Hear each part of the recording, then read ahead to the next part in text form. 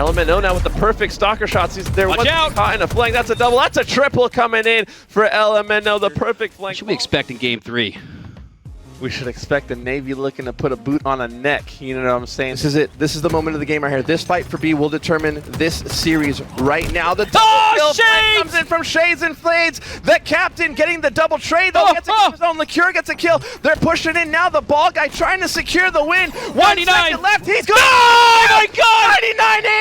99-88. Again, a huge thanks to Complexity for taking great care of us, USAA, who's allowing us to put on this great competition, and to all the servicemen and women who have traveled across the country to be here today in Frisco, Texas, to compete for the ultimate in bragging rights and pride here in Halo. It's just been an incredible day. Well, they're playing for more than pride here. We got a big trophy on the line. Air Force has already etched their name on there yesterday. Let's jump into game number 2 now. It's going to be Slayer on Streets. You know the deal. 50 kills to win. No more rockets in the center of the map, so we're going to see how the meta changes now in this new version of Streets. All right, here we go. Coast Guard with their backs against the wall, needing a win in game 2 to continue their life in the upper side of this bracket with only 6 teams. This one's huge. Hopping on board here with Scotty Knows.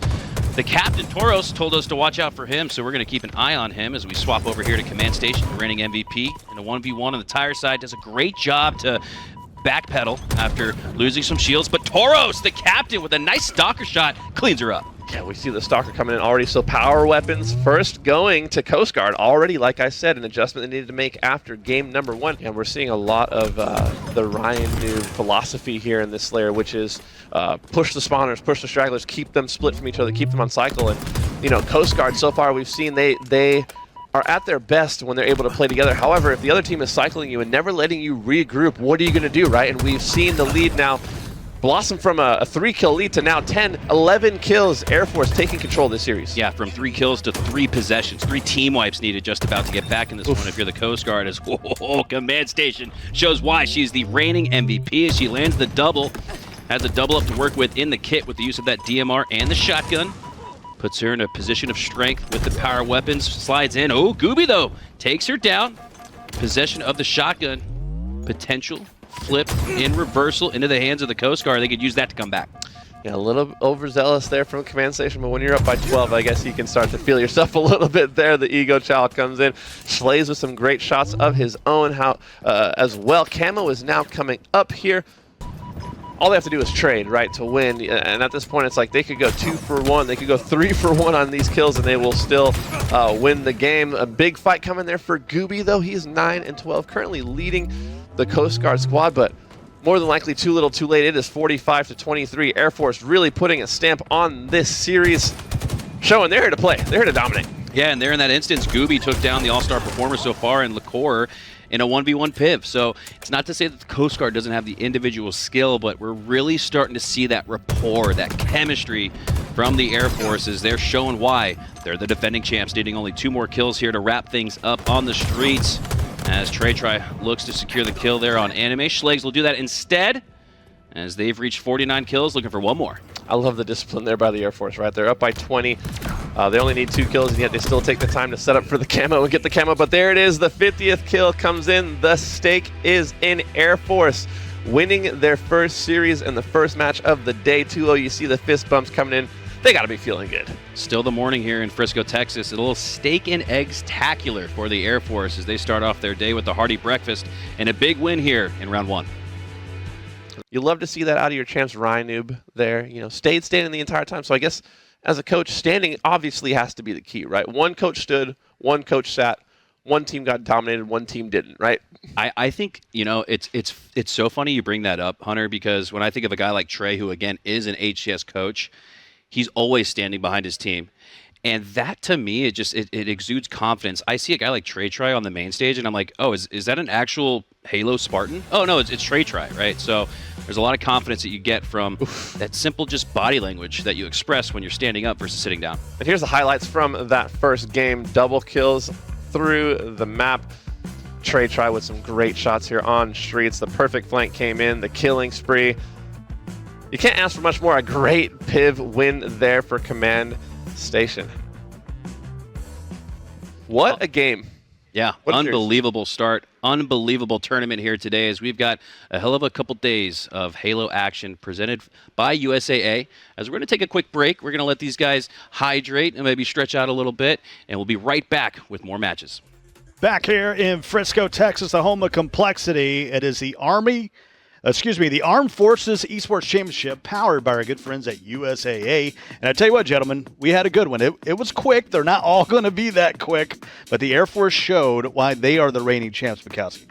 Yeah, they looked absolutely dominant. I think the biggest question coming into this series and this tournament was how will the new fourth liqueur fit in? My goodness, not only was he finding slays, but he was finding impactful slays that spurred things like that first cap in the CTF. They rode that hot start all the way to the finish. Yeah, Air Force was looking great, but I also do want to give some props to Coast Guard. Yeah, I did not know what to expect coming in. I didn't know if they were just going to, lay down and get rolled over, but showed some really great signs of teamwork, showed some really great cohesion. Now, if they could put the pieces together, I could potentially see them making a run. Yeah, you talked about how just winning that first game is so important. Let's take a look at the bracket, bring you up for where we've been and where we're going. You see that win there by Air Force. They will face Navy in the upper semifinals. Speaking of Big Baloo, he is the captain of Army. We sat down to him and asked him, what's the expectations for this week? My gamer tag is Big Baloo. I represent the Army, and I'm stationed currently at Fort Campbell, Kentucky. Expectations, right now they're pretty high.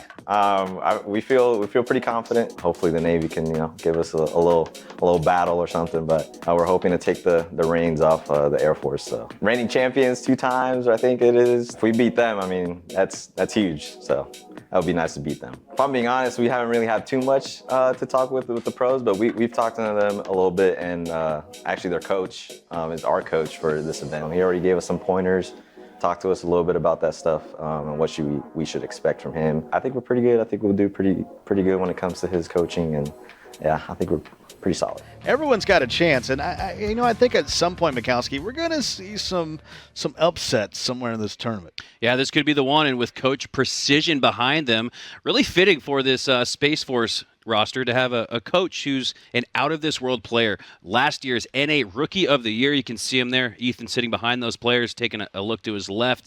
He's going to be the one leading his troops into battle here today. All the way from Hawaii.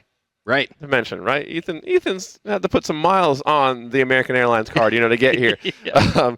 But, I want to talk about these bullies, right? Army talk, wanting to bully around the Space Force. Do they not realize that in real life, Master Chief is probably going to come from the Space Force when we have a real life Look Master at the Chief? Spartan on the chest. It looks just like a Spartan. Just saying. So they're trying to get their licks in now while they still can, because you never know. This is where the future soldiers are going to come from. Shout out to Space Force for fielding this roster. What an opportunity here for both of these two squads, the Space Force and the U.S. Army, to get that coaching from 2 of the game's best. And it looks like they're loading in here now. Game 1, it's going to be CTF on Empyrean. We're looking to see if the prophecy of the goose will come to fruition. A little bit of fun sportsmanship there from the Army, but that's big talk, right? Big talk to say I'm going to go out and I'm going to goose the other team. Like Slacker told me, he said this is their rite of passage. So let's see what that path looks like, as it looks like Sinatra and the rest of the Army going to take a path through the green hall, picking up the rockets off the rip. Triple. Elemento with the triple collateral damage, takes down 3 with the use of 2 tubes. Yeah, 3 kills, 2 rockets. That's pretty good usage there, if I do say so myself. Elemento off to a hot start, 3-1. First flag is already being run from the base. Army trying to take advantage of their early slay lead. Yeah, would love to get on the board and shake off any of those Game 1 nerves here as 2 players go down on each side. Now a little numbers edge for the Army as they have a +1 advantage and are looking to use that to push into the blue base. Elemento with a couple shots into 2, takes down Welltail. Chetta for the double, lands it, and now looks like Army will have another flag out. This could be the 3rd and final score, and will the Goose prophecy come to fruition? Yeah, and I got to give a shout out to Big Baloo right there. He just got his first death of the game, and he did it going for objective, right? He was 8-0 to start. Selfless play there. Instead of going for the killing frenzy, I'm going for that frenzy or that running riot every time, going for the perspection, if I do say so myself. But always go for the clip. Gave his life up to get that flag back, and that's it. Oh, I'm looking at Hunter JJX to my right. I should have been looking at the monitor. The game's already over, and I do believe The prophecy came true. I think we had one goose is loose. We'll need to get confirmation on the scoreboard, but it looks like one goose may have came in. The way the Army players the way are they're smiling, you know laughing they got to it. themselves, it looks like they may have made that happen. But oh yeah, no poker faces here for the Army. The map. Let's jump into game 2. We're starting things off from LMNO from Team Army. Yeah, LMNO setting up for that underrated Stalker rifle, and I think the only reason it's underrated, Hunter, is not on very many maps. If it was as prominent as something like even a shock rifle, I think it might even rate higher in the sandbox. As we see the sandbox being fought for here in the middle of the map, Sinatra gets a kill on Welltail as we hop on board here with Big Baloo. Looking to push up through the tire side, sensing those spawns, though at C, looks to push back up, and he's immediately putting pressure on those spawns. And that's a perfect break out of Army and counting, right? 6-0, Camo in their control, Stalker in their control, everything going the way of the Army. Well, Welltail getting the first kill there for Team Space Force, though. That's his first kill of the series. It's not oddly enough, it is how you start in this one, because he didn't finish very strong in game 1, but he's starting off a little bit better here in game 2. 1-8 off the start as we hop on board here with Scoot Slays with use of the camo. He's taking on all 4 members of the Space Force, and he's taking them down. 3 assists and a slay. I mean, all 4 go down for the Space Force. What an incredible use of camo there from Scoot. Yeah, and I could see what Space Force was trying to do there, kind of bunching up and push a lane together. However, they were a little on the execution. Because of that, they were caught off. And LMNO now with the perfect Stalker shots. They're caught in a flank. That's a double. That's a triple coming in for LMNO. The perfect flank, following up on the damage and the pressure from his teammates at the B-rail. Excellently executed there from Army. Knocking him down like pins. Looking like a pro bowler there as LMNO earns the triple kill. Setting it 4-2 in this game. Now hopping back on board here with Scoot Slays at the back of A. We saw his play earlier with the camo. Leading to all 4 members down for the Space Force. Oh, he's got the 5 perfect shots there on the Louis Boy as the Army look to really flex their muscles here, up 3-20. Excellent shots there from Scoot Slays, the perfect. Here comes another kill. LMNO with that Stalker has just been doing such great coverage over his teammates. 2 more go down for Space Force. It's 22-3. Mikowski, at this point, we're just we're playing to make sure we don't goose.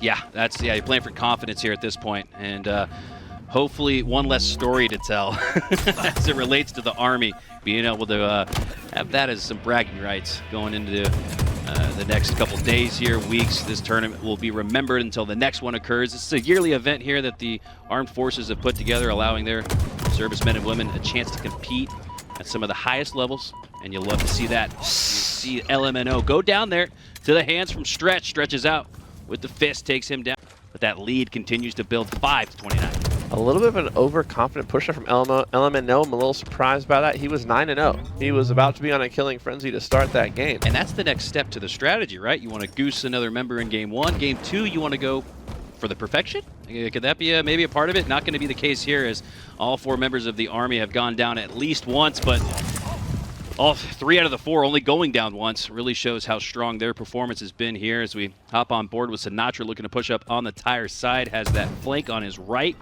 supporting the push into A. Good shots down onto Welltail, takes him down to 1 HP, earns the assist for Sinatra. Scoot gets the slay, and Army continue to build on that big lead. They're looking for, well, if Steak-tacular was 50-30, this is what? This is steak and Wagyu. It's a 5-course meal is what this is. Yeah. This is appetizers, this is dessert, this is the dinner, this is drinks, this is all of it all put together.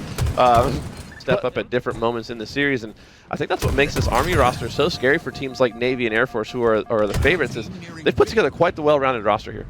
Well-rounded, great way to put it. 28, Hunter, out of the 40 slays for the Army have been via assist.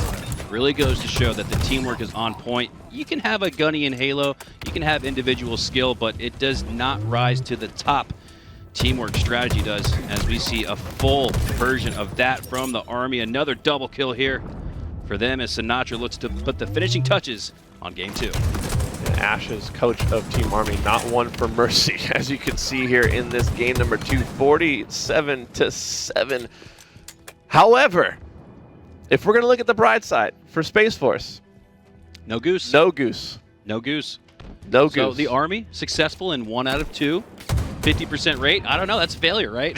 I think really critical. I think they lose the series, honestly. They weren't able to goose players both games in the series. But that's how we do it if you're the Army. 50-7, a clean 2-0 start. So far, we've seen strong performances out of both the Air Force and the Army in their first 2 matches. These are 2 of my teams to look out for. Thanks, gentlemen. Here with Sinatra after easy in them streets out there on this 2-0. Key to this one. Just the first 50% of the game was communication and our timings alone. That's really what was the big piece for us. Like, that's what we've been working on for the past, 2 weeks, just preparing for the ACS, and then coming here, let's focus on the first 50% of the game, which is literally communicate and small talk at all times.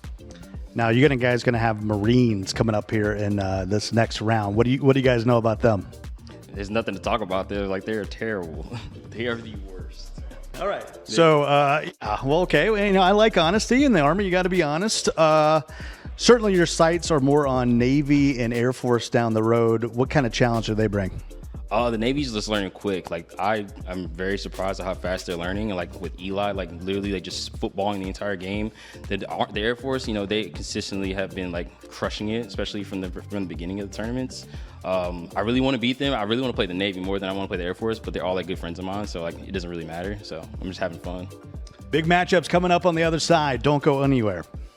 This Esports Championship sponsored by USAA, organized by U.S. Navy's Morale, Welfare, Recreation Program, and Commander and Navy Installations Command. Scott Cole, Hunter JJX, Mikowski, the old man. He's on the end. I was told to call you old man Mikowski, but we're back. We're going to get that Marine Corps versus Army matchup. We heard Army talking a little bit about that. Yeah, there seems to be already a rivalry brewing before we've even stepped onto the map. So that's going to be an exciting series. And I agree with you, Scott. I was talking with Hunter before the show kicked back up, and we agree. I think at least one of these 2 upper semifinals should go the distance. The coach, let's talk about the captain. We caught up with Shades and Fades.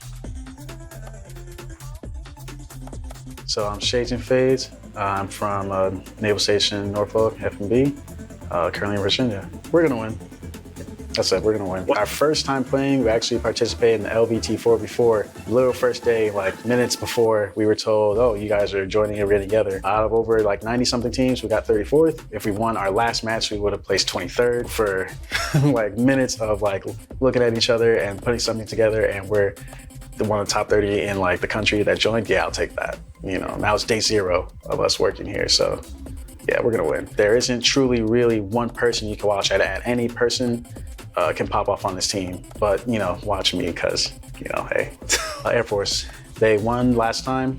I'm friends with a couple of them over there. They're very competitive. We all are here. They like to win. We like to win, and they know that they're good at winning. So we are definitely trying to prove that as well. Everyone here deserves it, but we were hand selected, so Air Force is where we're looking at. To get a new crown king here.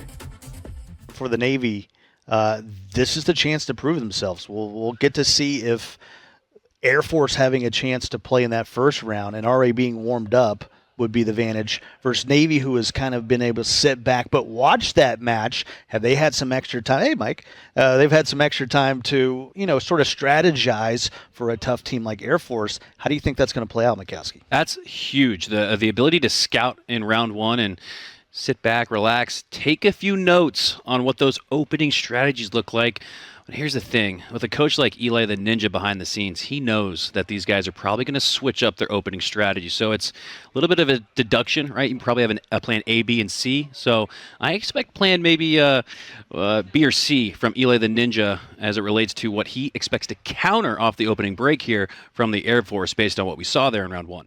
Down, huge takedown there as the camo does no harm. And I do have to point out a micro mistake from Decidual there with the camo. He scratched the hill for a split second, and instantly Air Force turned their attention towards C. They knew there was a player there, more than likely the camo player. They were able to hunt him down just because he barely touched his toes into that point. He pays for it with his life. And I was wondering, how did they know where he was? Where'd that grenade come out from? You're right, one toe in the hill, gave up the intel where that camo was located, and the Air Force have reacted to it with control of B and C, but B starting to flip in the Navy's favor. And off the start here, Hunter, we got a highly contested game, just a few points separating these two teams. Yeah, and both teams doing an excellent job of playing for Slaves first before going for B, keeping the guns up and ready. And we're looking like Navy with a potential first triple cap, but no, A is being flipped for Air Force, but Navy now with their first opportunity to control the map. All right, here we go. Navy takes the lead, 29-all, but not for long as B and C continue to roll in their favor. Hopping on board here with this Sigil at the top of Snipe.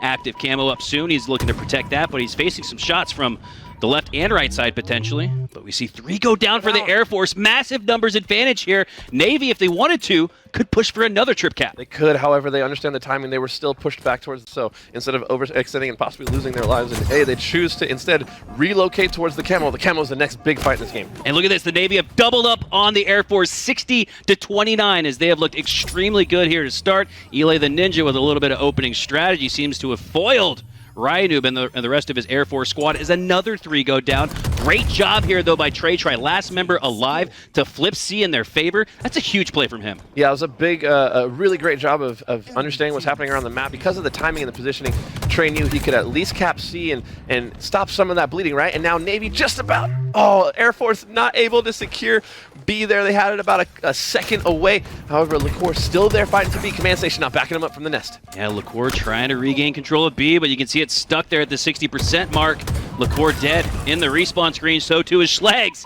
And it looks like the Navy are going to regain control of B, continue the scoring. They look dominant here to start, dare I say. They look dominant, but I'm loving what I'm seeing out of both squads. Every fight we've seen so far has been a team fight, right? We haven't seen a lot of individual pushes around the map. We've seen players working off each other. There it is, Shays and FaZe making the play towards B. Trey, though, does get a kill. I see that's a massive kill as two of his teammates went down. That's a double kill for Trey from the tower, helping both C and B in that fight, opening up the map for his teammate. Well, you can see why he's part of the Air Force there. Trey soaring through with the jump shot on that double kill as he looks to push up and retain control of B. Great 1v1 gunfight against Fluxy, but placement with a little bit of a flank on the B side of the map. And if he can stay alive, they're going to secure this trip cap, continue the scoring. Air Force with a little bit more pressure via Command Station, but she gets taken down quickly. And the Navy continue their domination here, up 100. Flipped in the favor of Navy. Their Air Force had picks on the map. They had 2 down, and it ends up with them getting triple capped. How does that happen?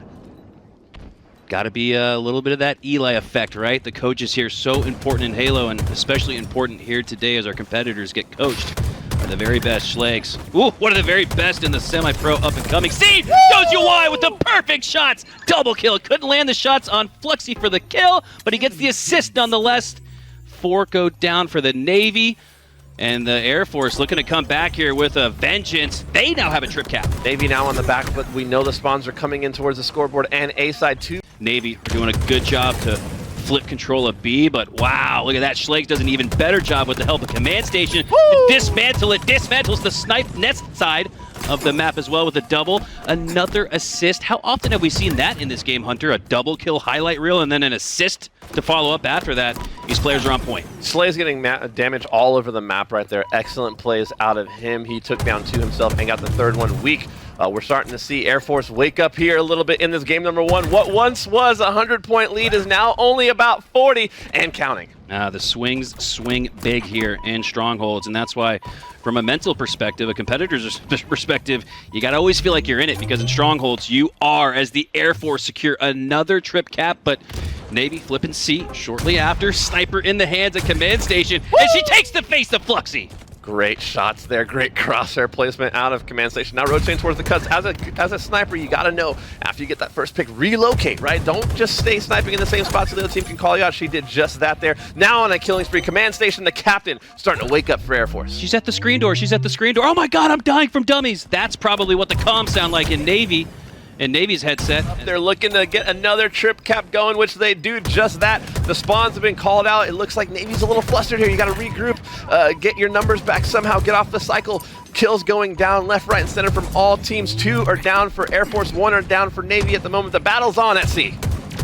Big battle here for C. The Navy has it flipped 75%, but they need to get to 100. Schlags shuts it down with the slide through and retains control of C and that trip cap. This could be the closing moments of game 1. Right when it looked like Navy was going to get C, Schlays comes sliding in with the help from Nest, takes that player down. The camo is now up. It's looking like Trey tries going to grab that camo. If we can switch over to his screen and see how he puts this thing to use here. B also being capped though, so Navy once again in a situation where it looks like they're on the back foot, they come out with a double cap. Huge, because just as the Air Force was able to stop that momentum and build some of it their own, it looks like the Navy are working with a little bit of that if they can stop the Air Force from taking B at 60% for now.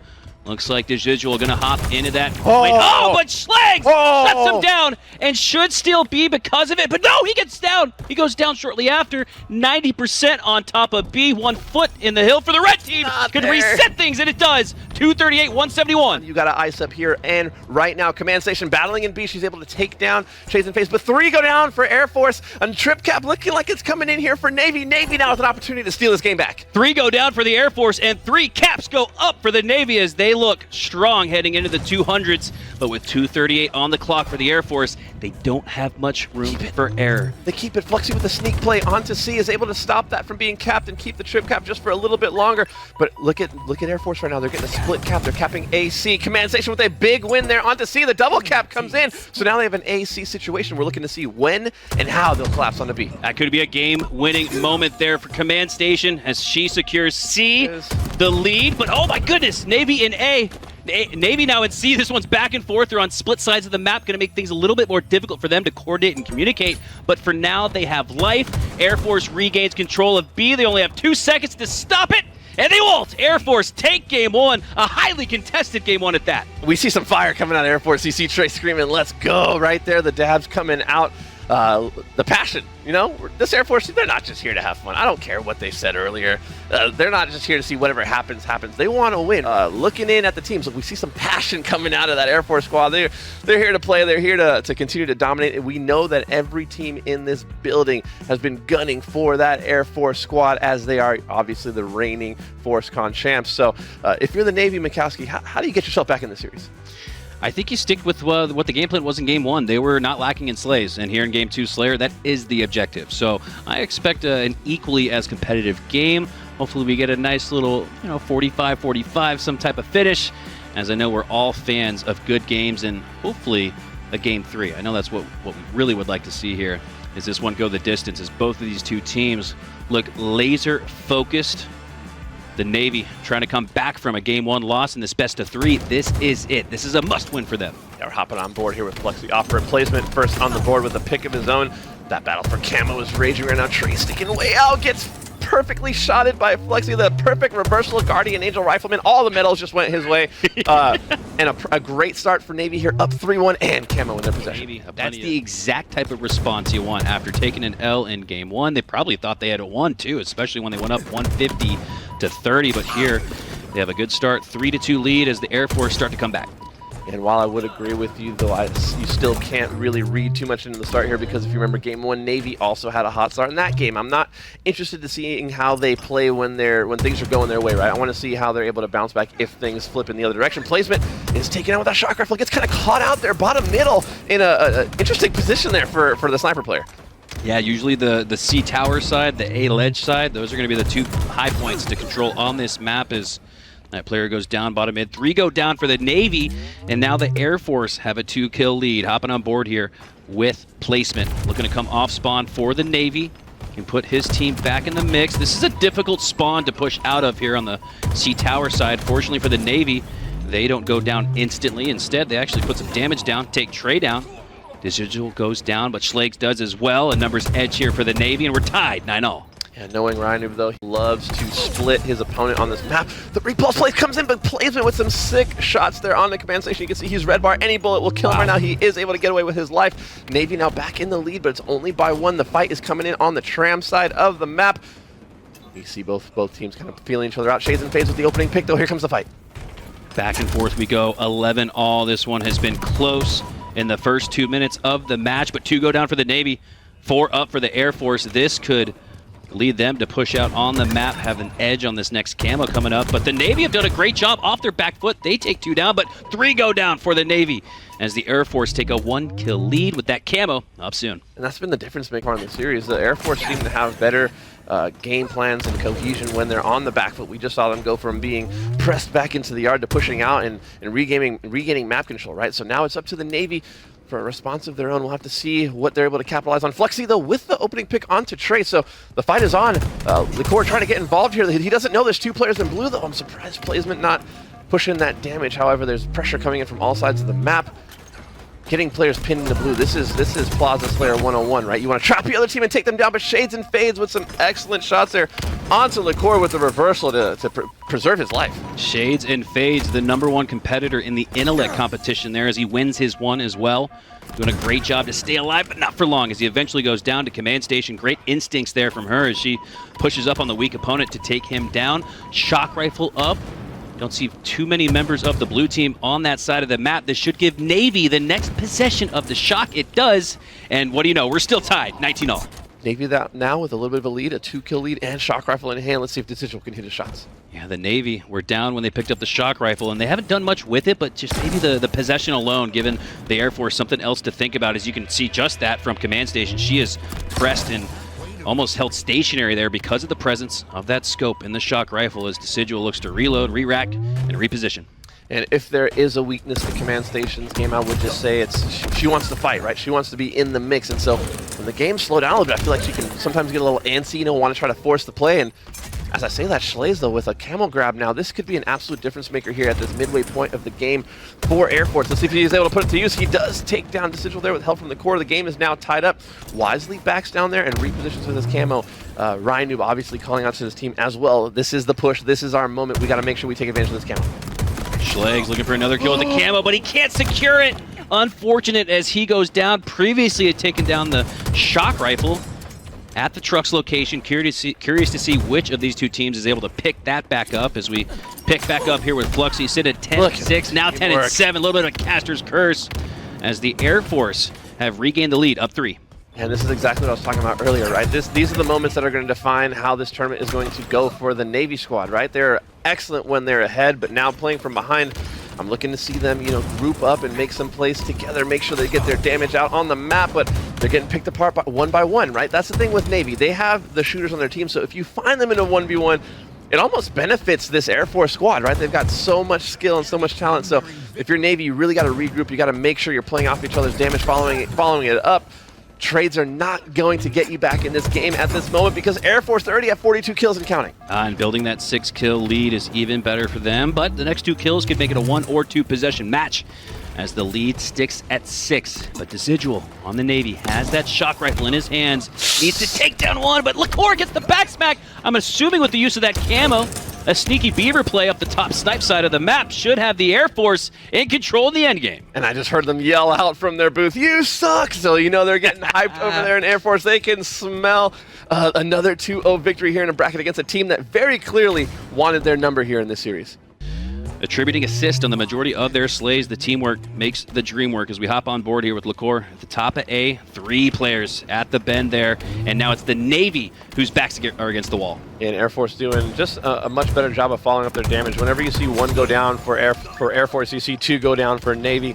They're yelling. They're at 49. Make that 49-41 though. Fluxy with a nice double to save the game, right? It's not quite over just yet, but if you're the Navy, you have to literally play flawless Halo. Yeah, Trey tried last member alive. He's going to smartly dip back, let his teammates spawn up together at the top of C. Can trade out here for the win as they do just that. Liqueur, whoo! Got a little passion and energy, man. I love to see that. Halo, it's not Halo without passion, Hunter. They're getting hyped in the booth. Liqueur, obviously the heartbeat of this team, standing up, screaming out, "Let's go." A matchup that many people were thinking could be, the first signs of weakness in this Air Force squad that we've ever seen. And what do we see? A 2-0. Well, the Navy made them bleed, but they didn't make them drop as the Air Force continue on with flying colors, flawless so far in bracket play as they are defending the trophy. As we take a look back at some of these replays, Fluxy at the start had some great shots there on Trey Try, looked to be a little caught out in no man's land. And just like you said at the halfway point or so of that match, Hunter, it's not how you start, it's how you finish. The Navy with 2 great starts, but they take 2 L's instead. And Trey was looking nice with the shots as well. Just an excellent showing from the Air Force. Navy is no slouch, right? That was the most competitive match we've seen all day. And I hope that they can go back to the drawing board with Eli and the literal drawing board and come up with a better game plan moving forward because this tournament is far from over for them. Yeah, the Navy's going to cause hell in the lower bracket. That's not a team I would like to face. All 4 players seem to be extremely on fire. It just came down to Air Force being a little bit better, a little bit more cohesive. And again, that's the advantage they take into this tournament as the defending champs. And I got to give credit to Liqueur. He has clearly came into this tournament understanding what the situation is. He's the new guy. He's trying to fill in and make sure that there's no gap in the production that we saw with Posey on the team previously. They're looking just as good, if not maybe even stronger, despite the fact that they did switch fourths, and I think that bodes pretty well for them. Bringing that passion. You love to see that right in that moment to pop off, because they know when it comes to their competition for this event, there's only two teams they really have to worry about. It's Navy and Army, and they just dispatched one of those two in a 2-0 fashion. They got to be feeling pretty good. Yeah, got to be feeling good as one of these two teams are going to have to wait. They're going to move on to the winners finals. Most importantly, they keep that winner's token in your back pocket. Talk to me a little bit about the psyche of staying in the upper bracket versus the lower bracket. Some guys, they really relish the opportunity to drop. You know, they make those famous lower bracket runs. I think as competitors, though, we'd always like to keep that token in our back pocket, though. There's nothing like going through a tournament in the winner's bracket and closing it out in the winner's bracket and knowing there's nobody else left to go, right? To have that extra little bit of cushion in the finals to come in with the advantage, to know that the other team is going to have to beat you a little bit more, you know, it helps the psyche. However, like you said, there are some players that really just thrive in a lower bracket. I think about someone like Sparty back home who just like gets angry and gets fired up and becomes a different beast, a different animal when you got him against the wall in the loser's bracket. So with that being said, we're going to throw you guys over to a winner's interview with the captain of Air Force. It's Command Station. Oh, thanks so much, gentlemen. Here with Command Station. I got a feeling we're going to be talking a lot this tournament because you have been playing very well so far. Take us through that match. The last one? Yeah, the last. Oh man, we were just trying to get them split spawns. We were pushing them we just flowed really well as a team, and I loved the synergy we had just pinching them and surrounding them. I think that's ultimately what kept our momentum so high. So. You guys got down quite a bit on that opening map. What was sort of the vibe that got you guys back into that to be able to kind of close out map 1? Just getting us all 4 up and really just setting up. We're not like onesie twosie pushing them. We're actually pushing as a team, waiting for each other, and that's what brought it back. So. Well, now you don't know who you're going to play next. We got some matches to go on. Is there a preference of who you'd like to see in the next matchup? I don't really have a preference. I'm enjoying playing everyone that we come across and learning and just playing with this team, having a good time. So, Air Force, rocking and rolling. We got more to come next. Scott Cole, Hunter JJX, Old Man Mikowski down on the end, holding it down. And, hey, we had some better matches there. We had some closer play, some things we thought that would swing the other way. But right now, it's just steady as it goes, especially for Air Force. Air Force looking really good, right? And I think it really speaks to the continuity they have as a squad, right? Where we saw when they were really pushed to the test, when they were on the back foot, they were able to bounce back and coordinate their pushes and, you know, turn some games around. They were down by 120 in game 1 and brought that back, Mikowski. Yeah, it's easy sailing when you're dominating teams. I should say easy flying for the Air Force, like we're used to seeing from them.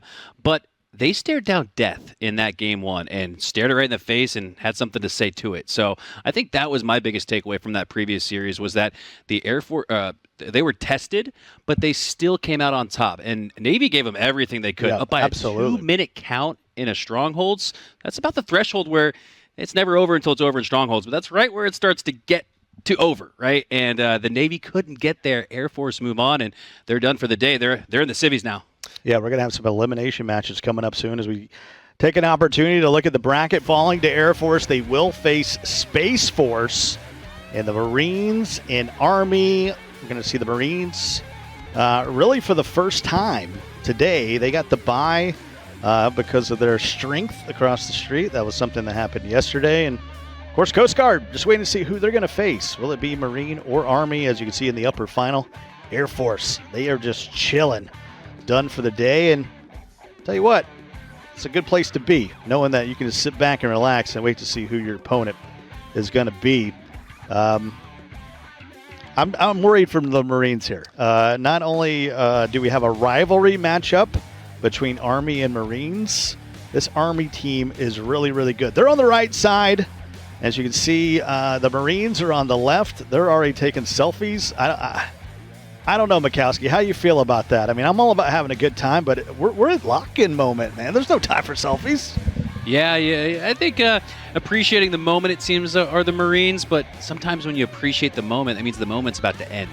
So looking to see these guys lock in. I do know, very familiar with Ian, great member of the U.S. Marines. What a guy, the captain for this roster, in fact. And it makes sense why. He has absolutely spearheaded and really carried the banner for Halo and the military. Ian's such a main staple at the HCS events throughout the years with the Marines booth, doing the pull-up competition. You always see Ian, and you always see that bright, smiling face.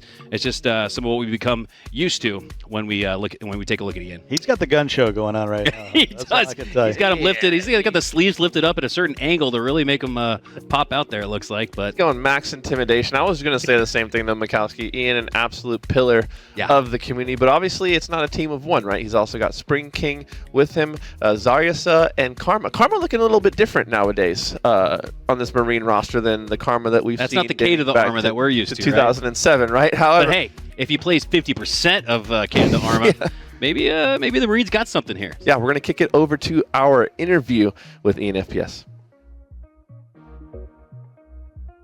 Ruin Karma, representing the Marine Corps, and I'm from Camp Pendleton, California. We got here a day early to try to get together as a team, go to like a few local LAN gaming spots, and kind of work our strategies there. I think it's going to go very well for us. I feel like the team is kind of meshing together a lot better than I anticipated. I feel like we got a good group. We're all just really a well-rounded team, I believe. I've been told we have Huss as our coach. It's always a plus when you have someone who's been doing this and kind of give you pointers here and there. It's always a great thing. One branch we really want to beat, I would say the age-old Army versus Marine Corps. I would go with that one. To take down the Air Force, I think we could do that. It'll be my first time playing against them in a LAN environment. We'll see where it goes. Ian can't do it all, Hunter. You know what I'm saying? Like sometimes you got to give the reins up, and he called for it. You want Army? You got Army. Here we go. Yeah, Army, no easy task, but we're looking at they're looking a little vibey. They're cool, calm, collected heading into the match. Representing Marine Corps Gaming, right? And when you come out here and you get that, what they won the fitness challenge and were able to acquire that seed, right? Not surprisingly, right? The Marines, they're known for their strength. Absolutely. So they're trying to translate that strength outside of the game to some in-game performance. Yeah, and I think one other metaphor or similarity I'm thinking about for the Marines, look at what's in the logo, what's in the name? That dog. I want to see that dog in Ian. I want to see the dog in the Marines come out and show that it's not just a logo. It's the way they play. And I imagine knowing a guy like Ian, how meticulous and how much he pays close attention to detail. If he was a part of that, he probably did that as a representation for the electric personality and aggressive play style that we expect to see from the U.S. Marines. And players are loading in. You know the nerves are starting to bubble up, the energy, the excitement. Army obviously excited to be back in the mix, playing their second series of the day. Marine Corps, this is their time. Now is the time to shine. So we're going to be hopping into Live Fire Strongholds up first. Mikowski, predictions for this game number 1. I really feel good about the Army, man, especially after scrimming them last night. I was so impressed with their gameplay. We had precision on our squad, and they were still doing really well. So keep an eye out on that Army squad, but you can never doubt the Marines. You can never count out the Marines as we hop on board here with Sinatra for the Army, looking to put some shots across on the nested pillar side. Gets taken out of one shot instead, as he'll back up into the back of A. Player goes down at the bottom of tunnels. Numbers edge here for the Army off the rip. Double kill for Scoot.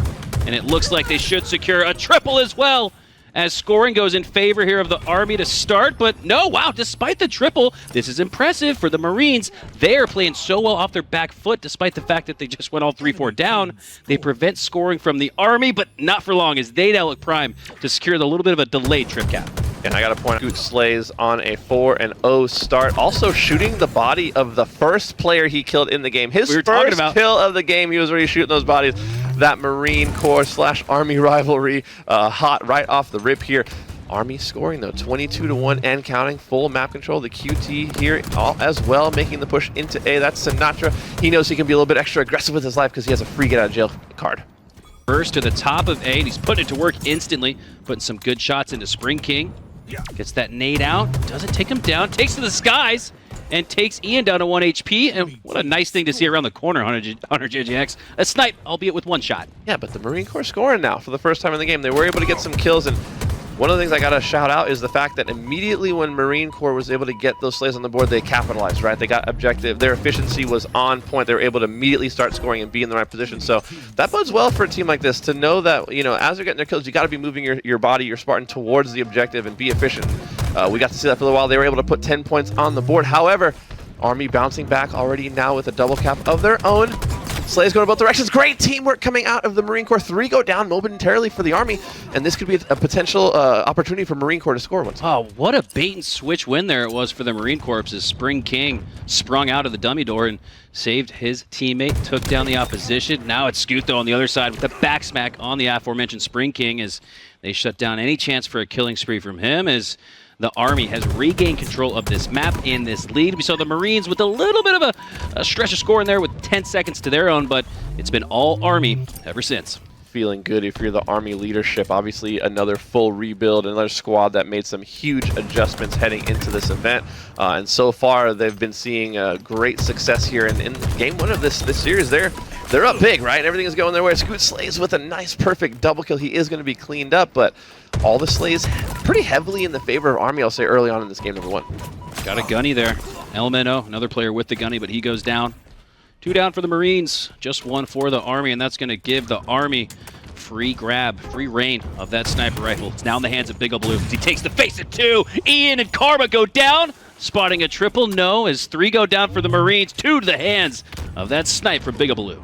Disgusting shots there from Big Ol' Blue. A third goes down. He takes down Spring King there with the sniper rifle. I do want to mention, though, Mikowski, a little bit of slop there from the Army squad. They've now allowed Marine Corps to cap B uncontested twice in the game without kills or slays on the board. So, you know, I know it's a little bit of playing with your food type of scenario, but those are the sorts of things that you still want to see a team fully locked in. Looking to see Army sure up a lot of those little micro mistakes, but they're looking pretty good so far. I'll say it's 185 to 17. Yeah, you want to make sure you're playing your process. You want to make sure you're delivering a little bit of answer back there from Ian down in the scoreboard, but not in morale as he delivers a little bit of an elbow to the corpse of his opponent. And 198 to 17 as the Army have approached into the 200s, soaring.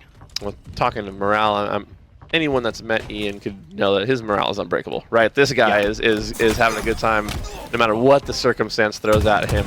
Such an amazing positive piece of the HCS community. 2 more go down, 3 go down for Marine Corps now. First triple cap of the game that I'm seeing from Army. I know they we've seen a couple short ones, but it's looking like they're ready to close this game out. Man, Big Ol' Blue with a big game, 17, 3, and 4. And we got a chance to play against him last night and learn a little bit about him.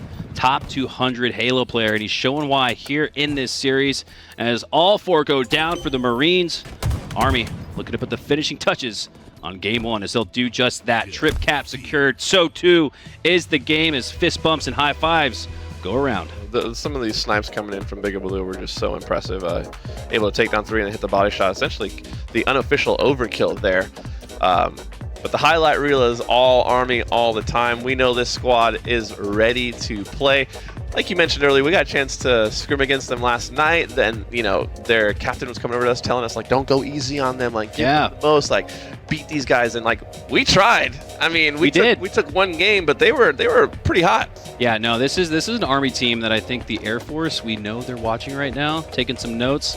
And they're probably thinking the same thing we are. This is going to be a tough test for them. This is no easy repeat for the Air Force. The Army look just as strong. Yeah, they've put together quite the roster, but I don't want to throw any shade at the Marine Corps side either. They have come out and, you know, they're giving it their all. They have been putting in the work. I know that for a lot of those guys, they've had to kind of figure out schedules and like, oh, I got to go play in this tournament. And since they've been here, they've been absolutely locked in. Yeah, super soldiers in real life and in the game as Spartans. As we will take a quick break, you are watching the Armed Forces Esports Championship presented by USAA.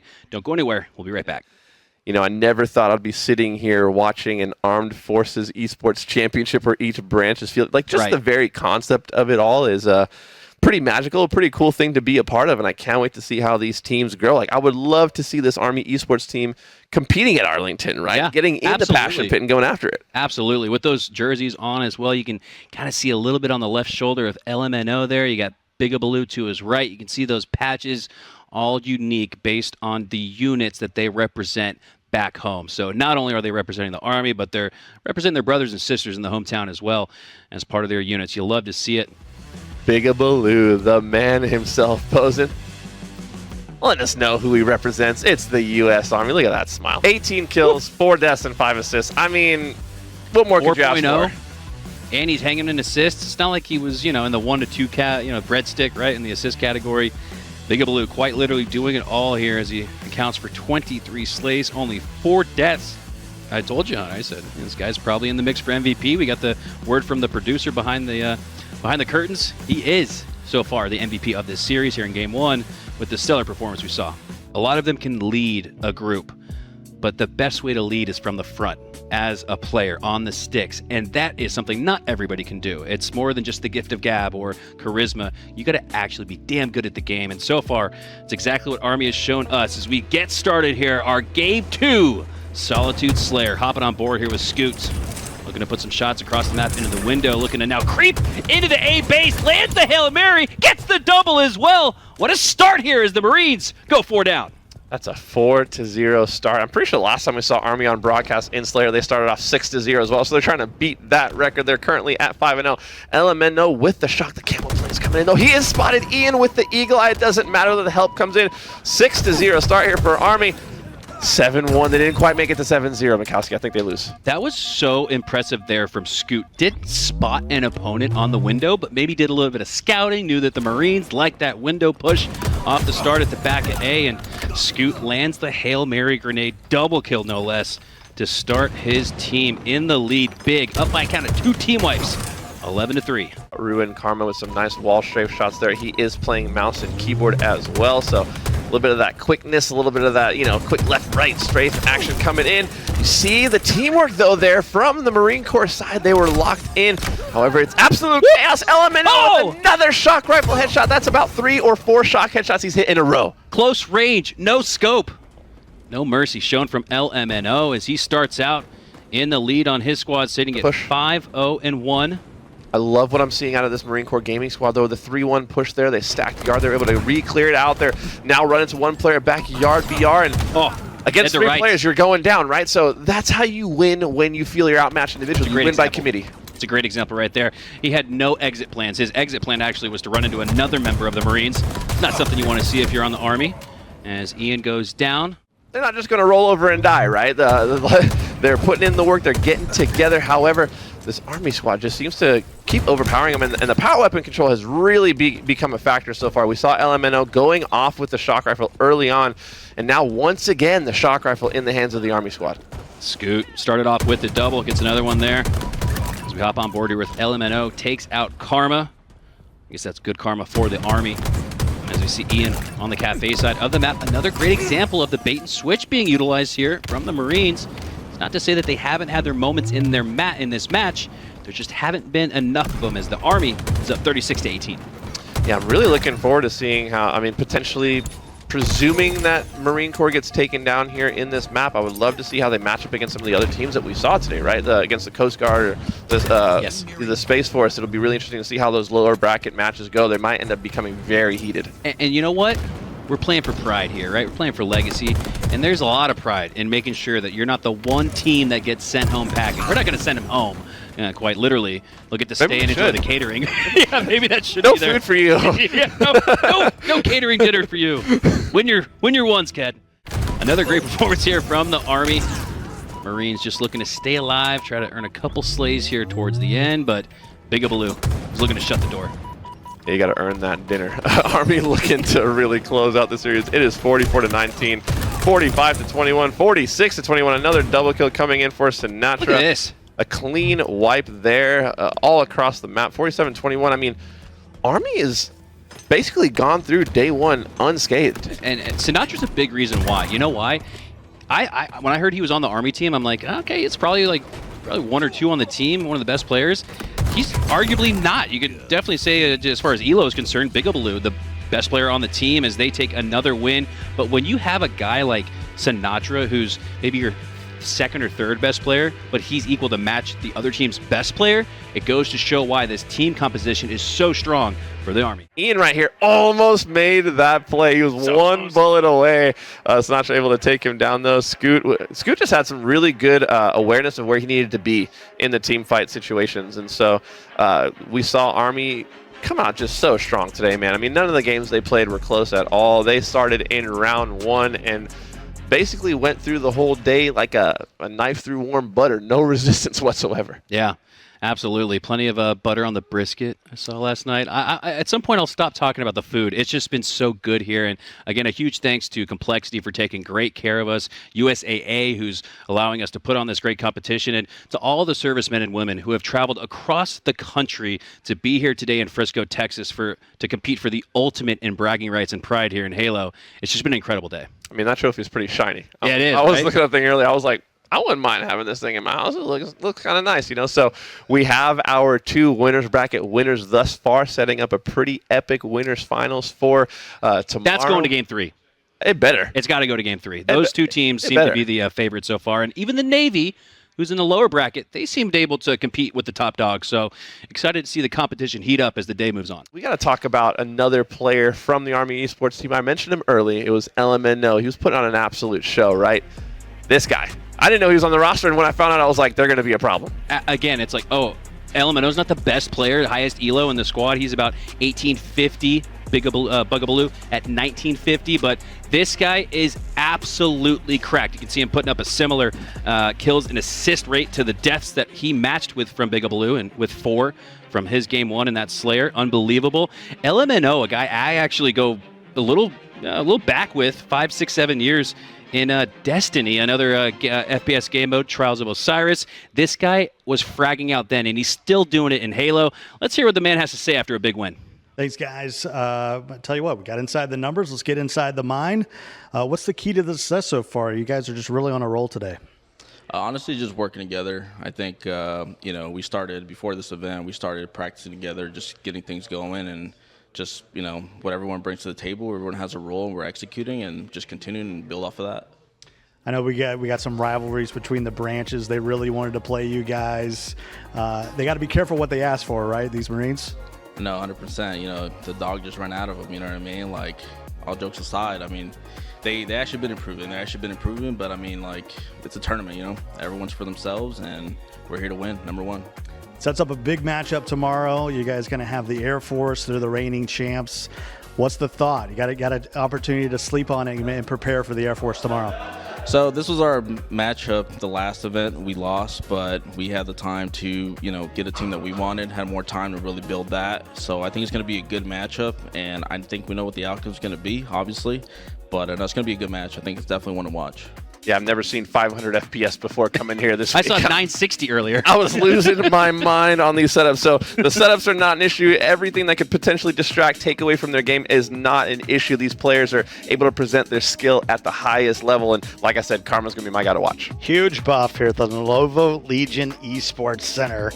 No question about it. Let's see who's hanging out on the other side for the Coast Guard. Also survive and advance on their mind. Scotty Knows has been playing pretty well. The Captain Toros has been locking in.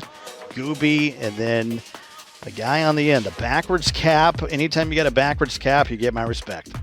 Absolutely. Jumping in with this roster. They've been sitting around for a little while. They played early on in the day. They've had a chance to watch this Marine squad just lose. So my question for you, Mikowski, would you rather be the team that just lost, has to go right back into a match, or would you rather be able to sit on it a little while and kind of work things through? I'd like to sit on it for at least a little bit and talk through the counter strategies. I think that's going to be a key here. This isn't checkers, it's a chess match here, and you got to bring it with the strategy. And I think that's another part of what makes this so special with the armed forces. They're known for their strategical prowess. What better way to display that than in Halo? We are yet to see a Game 3 today, but I'm with you, Mikowski. I think this will be the series that we finally get to see just that. Start things off with Recharge Strongholds, my absolute favorite game type. I am an old man. I like to set up and not move and shoot my gun across the map. Just going to go ahead and say that right now. Recharge, first time on the broadcast. Excited. Keys to victory, Mikowski. Obviously at Strongholds, you got to be able to rotate, got to be able to control the shock rifle, but that camo is going to play a major part. And when not rotating, controlling those key points, top A or top gold, and on the other side of B, a little bit above there, gold. So controlling the high point is going to be absolutely critical here as these two teams look to get out to a hot start in a best-of-3 Game 1. It feels almost like a Game 3 in a best-of-5 as we are set and ready. Hopping on board here with Gooby to start things off here on Recharge. Has a couple shots into his 2 opponents, both down to weak HP, and look at that, he's going to get the assist. Seen a lot of that, and I'm not surprised here from these military members. Lots of teamwork, lots of assists going down as we see just that. An early double cap coming in here, but no one's going to be scoring because Marines were able to get into C and rotate that point as well. So it's going to be a BC hold early on for Marine Corps, first team on the board. Yeah, and it's impressive flip there for the Marines as they gain control of B and C and the lead off the start, 10 and rolling. As we hop on board here with Spring King, looking to stay alive down by Camo, but he goes down quickly. Hopping on board with his teammate Zarissa as they look to stay alive here on the A side, getting those critical cross shots that we talked about down. As it looks like the Coast Guard will actually flip B and B. It's going to be sort of that anchor point here on recharge. Both teams going to be vying for that. Yeah, you don't want an AC setup. You definitely want to have B and a combination of either A or C, or maybe you just get all three and get the triple cap. But already off the rip, we're seeing some back and forth action. Exactly what we were looking for in this series. Coast Guard answering back with 21 uncontested points of their own, but the push is coming in from Tower. Ooh, and the question gets posed early to the Marines. How can you play off the back foot? There, metaphorically, in the sense that they're down in this game and they're also spawning on the back wall of C, trying to push out, trying to take advantage of A, but Ian gets struck down. So too does Scotty as Ruined Karma gets the slay for the Marines. That's a nice play there as two go down. Yeah, great position here from Toro, so you can easily watch the cross on any players trying to make a move. I love that he understands the value of that position and is posted up, ready to put shots across the map. Great shots coming in from Scott. He knows he wants to deny access to glass. He's not letting players move for free through that area because you know if you're trying to break from C, usually red is the way to go. Yeah, it's a high ground point on the map, but you said it, it's glass. Transparency's there. Intel goes out. Sometimes you don't even get a chance to put shots on before the opposition already knows where you are, as the Coast Guard are in a good spot here early, 80 and 13. Or, excuse me, 80 and rolling to 13 as they look to continue on here. 3v3 for now. Cross shots, long range here from Toros. Oh, pretty accurate though, but like that peek and pop strafe here from Spring King. Yeah, some good shots there from Spring King. I love that we get to see what each team's punch looks like in this game type, right? Marines hit first for 13. However, Coast Guard answered back with 94 points of their own. Marines now in control of A and C. Their opportunity to score. We'll see what they've got in the tank. We expect in a strongholds here as the Marines have life. Pushing in through on the gold side is Ian. He's got the back smack. Got control of B as well for now. Can he claim it? At the 60%, now 75% mark, it looks like, with two down. All four up for the Marines. They will continue scoring with control of A and B, but A starts to flip for the Coast Guard. And I love that play from Ian there, capturing B and not over-challenging, not taking a ton of damage, and then immediately takes his attention to A, knows A is so important, clears the player out of A to keep on scoring. A great heads-up play by Ian. He's off to an amazing start, 6-3. Doing really well here. We saw him with plenty of assists in that previous series. Now he's got the kills. Killing spree, 7-3 for Ian, as he is absolutely leading the charge for the Marines, sitting with the most slays on his team. Scotty knows on the other side of the Coast Guard, only one ahead of him. As we hop on board here with the man himself at the top of A, looking to put some shots across the map on Karma. Spots a player down weak, but Toros cleans it up. And it's all about the control here. Scotty locking down this top tower location so he can attempt to help his teammates flip B, and that's exactly what they're doing. It looks like the Coast Guard are prime, but the sticky goes out. Nice sticky trade there. Takes down 3 from the Marines, and Coast Guard look for the 3 cap. And even with the amazing plays out of Ian, if you guys have been to HCS events, you guys have obviously seen Ian FPS before presenting those medals on behalf of the Marine, but most of you guys don't know he's an actual dog on the sticks as well. Starting the game off 9-4. We're going to need his absolute best right now if they're going to break this setup. The players are weak in the half-wall area. They're now making their push towards B. It's looking like another C-B setup in the cards for Marines. However, some players go down 3, go down. A great play there from Anime. The perfect shots coming in from Gooby to prevent that push, so Coast Guard, they keep on scoring. Anime with the back smack, Gooby with the perfect shots. The Coast Guard are rolling here as after we've had a little bit of time to settle in, just under 5 minutes. It is all Coast Guard here, doubling up on the Marines as they look to push out of C off that back foot we talked about. And as we head into the 150s, down by about 100 or so. It's not over just yet, but the Marines need to get a capture here in the next 1 or 2 pushes. We know that a 100-0 lead can disappear like that, right? So not out of strongholds ever. As long as there's time on the clock, you can literally come back in this game type, which is what makes it so exciting. A nice double kill coming in for Zai there to control the glass and make a push for his teammates. I want to see the Marine Corps squad capitalize on the damage and the kills that have been going their way. Let's get this B point going and get scoring on the board again. Yeah, the Marines, Ian really trying to lead his squad from the front like we talked about. And it looks like Zarissa is cleaning up as well. Ian gets the cleanup on Toros.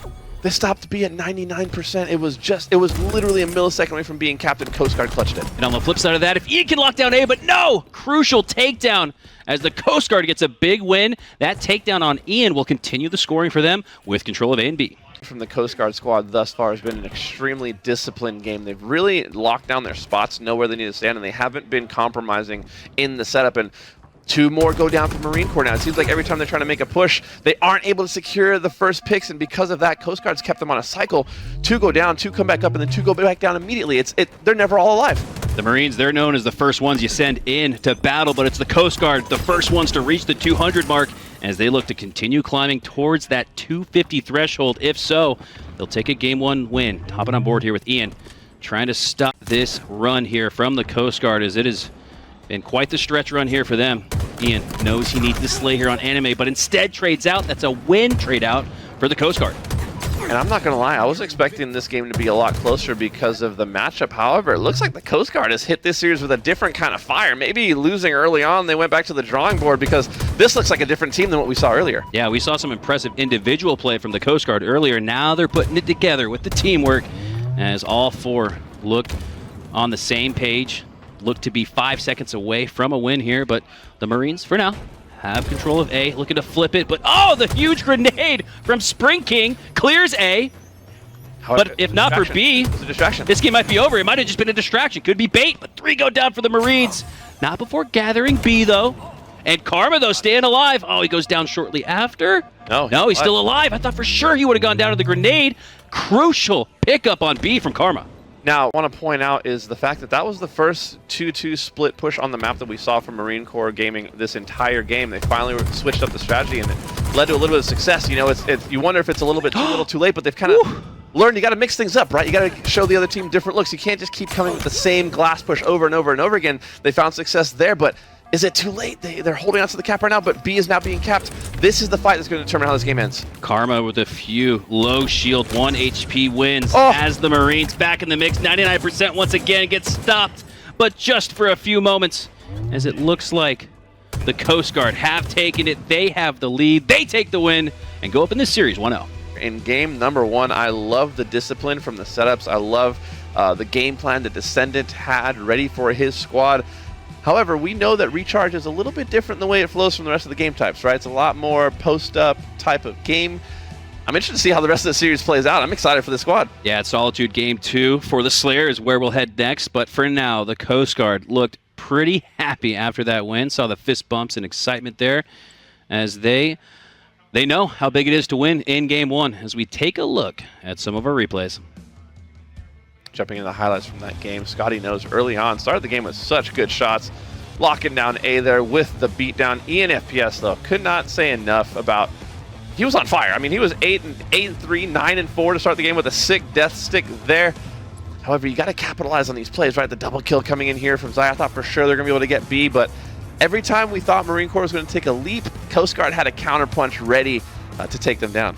Yeah, so crucial that when you earn those slays in Halo, you take some map control, you take some sandbox control. The Marines were getting those slays. They just weren't doing as much as the Coast Guard were with them. Because of that, the Coast Guard takes the series lead 1-0. On the horizon, a Slayer matchup here where the only objective is to get those slays, but just like we talk about with the likes of Ryan, one of the coaches here during the week, Slayer has its own OBJs in that you're playing for map control. You're turning a non-objective based game mode into an OBJ if you start to play with that level of thought. I think that's going to be the kind of thinking you need here in Game 2 if you want to win. As 2 fall here for the Marines, everybody instead fighting with that tried and true. Gooby with the overkill! Unbelievable! Takes down that 4th opponent, and what a way to start for the Coast Guard. It was close at the beginning, but after that overkill from Gooby, they're up by 6. Not only did he get the overkill, he's 6-0 to start this game, 0 assists. Everyone in front of him dies, right? So a great start there for Gooby, looking to keep the momentum going. He has the thrust, he takes down 1. Wisely chooses to back up, the grenade comes in, he's gonna be taking it down. See some nice individual plays here from the Marines. They gotta pull it together if they want to take down this scrappy Coast Guard crew that is just doing a great job, really showing out here in this series. Here at the Snipe Tower, the last push comes in. Scotty knows getting shots down range. There it is. That'll do it. Ruin Karma is taken down. Look at him getting fired up.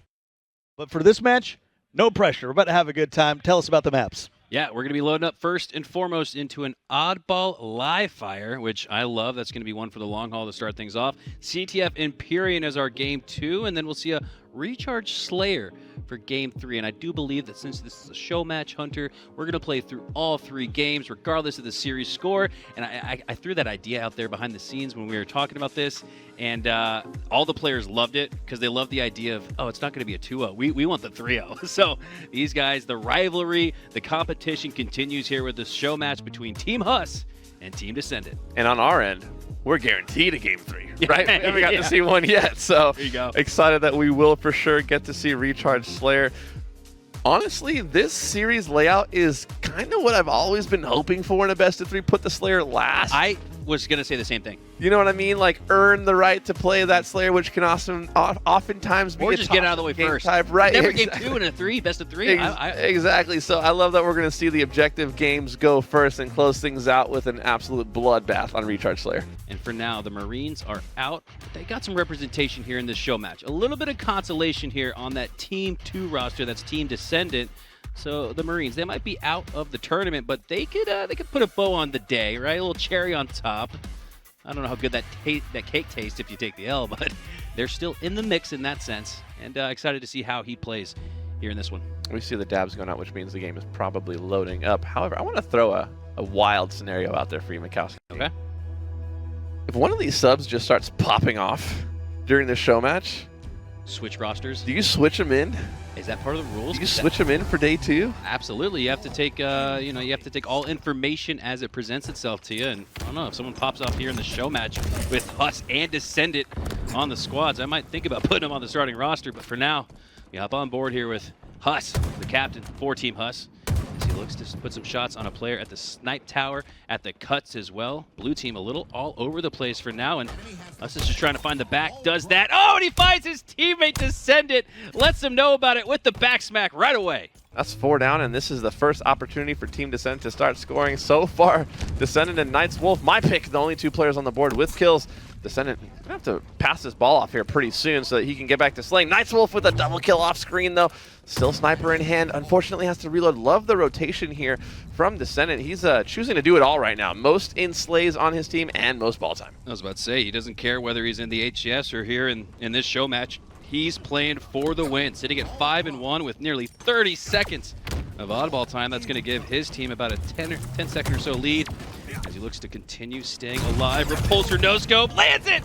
Body shot, clean up, doubly, as he takes down Smiley and retains control of the snipe tower. Gandalf goes down as well. That's a killing spree for him. Quick scope again, this time on Huss. That one doesn't land, but the sniper remains in his hands. 1 shot left. And the crazy thing about that entire play that Descendant just made was, from afar, that whole repulse up and down sniping, it can look like he was trying to style. What a shot there from him on the Gandalf. It could look like he was trying to style on his opponent, but no, that's absolutely how he would play that situation, even in an HCS event. Changing angles, changing heights so that you throw off the enemy's fair placement. It wasn't a style or montage play. It was an absolutely necessary play for him to make, and he's been going off so far. 8-2 to start this game. Yeah, Night's Wolf having a good game there as well. 6-3, doubly on the KD. As Team Huss looks to rotate that oddball to the back of A. Get back in the mix here after a nice 30-second run there from Descendant. Had the triple kill as well to his name. As the oddball resets, Sniper comes back up in 15. And this one's close to start. Like I was saying, you don't have a name like Night's Wolf and not be nice on the stage. Starting off 6-3, now 6-4. Heavily in the mix for the squadron. Camo, though, in the hands of Huss. We'll see how he puts it to use. The sneak, but it's not a back whack. He eventually does take down Night's Wolf.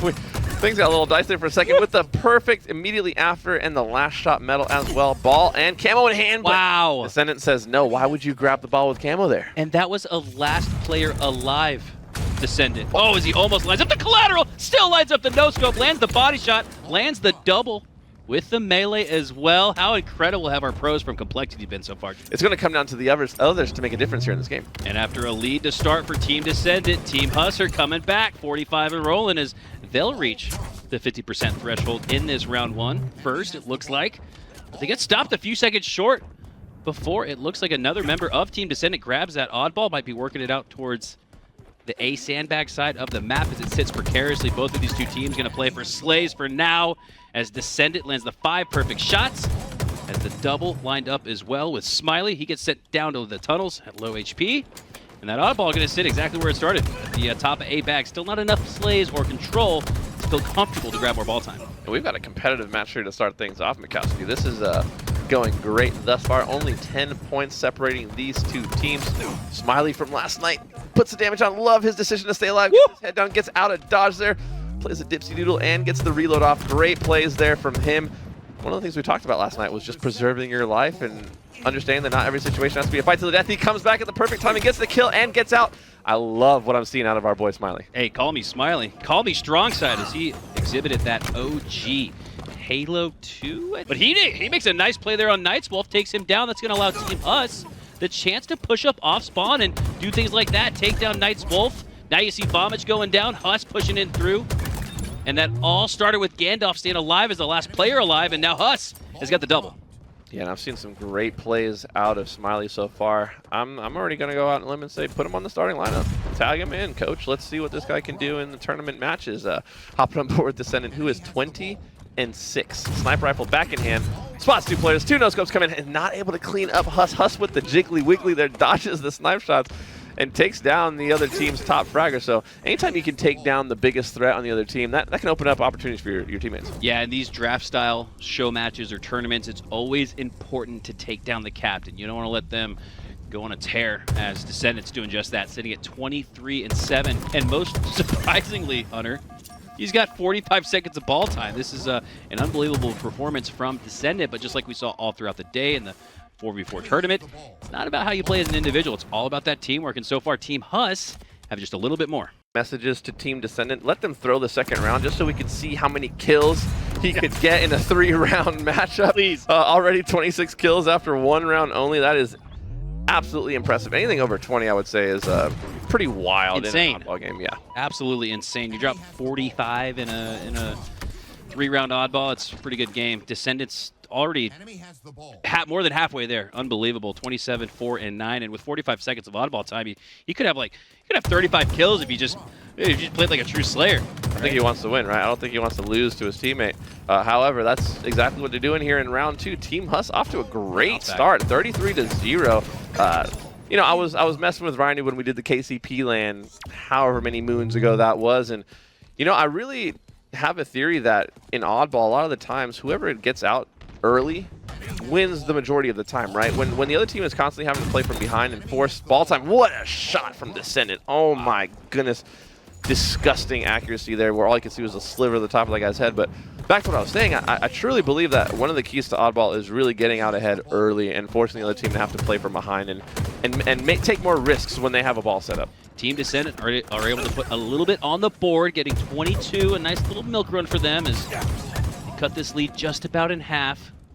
But I'm sure they'd love to win the next reset. Descendant, last player alive, now in a 1v1 with Huss, but Huss gets the better of his teammate, and it looks like we are primed for round 3. Yeah, it's looking like we're shaping up for an epic round 3 here in this oblong, but it's not over just yet. However, Team Huss are scoring again. Our boy Smiley, not only is he 20-13, he almost has 104 seconds.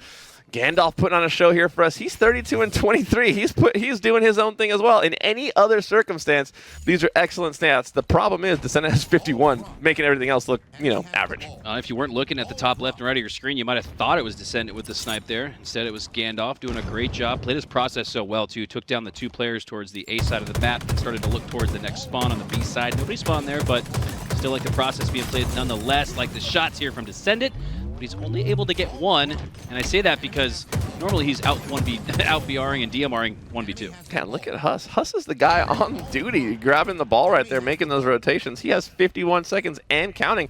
He made a rotation all the way through bottom mid to the scoreboard side there while Chaos was erupting at B. A great rotation there from Huss. Technical. That was a very Ryan Noob-esque play, if I do say so myself. Absolutely. Rotating that ball in a situation where we thought they were for sure going to play it. Absolutely. Almost thought he's being coached by Ryan Noob instead of Precision, but nonetheless, triple kill goes down. It's another one for Descendant.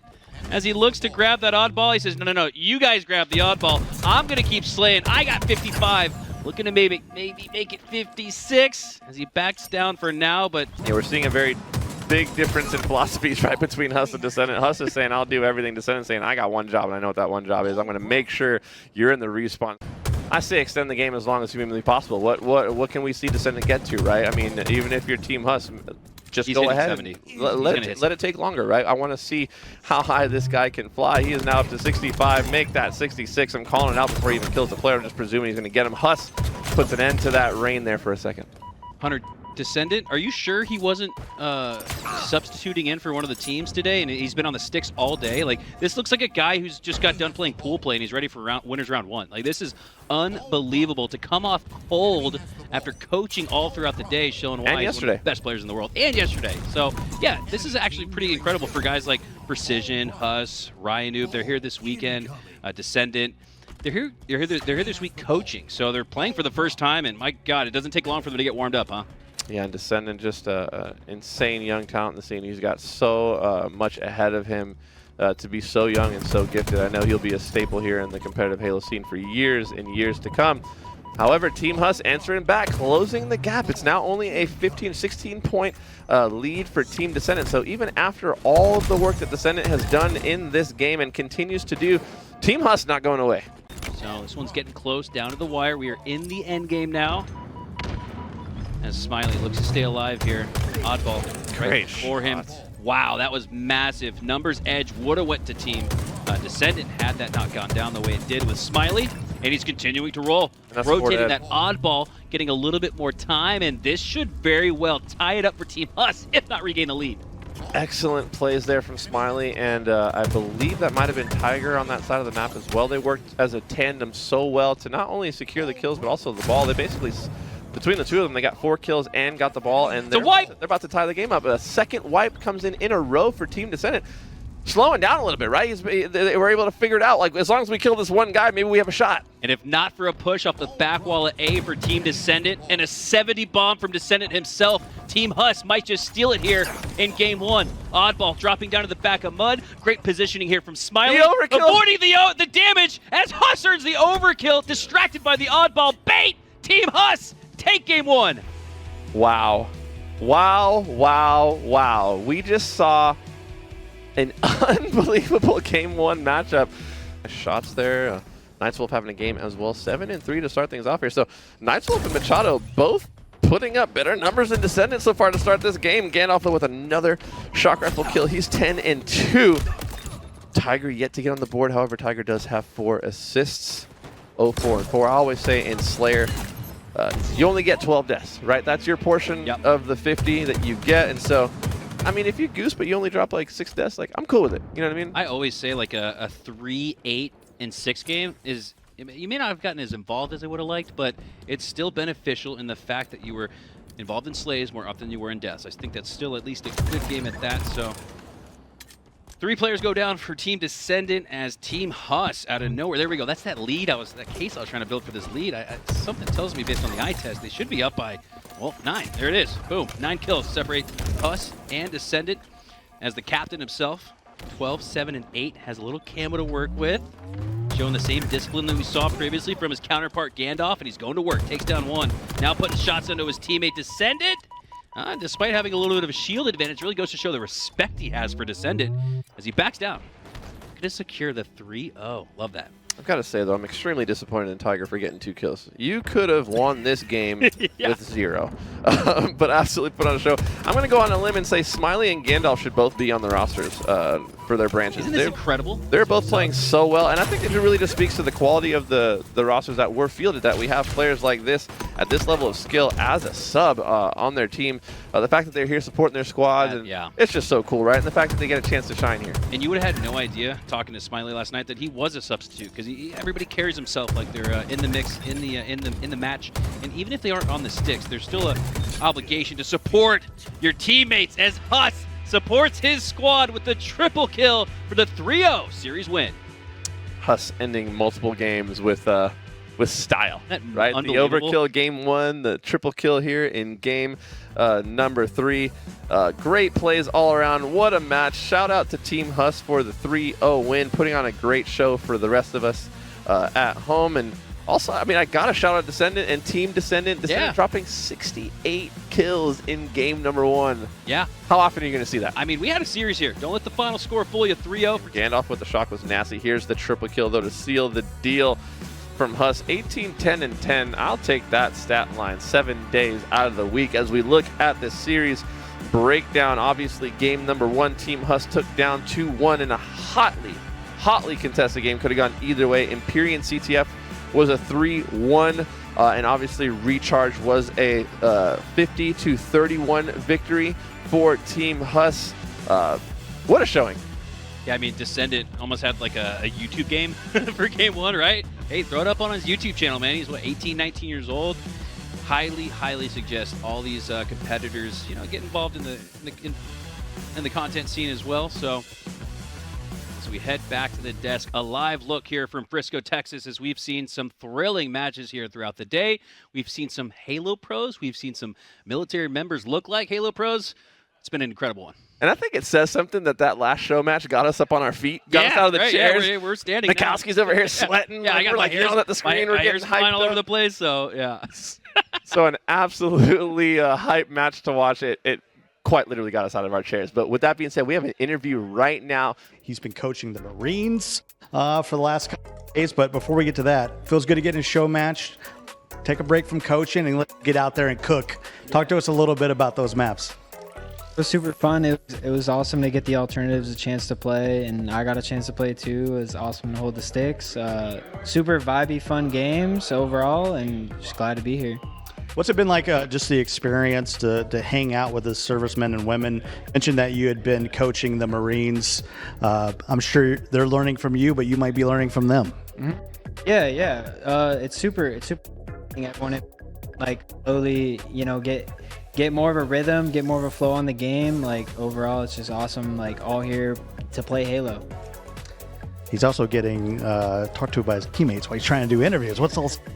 What an amazing day it's been. We've had incredible players like Huss and all of our men and service women that have been playing in this tournament. And when we come back tomorrow, we'll be crowning a champion. I want to thank Navy NWR, and of course, our great friends and sponsors at USAAA. We couldn't do it without you. We will see you tomorrow to crown a champion.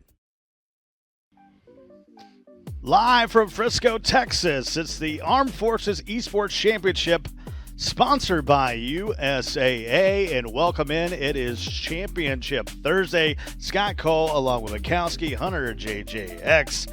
And at the end of the day, gentlemen, we will crown the second champion of this tournament. The question is, Mikowski, will it be Air Force or will it be somebody new? Well, I think this year there's a lot more competition in the wings, just like in the HCS. We got a big three here in the Air Force, Navy, and the Army. Those all three teams look just as capable of winning the championship this year. It's not going to be easy for the Air Force to go back-to-back. Yeah, sadly the Marines didn't make it through to day 2. Like you said, double elimination. We're going to start things off with an elimination match, so we're going to send another team home here right off the bat. Seeds 1 and 2 both received those buys. Marines were one of those teams, right? And so even though they received the bye, they were sent home packing yesterday. Seeding was determined by physical and cognitive competition, so pretty interesting way of doing the seeding, which was really exciting to see. All matches are played in best of 3. However, when we get to our winners finals and our grand finals, those will be in a best of 5 and a best of 7 respectively. Grand finals, like it says on screen, will be played in a best of 7. The team from the winners bracket, pretty interesting here, Mikowski. They get to kind of pick a free map win. Yeah, what's the strategy there? Do you take your worst game type and exit off the series layout, or do you take the opposition's best game type and exit that one off the series layout? A little bit of strategy going back and forth, and that's what we've come to know and expect here after a full day of incredible Halo, now entering day 2. Well, they're playing for more than pride here. We got a big trophy on the line for these teams at the end of the day. Air Force has already etched their name on there yesterday. Can they make it 2 in a row? Everybody that we interviewed said they want to beat Air Force. We got a big one coming up later on today when Air Force finally gets there. As we take a look at the bracket to bring you up to speed of all the matches that happened yesterday, you can see Air Force. Shades and Fades has been having moments. He's like, these guys are really applying the tactics I've been introducing to them. And so today he's like, I'm trying to, take a more of a hands-off approach and let them just play the game and understand that they have all the tools they need to succeed. So really like this roster. Well-balanced. Placement is my standout. He's my X factor. He's the one to watch on this squad. He can be an absolute difference maker. The good news, Mikowski, is they've had some time since they dropped that map to Air Force yesterday. So some newcomers on the scene. they're here to learn, they're here to grow, they're having a good time doing it, and I have seen them putting in the work, practicing behind the scenes, scrimming as much as they can, talking to Ethan, aka Precision, to get his feedback. And so they're not taking it lightly by any means, but they also understand that they've got a juggernaut they're going up against. Yeah, this is their initiation into esports in the military. This is their rite of passage. And, you know, like you said yesterday, you got to take the L to learn. And I think for the Space Force, it's exactly what we're seeing from them this week. They got great players on the team. We saw Cheddar with a couple of double kills as we take a look at these boys on the sticks. And, yeah, I think the main thing, or an important factor, is going to be Precision, the coach for Space Force. You heard about the Coast Guard, who seemingly got better from morning to afternoon. A big reason why, you heard the Captain Toros, it was the coach, descended, sat them down. Hey guys, slow it down here, pick up the pace here, and started to really deploy some strategies. And I think for Precision, if he's got any tips and tricks up his sleeve, now would be the time to give it to the boys, because we've already seen how a coach like Descendant can improve the play like we saw in the Coast Guard. Space Force is viable for that exact same buff.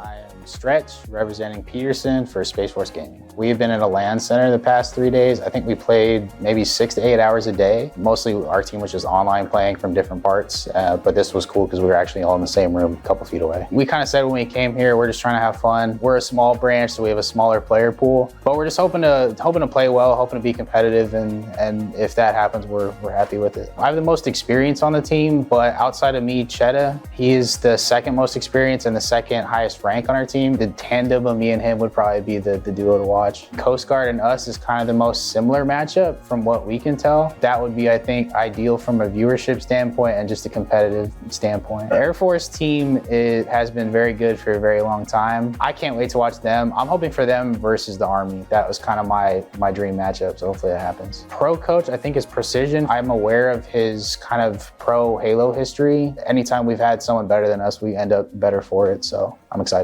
Obviously, the game one is going to be absolutely massive. Recharge Strongholds, a game type that can be played a little bit slower. It's a little bit more teamwork oriented. You're going to want to post up and get set up, but it can also get out of hand in a hurry if you're not careful, right? So a good game type to open off the series for the teams to kind of get a feel for each other. Then we'll hop into Solitude, which is just an absolute bloodbath. Shock rifle on the map, camo as well. But as I say that, it sounds like the players are ready to rock. We're going to jump right into game number one. It's going to be Recharge Strongholds. We've got the camo bottom mid. We've got the shock rifle up top. All sorts of tools to be used. Hopefully we'll see some nice clips coming in here in this game. All right, here we go. It's time to stop talking about the game. We're going to start watching these competitors as we load up Recharge Strongholds. Hopping on board here to start here with Cheddar. As all four, it looks like, diving onto that camo. Really want to make sure that they secure that power up off the start. It's Cheddar who works his way in from the back line to the front, grabs the camo, but goes down. That's a great grenade, great discipline there by the Navy to predict the movement of the camo, and the Space Force go 3 down.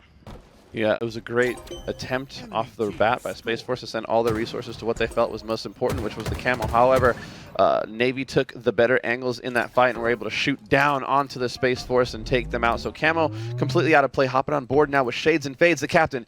He's got the shock rifle looking over towards the tower. Shades with the shock, and he's putting it to good use. Gets 2 shots, lands 1 for the kill. Makes another opponent absolute. Cleans up the third. That's Stretch. As another 3 go down for the Space Force. Hunter, here you can see the Navy content with control of A and B despite the slaying performance we're seeing here. They're not going to push out C. They're going to continue to spawn trap Space Force there instead. Is on B. That's been in full control of the Navy throughout. So too has this game. 150 and rolling to nothing after just 2.5 minutes. Yeah, everything going well for the Navy right now. An even matchup when you look at their slays across the board. On the Navy side, we've got 2 players with 7 kills, 2 with 8. Make that 9 now for Fluxy. On the other side, though, for Space Force, we've got 2 Goosers. Goose alerts on again. Goose is loose. And we heard from the Army's GM last night, or yesterday. That's part of the strategy here for these teams going up against the Space Force. This rite of passage, like we said, this initiation into esports might come with a couple Gooses and a couple L's as the Space Force look to regroup and re-rack, but the Navy continue their domination here. Great shots there from Fluxy as he looks to secure the trip cap as well. Tail down to 1 shot. But he's going to go down, gets the assist and the cap on C. That's a massive win for the Navy as they look to close things out. Yeah, 223 and counting with the triple cap. Navy looking to close this game out here and now. Cheddar, now's your opportunity. You got to get a kill on the board or the Goose may be loose. He is not able to get it. Stretch takes that kill from Cheddar. If I'm Cheddar, I'm dropping Stretch after this game. You just costed me a potential Goose in the game. It's looking like Navy's going to end it there. 250-0. Navy starting things off real hot. Navy's coming out on fire. They're fired up, right? It's easy to want to be like, oh, the Space Force are inexperienced, blah, blah, blah. But we can't take away from what the Navy just did. To beat anyone 250-0 is no easy task. And we saw them do it with surprising discipline, right? They weren't playing sloppy at all. They weren't over-challenging or egoing because they feel like they're superior in this matchup.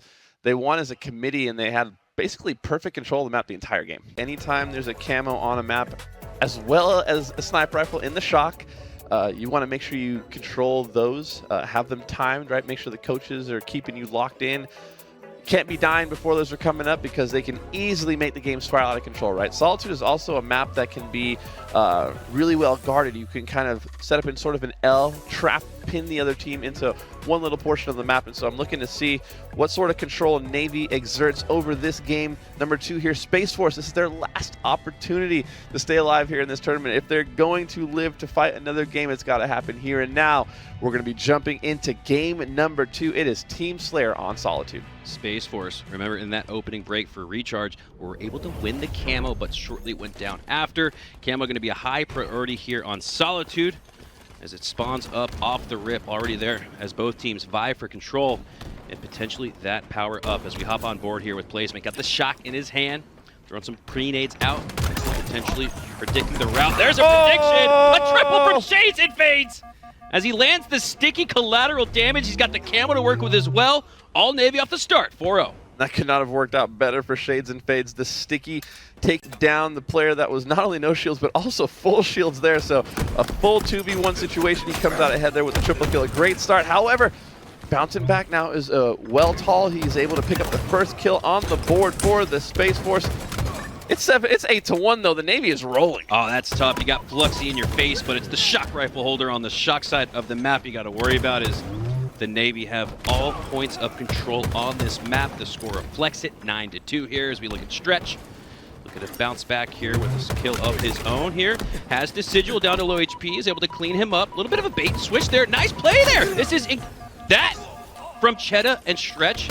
If you could bottle that up, Hunter, and replicate what we're witnessing right now from these Space Force boys, this is looking like a great squad. And Stretch is 3-2 to start this game off so far. He is doing great. Some players go their entire. We will also take the moral victory, though. While you were talking, Cheddar was able to get himself on the board. So no double goose for the man. He is now 1-9. Camo and shock now in the hands of the Navy here. And yeah, I agree with you on the spacing. But even more important than just the way they were spaced out and so clumped together is where the angles they were taking, right? So like, you can be near your teammates, but if you're all facing the same direction, you're opening yourself up to fire from all different angles, right? From the side, from the back, and we've seen them get collapsed on from all different angles by the Navy and not really have an answer for it. Here, once again, being pinned at the side, but I do like the fact that they are at least attempting to play as a unit, attempting to take on every engagement as a team, and another triple kill comes in. This time it's from Placement. Just about every player on the Navy having a triple kill this game. And how about the irony here, Hunter? Decidual sitting at 17, 6, and 5, but he's the only member of the Navy that doesn't have a triple kill. What gives, man? Decidual, I need you to step up. I need you to get 3 kills, even though there's 48 on the board. You're going to have to score 51 instead. It's the Navy taking a steak-tacular victory there in Game 2. Fist bumps all around for the boys as they get set to take on the Coast Guard. In Shades and Fades on your screen, looking good, feeling good right now. He was the one texting the boys, was one rallying them up. Guys, we're winning this whole thing today. Let's lock in. This is our time. It's infectious, right? When you see someone that's that confident, that still knows that they have what it takes to win. It can be easy to hang your head low after losing a match you felt like you should have won yesterday, but those boys are coming back with a whole new energy here today. It is day 2, folks, and if you know anything about tournaments, it's a day-to-day ordeal, right? It doesn't matter how well or how poorly you did yesterday. When you made it to day number 2, it's a full reset. That triple kill was so sick. It was a bounce pass sticky triple kill where it went off the floor. Geometrical angular there from Shades and Fades as he earns the triple collateral as well with a sticky. We saw a lot of triples here in this one, Hunter. Yeah, we saw 3 different triple kills coming in from different members of the Navy. Love to see those boys putting on a show for us here in our first match of the day. They're looking good. They're feeling good. But up next is Coast Guard, and they are, in my opinion, the most improved team here. Well, just like we saw the Navy look a lot better here on day 2 than day 1, the Coast Guard did a little bit of that yesterday from morning to afternoon. Much improved were the Coast Guard, and I think that sets up for quite the match here.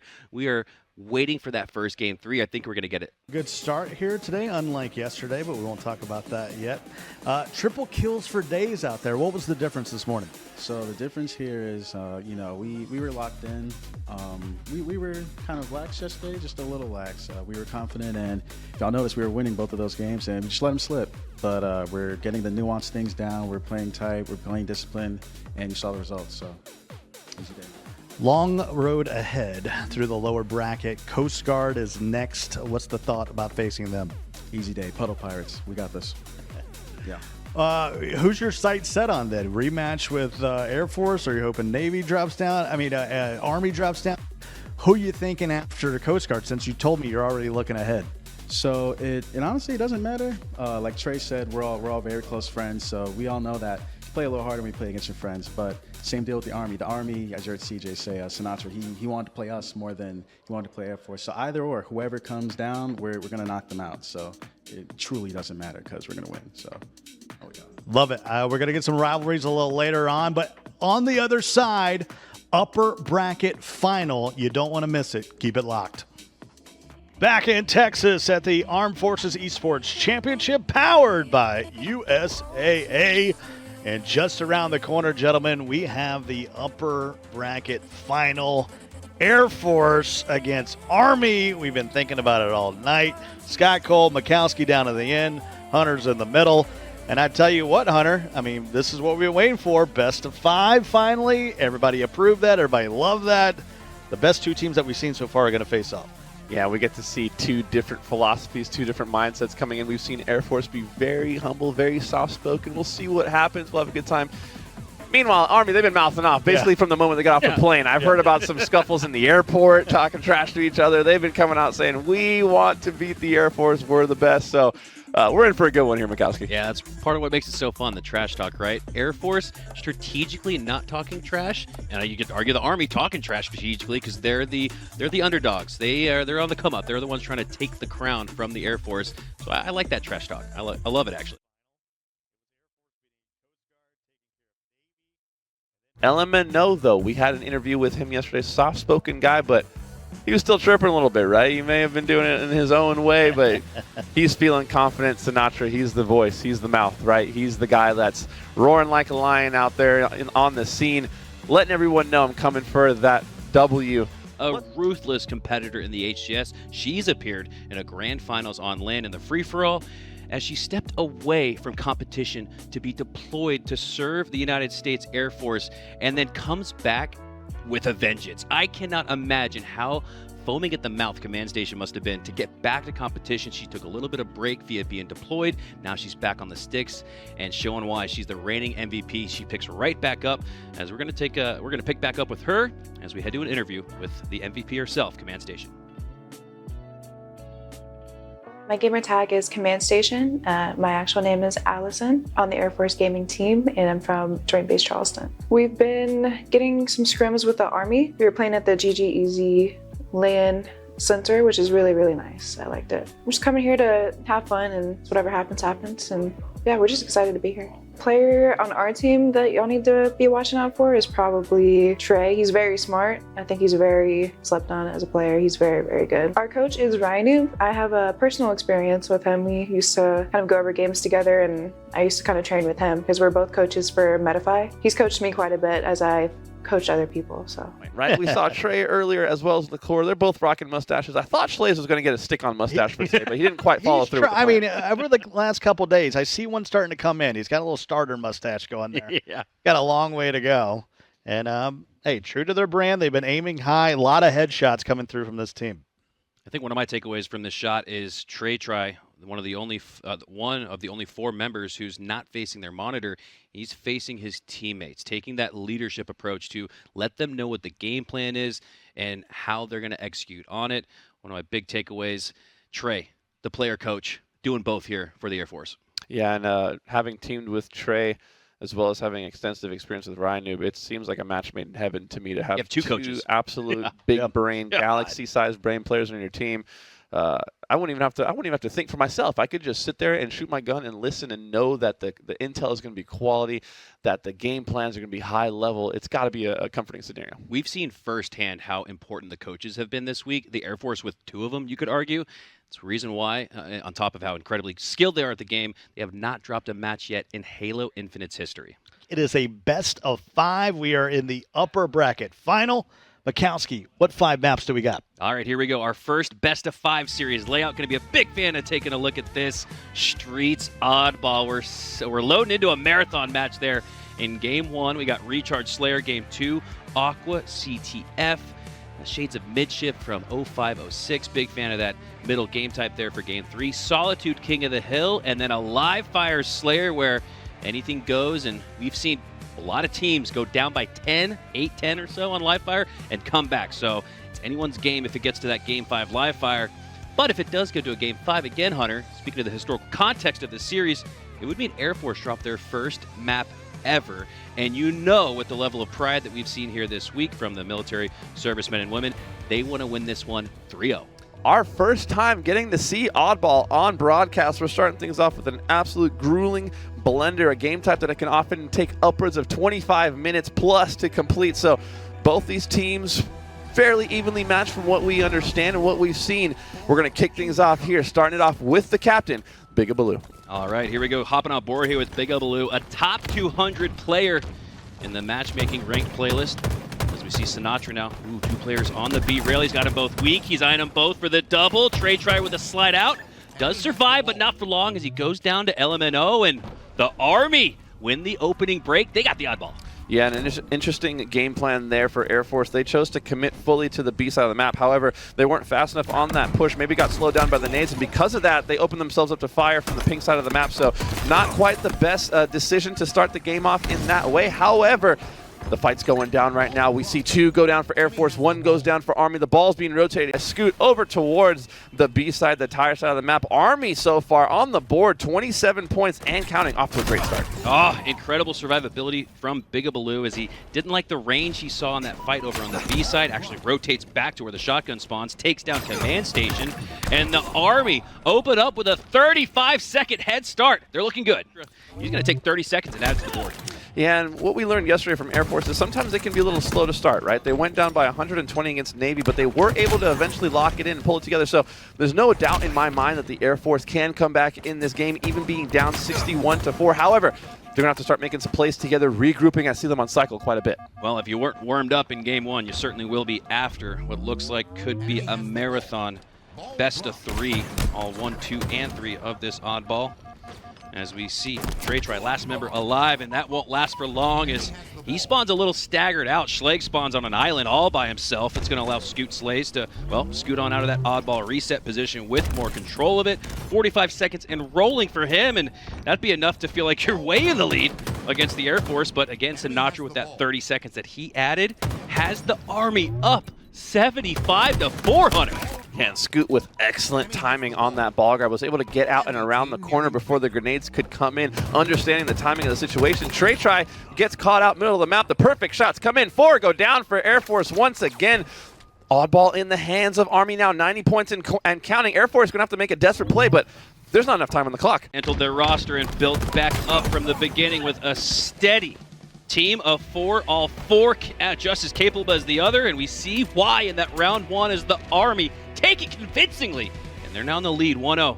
Steely focus on the eyes of all 4 members. Job's not done yet. In round 2, virtually tied here at 25. Important battle there on the Commando. Sinatra goes down. That's going to retain that numbers advantage here for the Air Force, and they're going to use that to get more ball time. They're now in their first lead of this match. Yeah, Air Force back in the lead here. We've seen this story play out before, right? Right when you think that they're going down, the Air Force is able to turn things around. I think I got to give a lot of props to Ryan, who keeping the game plan going even when the game isn't going their way. Air Force now with a 22-point lead and counting. The fight going down. Back C, Trey doesn't come in. 3 go down for Air Force. 1 goes down for Army here. Advantage Army. Ooh. And after a couple minutes or so, it was all Air Force here to start round 2. And despite that, the Army with this next hold could tie it or even regain the lead. As we see LMNO racking up more ball time. Sinatra here just waiting for that push from Slags. Oh, mistimes it a little bit. That's so unfortunate when you de-scope or turn around a corner right as the opposition appears in your sights. As Sinatra does a good job to reposition, regain his shields, and gets right back into the fight. Double kill for Bigabaloo with the 5 perfect shots on Trey. Is going to regain the lead for the Army. Bigabaloo single-handedly basically putting an end to the purple side of that push with a double kill with the perfect. He's 18-8-8 to start this game off, representing the Army well. Scoot here, planning something diabolical, but Liquor spots out his left pinky toe. Gets the trade because of it, and that Stalker goes down at the initial spawn location. Such an important power weapon on the map now, especially with the rockets getting replaced with camo. Gonna want to make sure you have that Stalker, as Command Station has the camo, but it looks like she got spotted out. Doesn't want to press into an unfavorable situation. Instead, lets Bigabaloo slide in. So too does Sinatra as Command Station nets the double. She plays it absolutely perfect, right? She jumped back and forth, lost track of the opponent. Then baited them in when the damage came from her teammates, was able to get a perfect double kill out of that. Excellent use of the camo there by Command Station. She's 14-16. No one on the Air Force positive at this moment in the game, McCaskey. However, they are very much in this round 2 of Oddball. Yeah, that's one way to follow up double kill, right, Hunter? We've been saying all week, double kill's not enough. You got to do something with it. Command Station takes the double and then takes the oddball to score 20 added seconds of time for the Air Force, as they're now only down 20, but 3 go down. Trey Try, last member alive, trying to escape to the tire side, but he's going to get popped and deflated, goes down. Trey Try, again, a little staggered out. He's the last player alive more often than not. Goes down Big a little time bit moment later. here from Liquor. Great trigger discipline from Liquor to let those players go by C and to get the ball out. The play ball comes in. It's a great play here. Hopefully his teammates can follow up on the damage. He fights the guy purple. He goes down as well. So 2 go down there for Army. An excellent big brain play there from Liquor to save the game. The game was surely going to be over if he would have challenged that too early. Yeah, that was it. If not for Liquor, little hero moment of his own. Last player up, or first player up, I should say, after that team wipe from the Air Force. As it looks like they're going to regain the oddball. Liquor's got it in his hands, and the Air Force have life. And they rotate the ball fully through the cafe side of the map and now have it set up at A. Air Force with Slays on the board. 88 seconds and counting. However, Slays going in the favor of Army. This is a big moment in the game. This last fight will determine who wins. 94-94, tied, 94-95. The Air Force take the lead, but they go 3 down. Command Station, last player alive, and I don't think she has the time or space to secure it. No! As the Army take game 1 and the Air Force take their first L in Armed Forces Championship history. And boy, game 1 didn't disappoint. Oh boy, did it deliver, as the Army take the upset over the Air Force, but I don't think that's fair to say. We talk all week about Bigabaloo, LMNO, even Scoot Slays, their 4th. He's just as cracked as the 4 players, and they're all in that 1850 to 1950 CSR range. So even when they go up against the likes of Lucid and Renegade and Sparty and Matchmaking, they're giving them hell, and they're giving the Air Force hell now. Absolutely, and I do need to point out, though, in that Air Force roster, we have seen them have some slow starts. We saw a little bit of that here in Game 1. But I would say by midway through that second round, they were starting to kind of click, but the game was already kind of out of reach. Yeah. They almost made a crazy miracle play at the end there, but we're starting to see Air Force come to life. I always say this, you can't win a match early, but you can lose it by not giving yourself, not affording yourself enough time or space on the map to come back. We saw a little bit of that there for the Air Force. Despite the big brain adaptation and in-game strategy change from Ryanu, it wasn't enough. Despite that, they got very close. If not for a frenetic, hectic endgame sequence there in round 2, could have been a round 3 distance maker there for the oddball match, but wasn't the case, as the Army take it instead. So I'm looking for Air Force to bounce back and get into this series here, right? You don't want to go down 2-0 in a best of 5. Yeah, Recharge reminds me of a map like Lockout from Halo 2. Not necessarily in format or outline, but in the sense that you've got important tower positions to control, like you had with BR Tower, maybe the library window on Lockout. Similar would be maybe Top Gold, the A Overpass, or even Top Tower on Recharge. All high points to control here on this map. Yeah, we don't want to make you guys wait any longer. The players are locked and loaded. The game type is loading in. We're going to be hopping in to game 2, which will be Recharge Slayer. The camo is bottom middle, the shock rifle up top. We're starting things off with Sinatra from Team Army. All right, here we go. Sinatra pushing in swiftly, but he's got 2 members of the Air Force to worry about. That's Trey Try and Liquor, as They'll have the numbers edge. You can trickle that down into a sleigh on LMNO, which they do. A great start here for the Air Force early as they find the first 2 sleighs. Backsmack brings the Army right back as they have 1 sleigh on the board, but it's Command Station sneaking away with another camo. And she's got the shock rifle to work with. I don't know why I'm whispering. I feel like they can hear us, but they can't. Shock rifle in the hands of Command Station. Lining up the shot. Is not able to take on Scoop, but she does get the info. And I got to call out Schlaze there a little bit on his push bottom A there, not acknowledging the importance of audio cues. The second he hit the slide into bottom A, we saw Big Blue turn his attention from top A, realizing there was a player sliding around below him. You can't, when you're the sneak player, you got to stay sneaky, right? Don't make all that noise.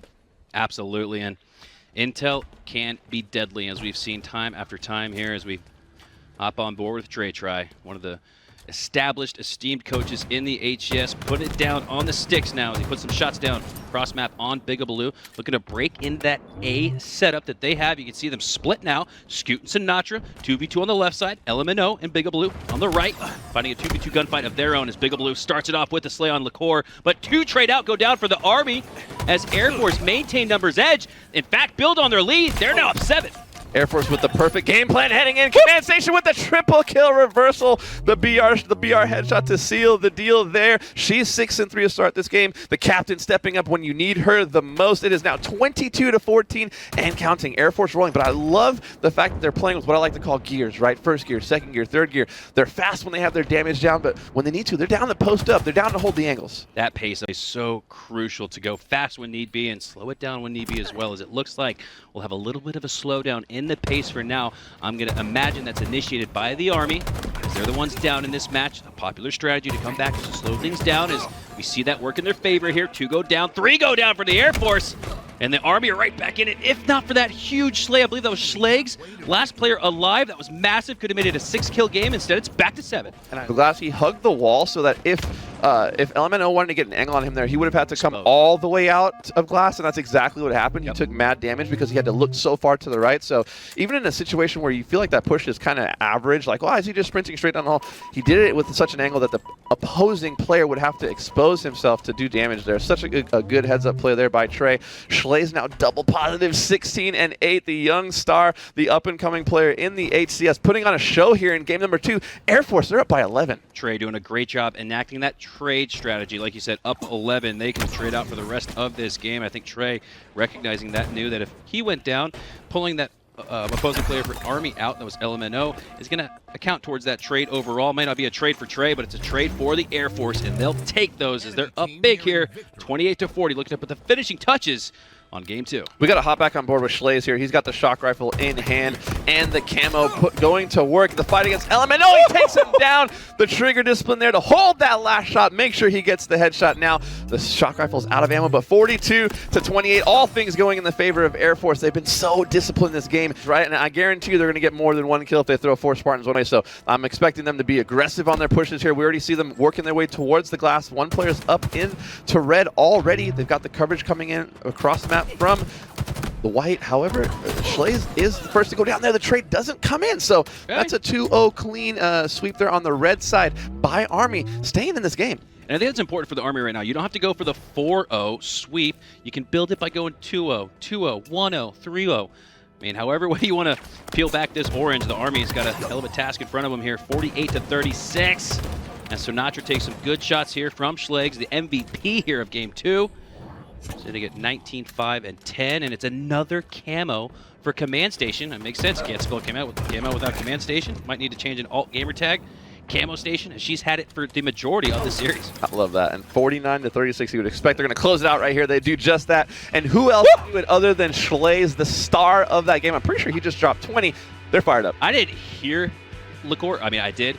More importantly, I felt that energy, man. Wow, what a pop-off moment there for the Air Force as they take game 2. Mikowski, joined alongside me, is my duo from 0900 JJX. What should we expect as we get into an Aquarius CTF? Well, we're Hunter x Hunter, right? We got to bring you the heat. We're going to see some heat here on Aquarius CTF. One of the first times we're going to see this new meta, right? On land, Overshield's now P1. There's only a thruster top mid. Heatwave is bottom mid. We're going to get to see how this game type plays out now. Love the addition of the Overshield to kind of engage in more pushes and have more freedom around the map. But looking at our series layout here, you see it for yourselves. We are locked up 1-1. Army took game 1 2-0.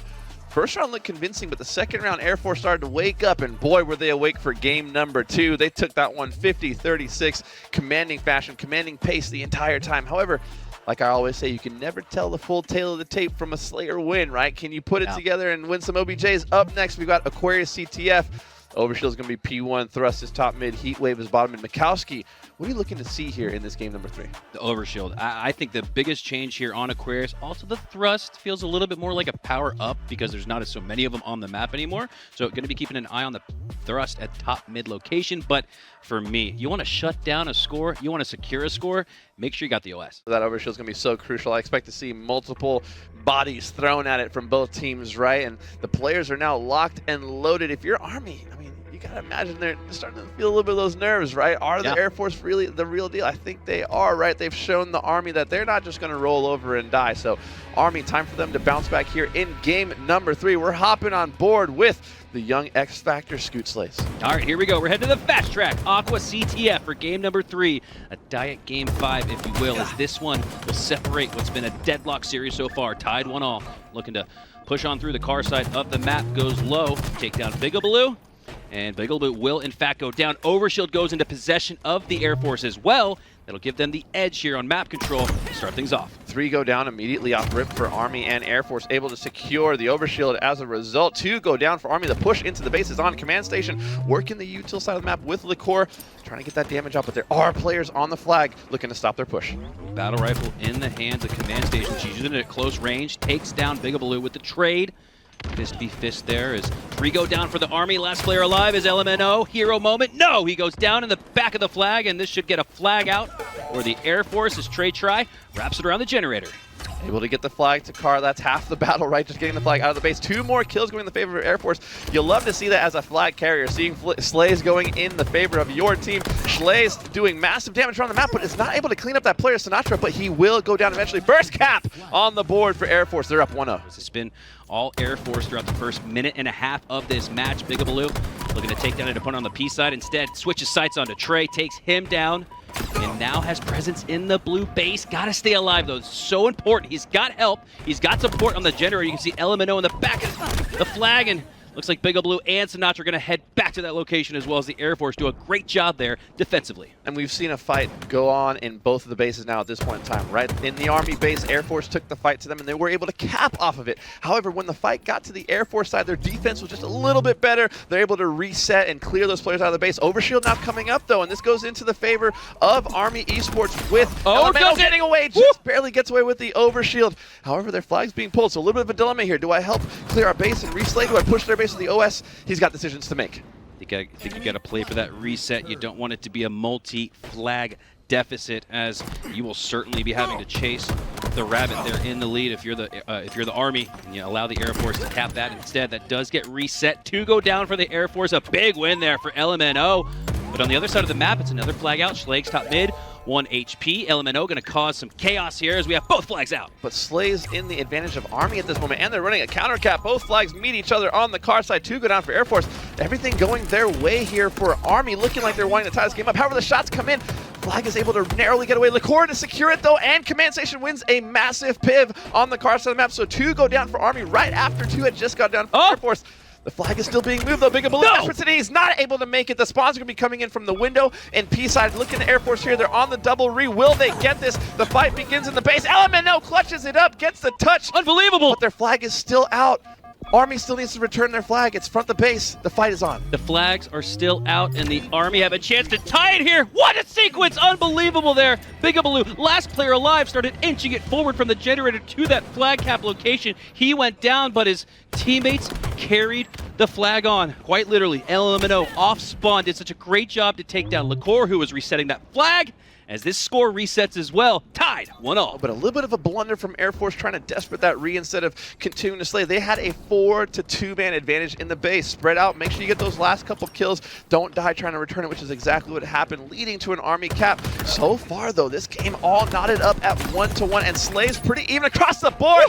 The perfect shots coming in for Sinatra. That's going to possibly secure him an Overshield. A massive clutch fight win there. The second Overshield now going in the favor of Army. If you remember, Air Force got the first one. Army responded with 2 overshield grabs and a cap of their own. We'll see if they put this one to use as well. Ooh, this could be the catalyst to score 2 here if you're Sinatra in the Army.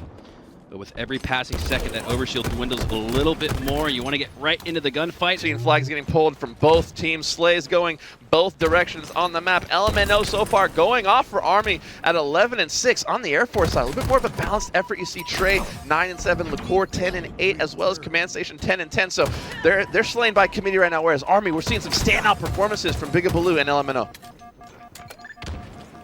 LaCour down to low shields, gonna allow his teammate to slide on through with the shield advantage. Great positioning, great use of the numbers advantage as Command Station plays the support role to perfection to keep LaCour alive. As LaCour turns around to take down Sinatra, did lose Command Station in that sequence. Oh, but LaCour in a 1v1 with LMNO, low shields, takes him down. Can he take down Bigaboo too? No. The captain for the Army That's stays a big kill. alive. That's a really big kill by Bigaboo right there. He was last alive, wins that piv into util to just alleviate some of that pressure, right? You would imagine if you would have gone down there, it would have been 4 dead. It would have been a flag pull for sure. Another overshield now coming up on the map. We'll see which team's in position. Trey tries to run away. He is not able to get away on car 1. 2 seconds now until the overshield. 1 second. Overshield is coming up. There's a battle going down. P1 Command Station is there. She's taken down. LaCour is taken down. Overshield in the hands of the Army and the flag pull. This is surely going to be a cap for the Army. Halfway mark in this match, and it looks like the Army should put in flag score number 2 as Bigaboo has it jumping up to the top of flag. Scoot still with an overshield, still waiting for Bigaboo to score. There it is, as the Army scored 2 unanswered to regain the lead. Air Force needs to stop the bleeding, and this could be it right here as Command Station lines up the triple on Sinatra, but Sinatra shuts it down. LMNO gets another slay as well to add to the mix. As 3 go down for the Air Force, it's LaCour, last player alive once again.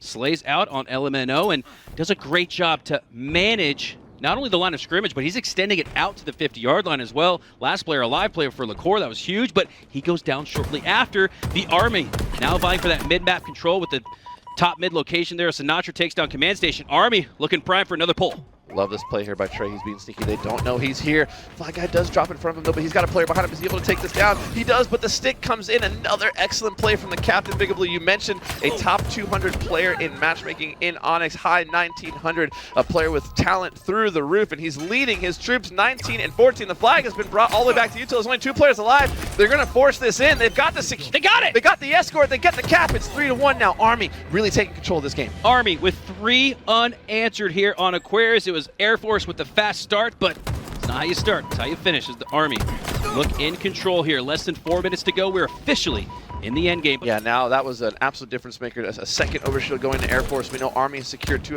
of their own as well. The push into the base is on. Where's the overshield player? There goes 1 down. Bigaboo first to drop.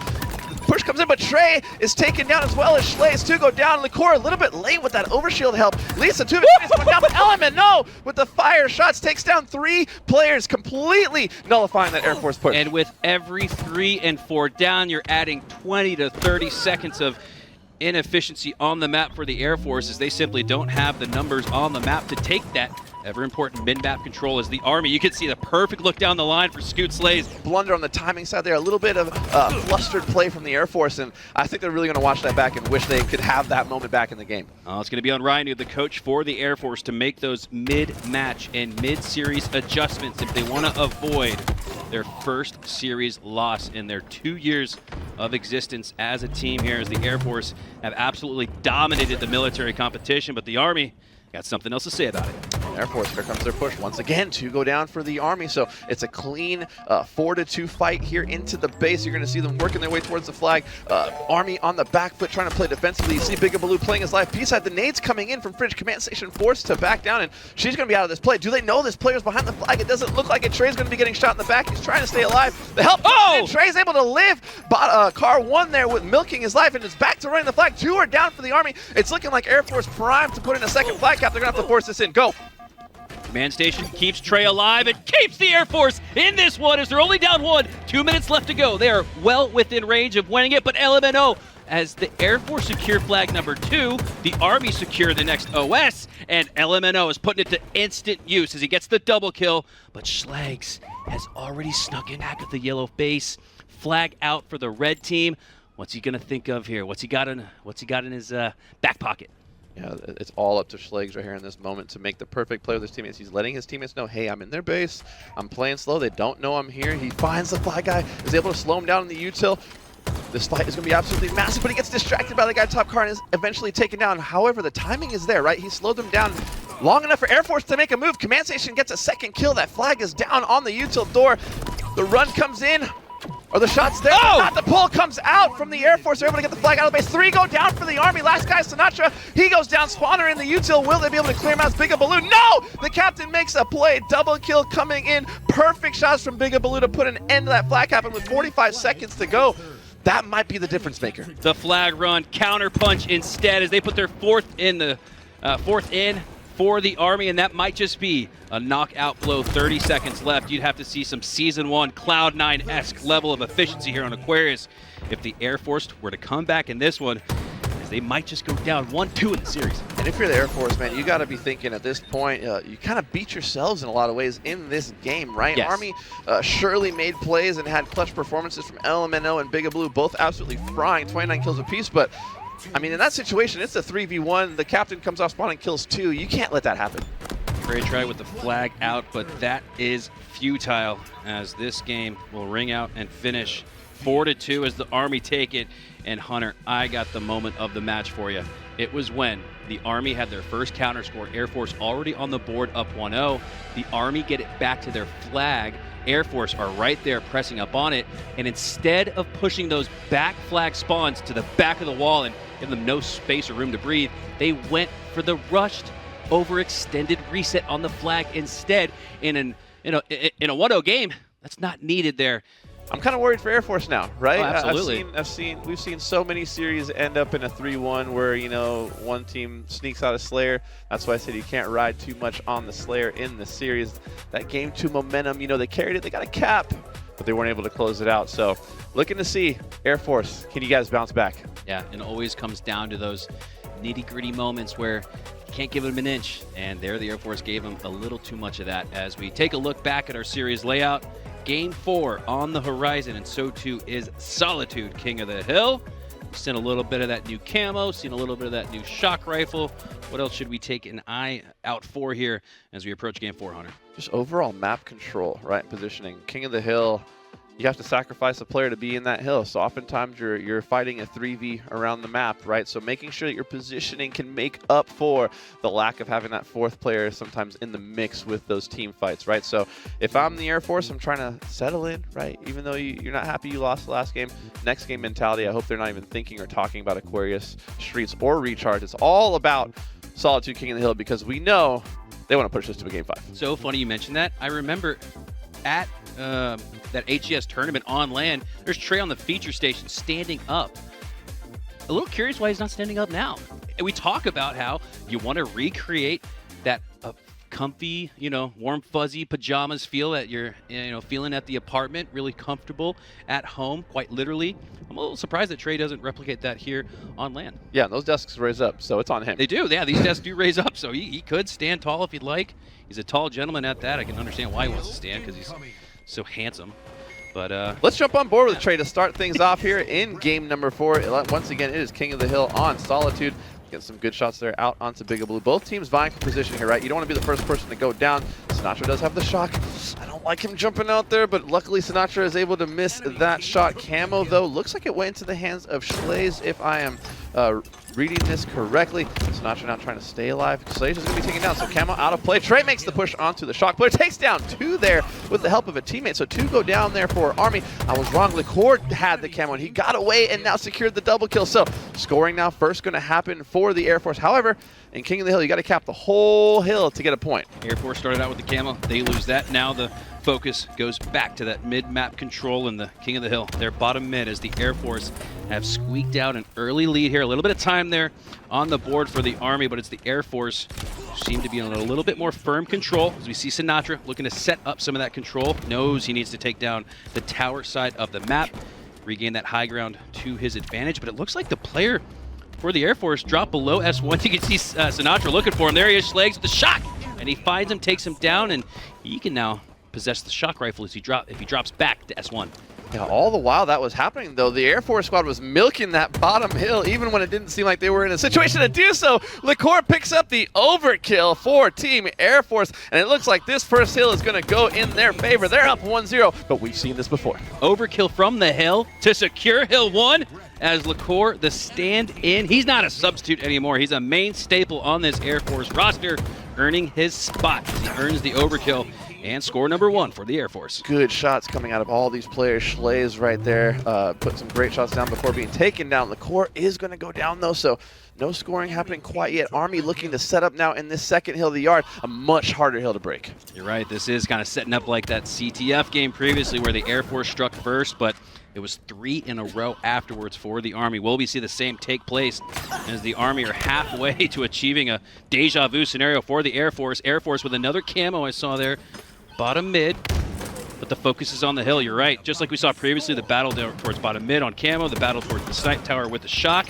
All the while, players milking out that hill time for the team that's actually down in numbers. That's the Army right now, as they once again go down in numbers. 3 go down for the Army, only 2 for the Air Force, but it's again Sinatraa in the hill, winning the 1v1 against TreyTry, and he might just win the hill as well. Yeah, that was a big-time fight there, 1v1 situation. Sinatraa stepping up, rising to the occasion, winning the pivotal fight there to secure the hill. And we've got a 1-1 tied game here. Well, let's hop on board with Liqueur. As he has the camo, he is the most important player on Team Air Force right now, and let's see how he plays this. Sneaking up to the window side, misses the jump. That's going to send him around the bend instead. Might waste 2 or 3 seconds of that crucial camo usage as he's making his way. He's not forcing the situation here. Down in numbers. Command Station and Slags both down. Liqueur wait to pick his spot, but he misses the melee, mistimes the jump. And that's going to open the door for the Army to potentially tie it up. Not only did he miss the melee there, he engaged a little too early there. There were still players on both sides of him. You don't want to end up being sandwiched in between the opposing team, especially when you have camo. I would have liked to see him play his way all the way to the back of the formation and work his way from back to front there on the Army. And unfortunately, because of that blunder, Air Force not able to break this hill just yet. And so far, it seems like both teams have dominated the hills that they've won. First it was Air Force, then it was Army, then it was Air Force again. And it looks like Army are poised to take another hill here. If not for Bigabaloo, last player alive. He's got the double kill. How many last Spartan standing moments have we had for the Army as they win another one? Sinatraa previously taking down Trey for their first hill. There we see Bigabaloo with a big win to extend the lead on this hill for the Army. Bigabaloo is a problem on the map. Even as the last man alive, he's taken down 1, 2, 3 opposing players right there. He killed 3, was able to finally be cleaned up by the 4th player, but the damage has been done. It looks like Army already with about 25 seconds on the board on this hill. They're looking in a great position to tie up this game 2-2. Shock Rifle, though, coming up right now, and Air Force is on that side of the map. Shock Rifle coming up, camo up, as Schlags takes down LMNO at the bottom mid location, going to work his way to the driveway and back into the hill, but Scoot Slays possesses it. And with that damage, going to send him back. Trey trying to work on his bait and switch. And you have all 4 members of the Air Force tunneling down this mid-map location. The Army, though, they look to take this hill, but they don't have the numbers. 2 down for them, all 4 up for the Air Force. And the push is on. You can see Scoot Slays down to low shields, but he gets the slay on TreyTry. Wow. And this hill? Wow. Yes, we're tied 2-0. What a play there from Scoot Slays. Everybody having a moment here for the Army. Force just seconds away from claiming it. You can see the shock rifle still up in its initial spawn point as it looks like Bigabaloo will pick that up. The Army have life here, but the Air Force need only just a few seconds left. Yeah, Air Force about 5 seconds away from closing this hill out. They're playing with house money, but the no-scope comes in from Bigabaloo. 3 down, that's all 4! Double kill for Bigabaloo, a massive play from the captain, keeping his team alive. He's got to keep that up. They need to play absolutely perfect. Command Station takes him down. She's trying to stay alive in the truck, milking her life. She gets dropped. 3v3 situation. Army still in the hill, though, still milking time. They're inching closer and closer. 2 more go down. 2v2 scenario. Trey with the kill onto Ness. 3 go down.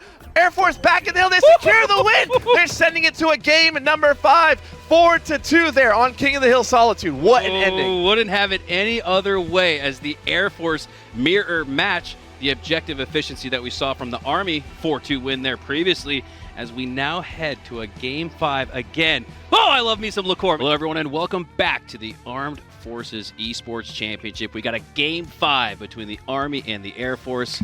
Mikowski joined alongside me as Hunter JJX, my duo all the way back from 09. This might be one of the best series we've seen since 09. Definitely the best series we've ever casted.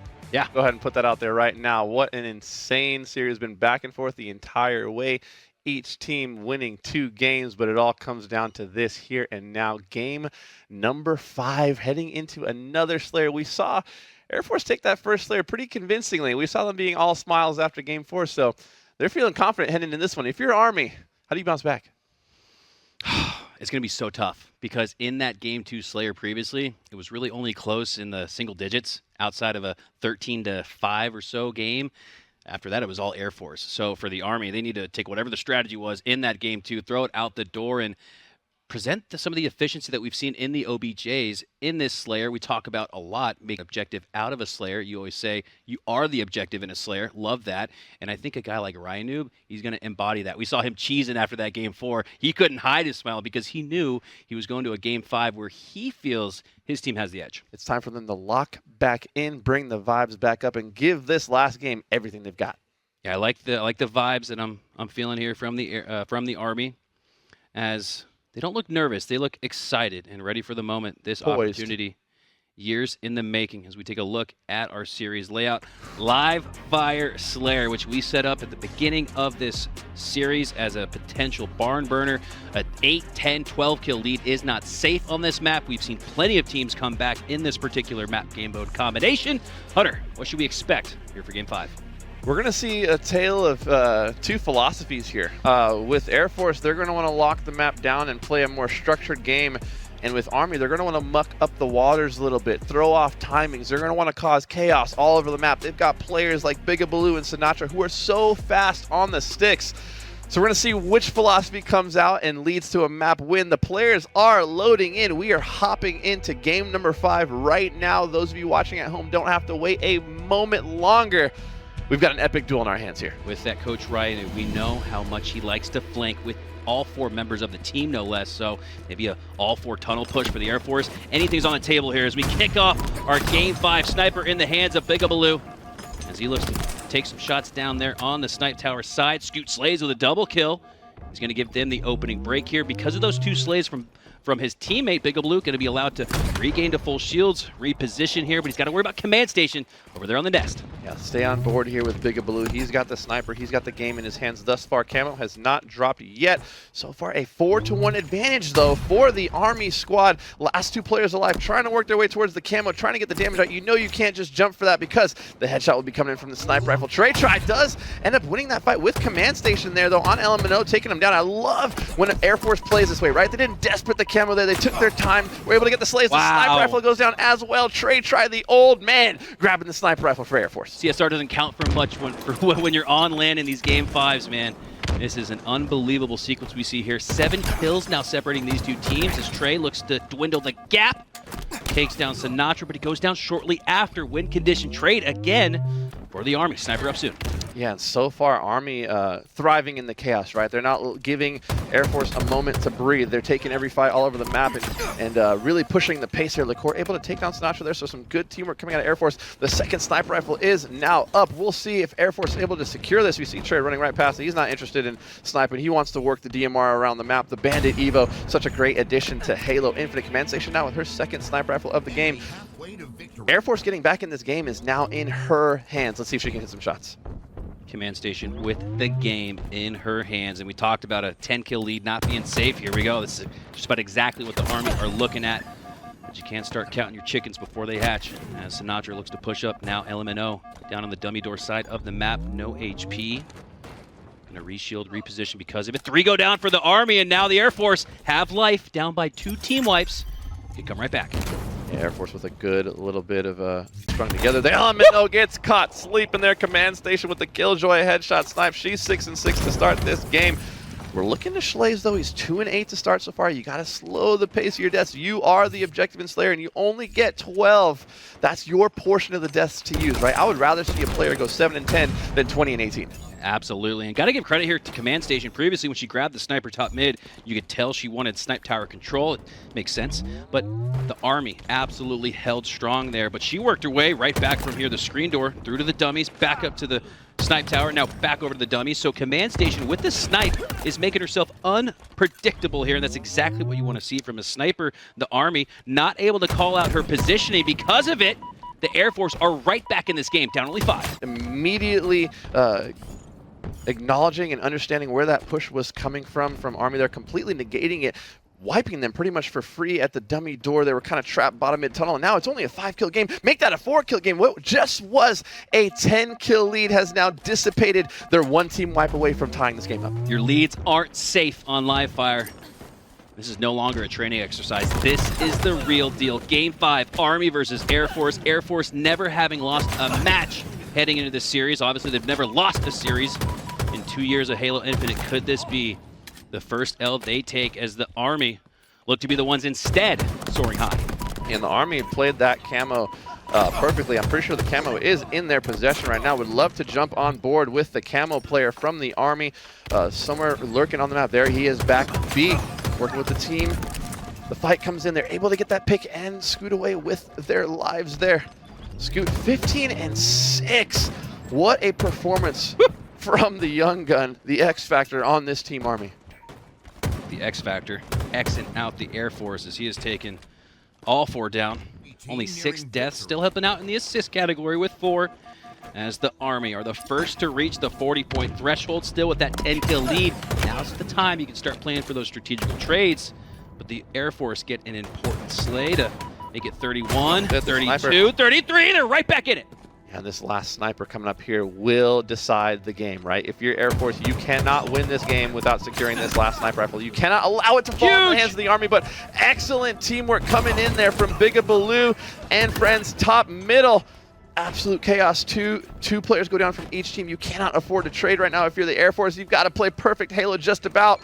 Make that 11. It's looking like it's all Army, and they're looking to seal the deal here on this series. Army eyeing history and an opportunity to compete in the grand finals as they look so good here. A completely reformatted team of 4, Sinatra, Scoot Slays, LMNO, Bigabaloo, seem to have put together what could be the Air Force's first loss. We got to go to Schlaze. We have to go to Schlaze. He's the player with the sniper rifle on Air Force. If there's any hope, it would be from him, but no, he's going to be taken down there at the nest.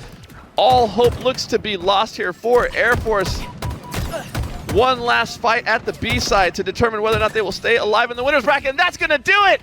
Army is going to clutch up in Game 5 and take the win. You see the passion, you see the excitement. When the lights shine the brightest, they stepped up the biggest, and here they are now with a chance to enter the grand finals from the upper bracket. Love to see it, man. The Army have been working for literal years for this moment, and the pop-off at the end shows all the time, all the energy, and all the work that they've put in the offseason to get to this moment where the Air Force take their first L at the hands of the Army. The rivalry thickens a little bit, and this could set up for some vengeance in the grand finals. Let's not get too ahead of ourselves, but this is setting up now to be an incredible tournament after an incredible series. Let's take a look at the replays. Take a look at that game. What a shot here from Command Station with that sniper rifle. I really felt like early on it was anyone's game to win. However, once Army took the lead, right here around that 21 kill mark, they didn't really look back, right? We saw Air Force get it within 4. There's the pop-off at the end. They know that the biggest piece of competition in their minds in this tournament, the main opponent standing in their way of the trophy, was that Air Force squad. And to kind of get that bear off their back, gotta feel good. This is why you love Halo, man. It doesn't have to be Lucid or Royal 2 popping off. It could just be one of us in the chat. Maybe we might even have a pop-off moment. That's why you play the game, for moments like that. That Game 5, such an electric finish there for the Army as they move on to your grand final. To go into that Game 5 Slayer, you know they had to feel a little nervous knowing how the first Slayer in that series went, but they clutched up, they popped off, they brought the pace, right? They brought the energy. We saw them flying around the map in unison, syncing up, cleaning up one of those damage, making sure every piece of damage was followed up on. They were extremely efficient, and they really kept Air Force kind of off balance, off kilter. It felt like they could never really quite set up. Yeah, they never really allowed anyone to pop off either. And I think of Command Station with the snipe. She had a little mini pop off, but on the other side, Scoot Slays the 4th, the X Factor. Let's take a look at his performance, as he was really the difference maker in that Game 5. Didn't have a great Game 2, but Game 5 is, if you're going to have a good Slayer, make sure it's Game 5 as we see just that from Scoot Slays. 19 kills, 4 assists, and just 8 deaths. That is just ice, right? Kept the deaths under 12. so was able to value his life, put 19 kills on the board with 4 assists. He was the part of 23 confirmed engagements. That's almost half of his team's kills he was a factor in, right? So you can't really ask for much more from your young star if you are the Army. I want to hear from him. So let's go on to an interview right now with Scoot Slays. Thanks, gentlemen, hanging out with Scoots after the big win. I know y'all have had the Air Force in your sights for pretty much the whole week. You finally get to face them. You take them down. What are you feeling right now? No, I feel really good. Like, I lost a little bit of composure throughout the game, but like at the end, we regained composure and we played what we had to do. Lock yourself into the grand final. Big win over Air Force. What are y'all going to do in the meantime while we wait for these couple other matches to round themselves out? Honestly, we're going to go over these VODs, and at the end of the day, it's just business. All business back here. We got a lot more business to take care of. More matches to come. Do not go anywhere. Back here at the Armed Forces Esports Championship, powered by USAA. What a day it has been so far. We just came off an absolute Game 5 banger, but the tournament must roll on. We know who's going to be in the grand final. Army coming up huge. We'll see the road that Air Force has to take now, but our focus, Hunter, we got to go to focus on Navy versus Coast Guard. Seems like it should be an easy win for Navy, but I don't know. Yeah, Navy off to a good start today. Obviously building some momentum in that round one. But Coast Guard, my most improved team throughout the tournament. So I'm excited to see how this matchup kind of plays out and how Coast Guard has prepared for a series like this. They've had to wait around for quite a while. Yeah, I feel like there's an intrinsic rivalry here. Who commands the sea stronger between the Coast Guard and the Navy? That's going to be on full display, as two is their pride. And the improvements that we've seen from both of these two teams, you could argue, Hunter, at this point in the tournament, they're the most improved teams of the bunch. One of them's got to go home, though. And make no doubt about it, there's a rivalry here, right? Yeah. We heard the folks from the Navy calling them puddle pirates earlier. So I just saying, there's no love lost between these two branches, and so we're in for a bloodbath here in this series. So both teams coming off a win, Mikowski, and I think, we talk about how big momentum is. I think both teams are feeling pretty good. Yeah, you'd have to argue that potentially, based on the format, Navy has a little bit more of it. Granted that their previous win was today, the Coast Guard winning the final match of the day yesterday to secure their spot in day 2. So the Navy come into this with maybe a little bit more momentum. You could argue, Hunter. Yeah, Navy really wanting to make that case that they are the third team to beat, that they are in the top 3 here, right, with Air Force and with the Army. Coast Guard looking to put a stop to that here in this series. I am so excited to get it underway. We're at that point in the tournament where now people are going home left and right, right? There's nothing left to lose. Yeah, we're having to say goodbye. Of course, this is basically a third-place match, right? You guarantee yourself third place if you get a win here. You get the opportunity to get a medal and maybe a shot at that trophy. And we hear that Navy is ready to go. Here they are, climbing aboard, so to speak, representing Ice in the Veins. I love these walk-ins, right? Great addition for day 2. Yeah. All right, we got you, Eli. Here they are, a good-looking crew and an improved-looking crew over the course of some of their matches here in the tournament. I love LANs because you get to see the human element. You get to see, well, the humans that are on the sticks, right? More often than not, in an online tournament, you probably don't ever get to see a player. Here on LAN, you get to see them almost as much as you get to see their gameplay. I love that. You get to see the personalities come out. You get to interact with all these incredible men and women in real life, IRL, as us gamers call it. And it's just an incredible scene here at the Lenovo Center. And we absolutely saw Descendant going off in the show match last night. Now we get to see his talent as the coach jumping into the roster. We have Scotty Knows, who has been putting on a show for us. Taurus, the captain, Gooby, and Anime Ed, Animede. They're looking to, kind of shock the world a little bit here and maybe take down the Navy. Navy obviously see themselves as kind of the big brothers in this situation, but I've just been loving this roster, loving watching them play, loving watching them improve.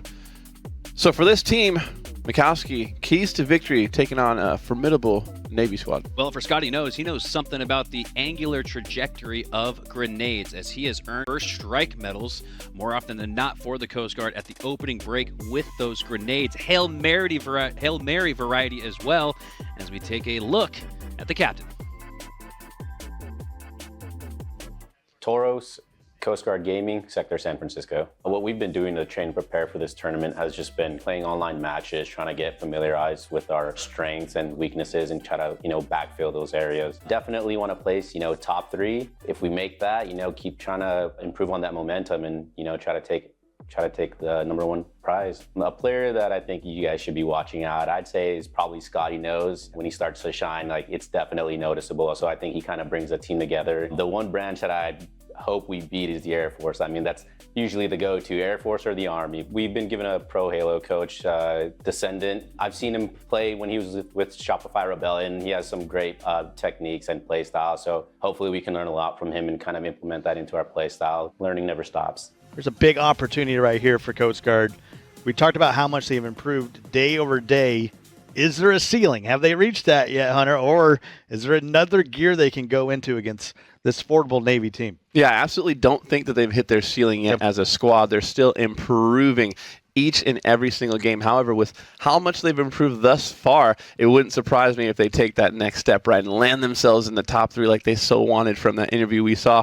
It sounds like we may have our map ready, like these players may be ready to jump into game 1 of this series. So without further ado, let's rock with the series. All right, here we go. Live Fire, King of the Hill, starts things off in our game 1. We just saw Live Fire in game 5 in that previous upper finals. Recharge Slayer for game 2 and a Solitude Strongholds for game 3. Hunter, what sticks out as we take a look at the series layout? As well as that QT. I think that QT plays in even more in King of the Hill, where you can be in the hill 1 second, across the map, covering a lane the next, and then back to the hill, right? It allows you to be in multiple places at once. Yeah, my top pick for biggest change going from Season 2 to Season 3 of HCS competition is the QT added to Live Fire. The QT actually got introduced at about the halfway mark in Season 2, and we never really saw anything with it. Now, in the course of a couple weeks in an off-season, already seen some pop-off moments here with the QT as both of these two teams looking to secure an early pop-off and early momentum as we kick off game 1. Yeah, we're not wasting any time getting you guys right into the action. We're starting things off with the Captain Shades and Fades gets the QT down there back green. Early on the board is Navy, and that's a 4-down wipe for Coast Guard Gaming. 3 out of those 4 kills go into Decidual. Oh, important time to get those 3 out of 4 kills as the camo is up now. Self-destruction for Decidual as he goes off the map. That's going to give Coast Guard an unforced error numbers edge as they look to push out and take advantage of it by reclaiming the hill. And look at that, it's a little bit of a faster curse. I don't know, ever since I started talking, everyone's falling off the map for the Navy. I'm going to give it to you, Hunter. I mean, it appears the Navy loves to go swimming, right? They love the water. They love to spend time in the water. 2 players jumping off the map back to back there for the Navy, opening up an opportunity for Coast Guard to start scoring as well. They've just about tied the Navy on this hill. The camo play comes in. Wow, what a play there by Fluxy to avoid what looked like a potential upset in that camo fight. Sniper also in the hands of the Navy right now, but Coast Guard fighting back, getting 2 kills on the board as well. Slays going all over the map, but B still in control by the Navy. The no-scope comes in from Shades and Fades. Sees 2 players dice. He's going to back down here and preserve his life. I love this play. Play previously from Fluxy as well as he utilized the movement tech to secure the double. Now Shades and Fades looking to secure some faces with that S7 sniper rifle. He's only got 1 shot left because of it. Oh, he's going to go over the no-scope. Body shot there on Anime takes him down, and the Navy go up in this match, 1-0. Anime Ed is taken down there by the no-scope from Shades and Fades. Great accuracy there. Got to point out Fluxy. He's 7-0. Let's hop on board with him on this spree to see if he's able to extend this potentially into a killing frenzy. He's now 8-0. We got to get over to Fluxy. He's on fire to start this game. MK sidekick shots put into good use. Fluxy on the verge of a killing frenzy. Be our first one of the tournament as he's just 1 kill away. Wants to secure 1 more hill, though. Top mid control. There it is! No Jeff Steitzer, so I'm going to do my best impersonation here. Killing Frenzy. And I love that he didn't over-challenge that 11th kill after securing the Frenzy. He knows it's a lot bigger than just him. It's a lot bigger than just that one fight. Continuing to rotate her perfectly. A perfect hold from the Navy. And I gotta point out, placement, 0 kills, 1 death, and 7 assists. I respect the stat line. Is that not, that might be your ideal matchmaking teammate because he's not taking any kills from you. He's letting you have all the fun. 7 assists, leading the charge here in this lobby, well and above, ×2 above anybody else as it comes to that support role placement. play in his place, his process as well. He's now up to 8 assists. Just as we've seen some Slay proficiency from Fluxy, it's the support proficiency from Placement has the Navy up 2. Yeah, and Fluxy able to secure the camo as well. Back-to-back perfects from Placement. That's one way to get on the board. Popping off for his first 2 kills of the game. You can't ask for many more style points than that. The perfect shots across the map there to halt that Coast Guard push. Yeah, the Navy, they're playing with authority right now. They are fully in control of this game now, 26-10. They're angry to even be here in the first place, right in the lower bracket. They wanted to cruise to the finals through winners like the Army, but they're just making do with where they're at and doing a dang good job of it, right? They're making statements in every single round matchup that they play. They know they've got the Air Force up next, but first, they got to close this game out strong. Shock rifle control been a big key for the Navy here as they have a big lead, 28-10. Just a couple minutes off the clock, and the shields are off for Anime. So too is his life force as he goes down back to the respawn screen as the Coast Guard drop 2, 30-10 here. The Navy are looking good. You know the Navy has to have revenge on the mind, right? They know that Air Force is waiting potentially next. The team that sent them here in the first place, they would like to get a little clap back, right? They want to take that team down, and so at this point, they're playing angry. They're playing with fire. Ammo is easy to spot out, which comes out of nowhere, really. Camo was a sneaky way to out-duel and out-take an opponent, but now the camo seemingly nerfed, but it's been buffed in the sense that it's on more maps in HCS Season 3. Gonna see how that plays out when we kick off the season here in a couple weeks, but for now, it's the Navy looking to close things out against the Coast Guard. Absolutely. Shout out to Lenovo for the beast PCs these guys are playing on. I do like what I'm seeing, though, with the Coast Guard in terms of them, working the same areas of the map together. We see them triple pushing long haul. It's a 3-1 push here up to glass and the stairs, and there it goes. They find Placement kind of off guard, and you kind of start to wonder, like, if they would have taken the time to make sure they regroup on all these pushes in this way, could we see, a closer match here? Could we see a more competitive match? And that's all part of this learning process, right, Bukowski? That's been a big takeaway for me as well. Decidual with another double kill is how often even teams that are getting beat, even sometimes beat handily, everybody's had their moment. Everybody's had a moment where they show standout individual performance, a nice bait and switch chemistry with their duo, as it looks like the Navy are on the verge of winning this game outright, 43-17. You say the coast is clear.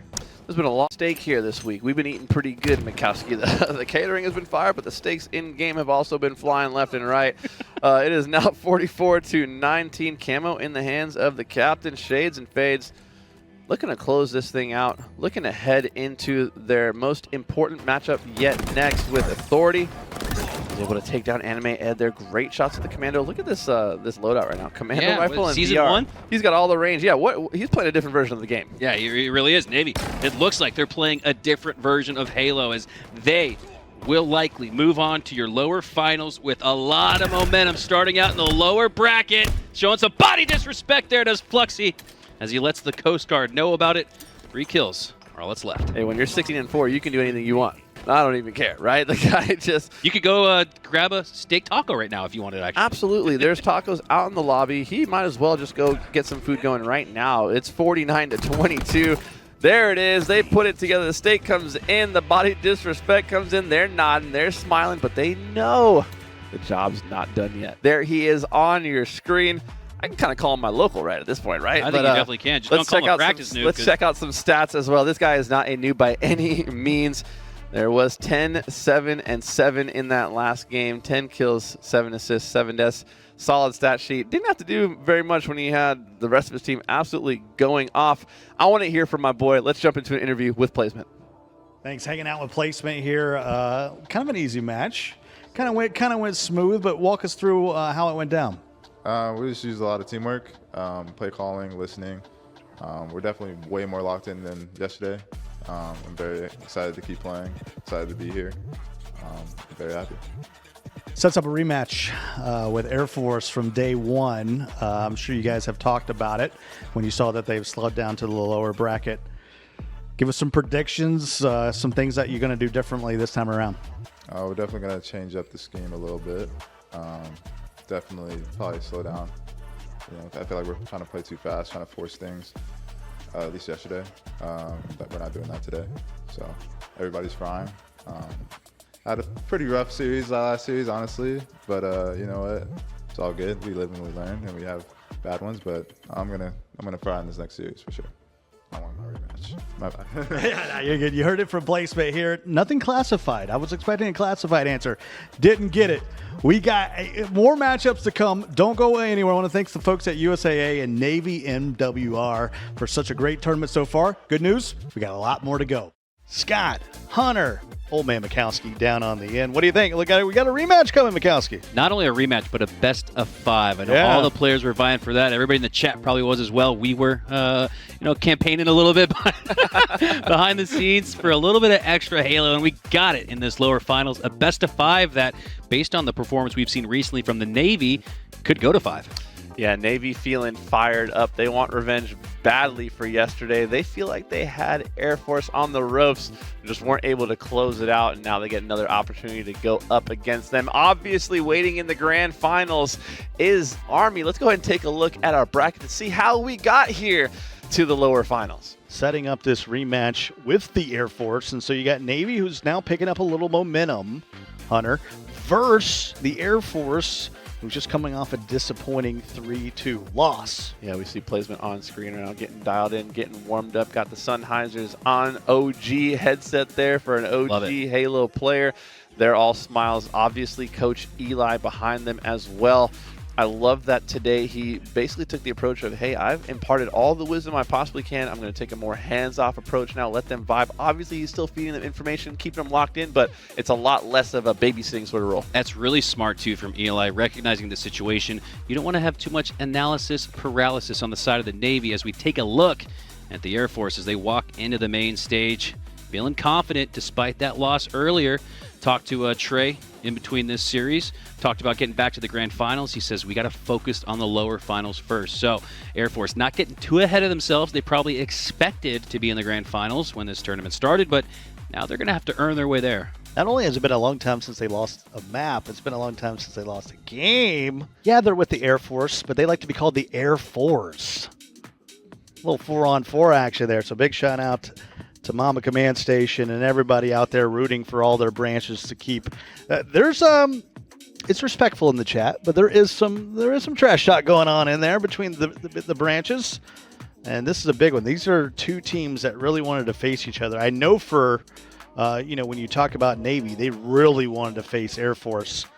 Sometimes in competition, though, Hunter, you got to be careful what you wish for. You might just get it. Absolutely, and you rarely get a second chance, yep. Right? You rarely get to go home and dream and relive the nightmare that was that series, but then have a shot at redemption, right? So for Navy, a little bit more riding on the line here in this series. I'll say I know for a fact that some of them were staying up late just thinking about what just happened and how things could have gone differently. Very cool for them to get another shot at it, and they've worked hard to get here. Yeah, work hard. You said you had to kick a couple teams out. They were here so late working on some VOD review, getting a couple extra scrim sessions. So you love to see the effort and energy level maintained throughout the week. It's been at an all-time high. This experience has been incredible, and I can't wait for this lower finals. It's going to be a bloodbath.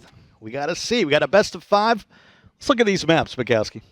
All right, let's take a look here at our series layout. Ooh, I love the way this sets up. A little Argyle CTF. Lots of changes, Hunter, in this map.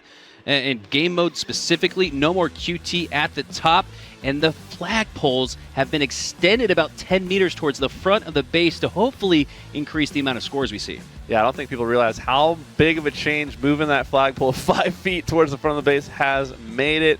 Argyle, another map with dueling sniper rifles, my absolute favorite thing in all of competitive Halo, seeing sniper on sniper action. We'll obviously get to see Aquarius Team Slayer. Second, we'll see if Air Force can bounce back on that map after a heartbreaking loss in their last series. We'll certainly see Live Fire Oddball. That is going to be an absolute bloodbath. And we're hoping we get to see Game 4 Recharge King of the Hill and Solitude Team Slayer in a Game 5.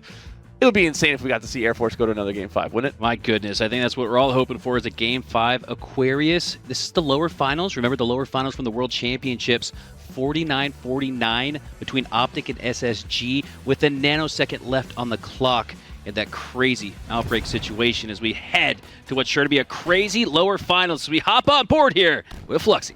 It's do or die time. Whoever loses this series goes home. Both of these teams came to this event with championship aspirations. It's time to put your money where your mouth is. Decidual starting things off with a double kill. It's that you have to slay in cycles. You have to go through a number of slay cycles before you can make your way into the opposing team's base placement. Just narrowly missing that snipe shot there. Command Station wisely chooses to get away with that sniper rifle. She comes back with the reach out, hits the body shot. Digital's going to go down. That's the second time we've seen Command Station with the BR, choosing to use the BR for her cleanups. It's a good slay there from Command Station, but a good trade there from Decidual because you take down their best sniper, Command Station. We've seen her do plenty with it, as we now see Placement with it in his hands. Takes Command Station down to 1 HP. That's going to send her towards the inner middle of the map, down low as well. So Placement pushes up with that high ground advantage. Forward with the slay on Fluxy. Command Station cleans up Decidual, but Placement trades out with Command Station. Really back and forth so far. Everybody earning slays, but that map control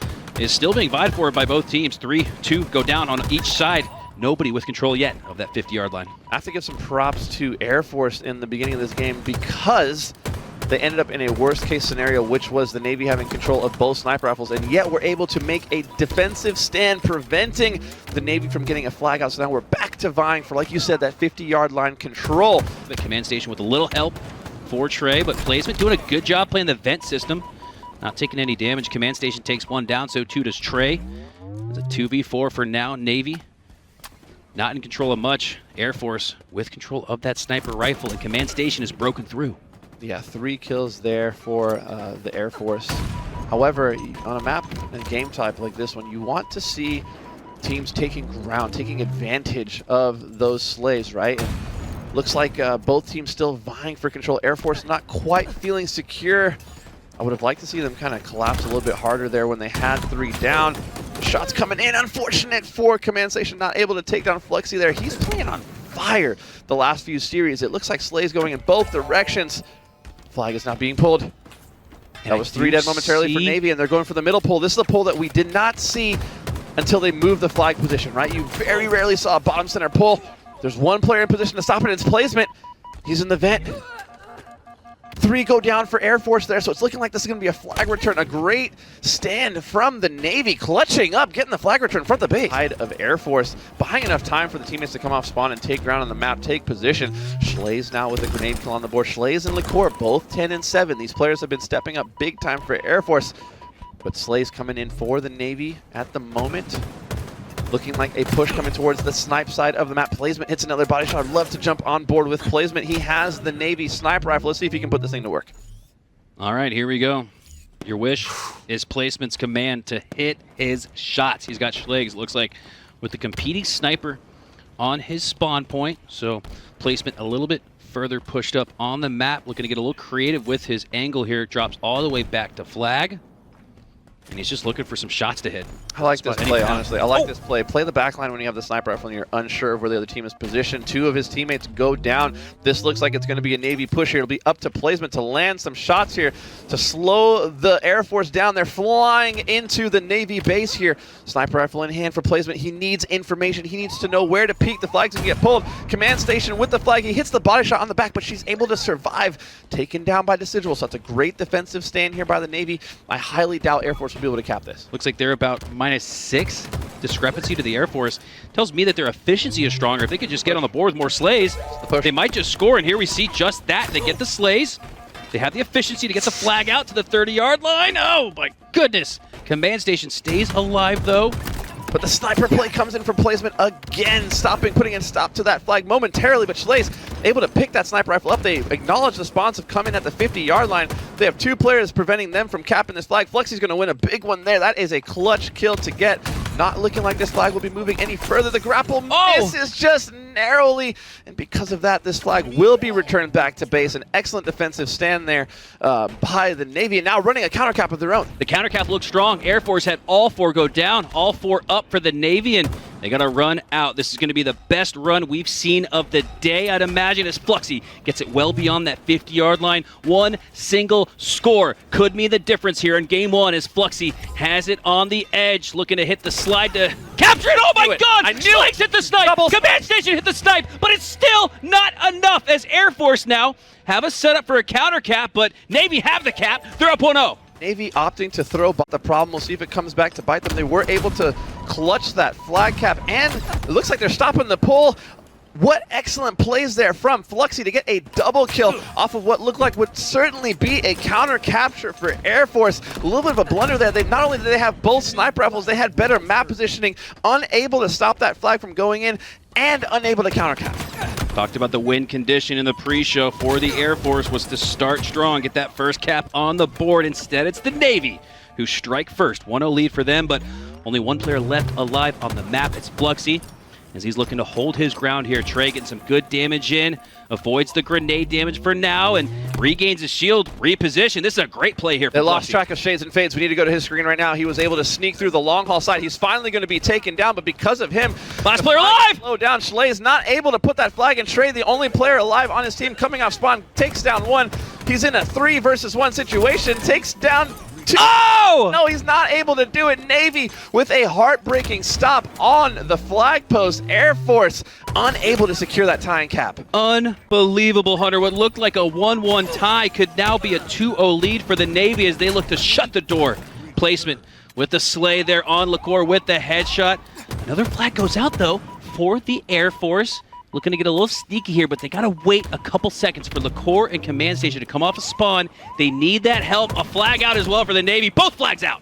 We've certainly seen Air Force start to up the pace on their objective play. This is multiple flag pulls coming in. 3 go down momentarily for Navy. Make that 4. This certainly should be a counter capture. Watch the cutoffs. Watch the lanes. Do not get average. Air Force have the flag to the 50, the 60, the 75, but plays it with an insane no-scope. Can he make it to the flag in time? He does not. And because of that, Air Force tie this game up 1-1. The Air Force have tied this game up at 1. 90 seconds left. Placement with the snipe in his hands, and he's got a shot down on Schlegs. Not able to take him down entirely as Schlegs looks to push up on the map. So too to LaCour and Trey. Try they take down the snipe placement. Get another 3 down here, but Trey has to reload instead. It's all 4 down for the Air Force, and the Navy have life.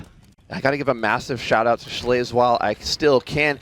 It seems like he almost single-handedly decided he was going to be the difference maker. He pulled about 3 flags in a row there for the Air Force in about 2 minutes. And eventually, if you pull enough flags, one of them's bound to go in. Here we go. Last second opportunity. 1 minute left, and a flag is out for the Navy. 3 go down for the Air Force, and coming off spawn, they're going to have to play well off their back foot, or this could end in ultimate heartbreak for them.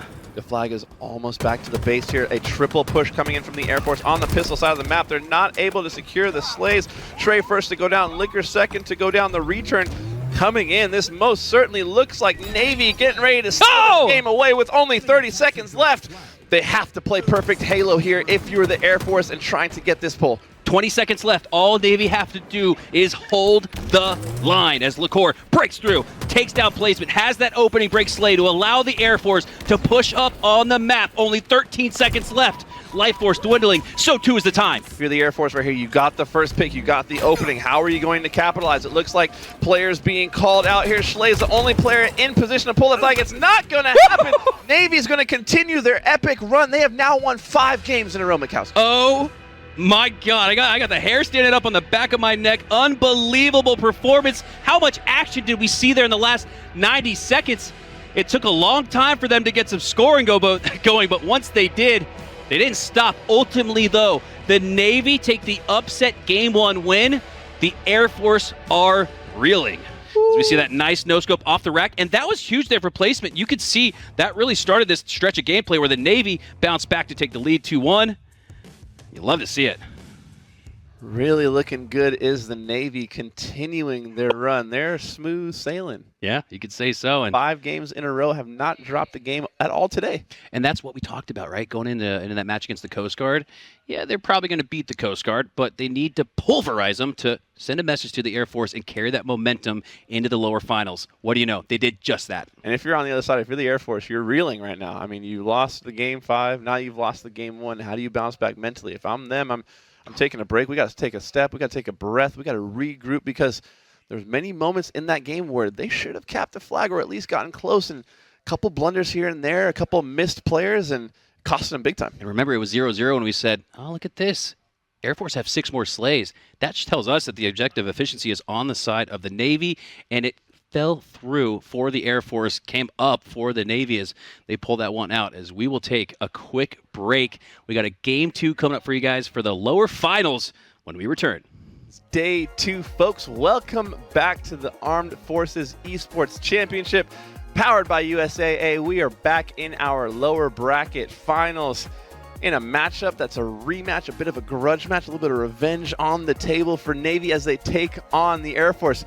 Coming out strong there in that game number 1. What a game 1. That had everything you could ask for, a sort of anxiety-ridden first opening 6 minutes, first half of the game where no one's able to get a flag out past the 33% line. And then once, 2 minutes were left on the clock, all the scoring started happening, all the flags started pulling out. You could sense desperation on both sides. But instead, it's the Navy taking it outright and the Air Force reeling, and they're desperate for a win here in Game 2. Yeah, you absolutely don't want to go down 0-2 in any series. You don't want to have to count on a reverse sweep. Up next, we have Aquarius Team Slayer, the Overshield, the Heatwave, the Thruster. They'll all be in play, Mikowski. Yeah, you mentioned the Heatwave, and I'm glad you did. A lot of players think the Heatwave was taken off of Aquarius. It almost feels like that. It didn't move very far, 5-10 meters from P1 down to bottom mid, but something about the Overshield being there instead seems to really overemphasize, well, the Overshield. Absolutely. Overshield, something that you want. The players are loading in. They are locked and loaded, ready to roll. Navy, man, I cannot be more impressed with their bounce back. I absolutely know that they weren't feeling too good after yesterday, right? They lost the match that they really wanted to have against Air Force. They've gotten a second chance here. Up now 1-0 in this series. We're kicking off Game 2 with the up-and-coming player, Schlaze, working his way towards the P side. Coach Eli for the Navy bringing those opening strategies for them. Coach Ryanu for the Air Force, as it looks like off the start. Really close here, 1-1. Decidual, though, had that heat wave, and that's a kill that early especially counts as a 2-for-1, because not only do you take down Decidual, you take the heat wave as well. Navy bouncing back, tying the game up 5-5. Schlaze now fighting the car side, takes down Fluxy, the thrusting player. This game is all knotted up at 6. Both these teams throwing blows back and forth. And this one feels like it could be a barn burner as we are still tied. We're tied 1-1, tied 7-7 here as neither team has been able to find separation here in the early goings until now as the Air Force take that 1-kill lead. LaCour making sure he reshields, repositions, fights from a position of strength. See very much team support here, and because of that, he's going to back down. Yeah, and we see the damage has been called out. Trey running away, Car1 trying to get away, is not able to do that. 2 kills go in the favor of Navy, 1 kill going in the favor of Air Force. We're still tied up here, 9-all. Make that 10-9 now. Navy taking their first lead of the game. Back and forth we go, however, by a narrow margin. One of the best maps in Halo history. As we hop on board here with Command Station, cleaning up Decidual. He goes down once again. But she's got a much more difficult fight at the top mid location. Oh, she's getting called out. Fluxy cleans it up, but they do a great job, does the Air Force, to clean him up. And my goodness, what a sequence there for the Navy as they dismantle the Air Force and have the biggest lead of the game of 4. I can already the philosophy here from Navy. They are pushing the advantage. Anytime there's damage on the map, they are taking advantage. Placement, though, with a team kill onto Decidual. We'll see if that affects this Overshield battle. Not looking like it's going to. Overshield going into the hands of Navy, but it looks like he was melted. Shades and Fates taken down. Would love to hop on board with Trey, try to see if he was able to secure that Overshield somehow, which he did. He was able to, at the very last moment, take him down and secure an Overshield for his team. The fight is going down all over P-side. He just walked over that player's head. He didn't see him.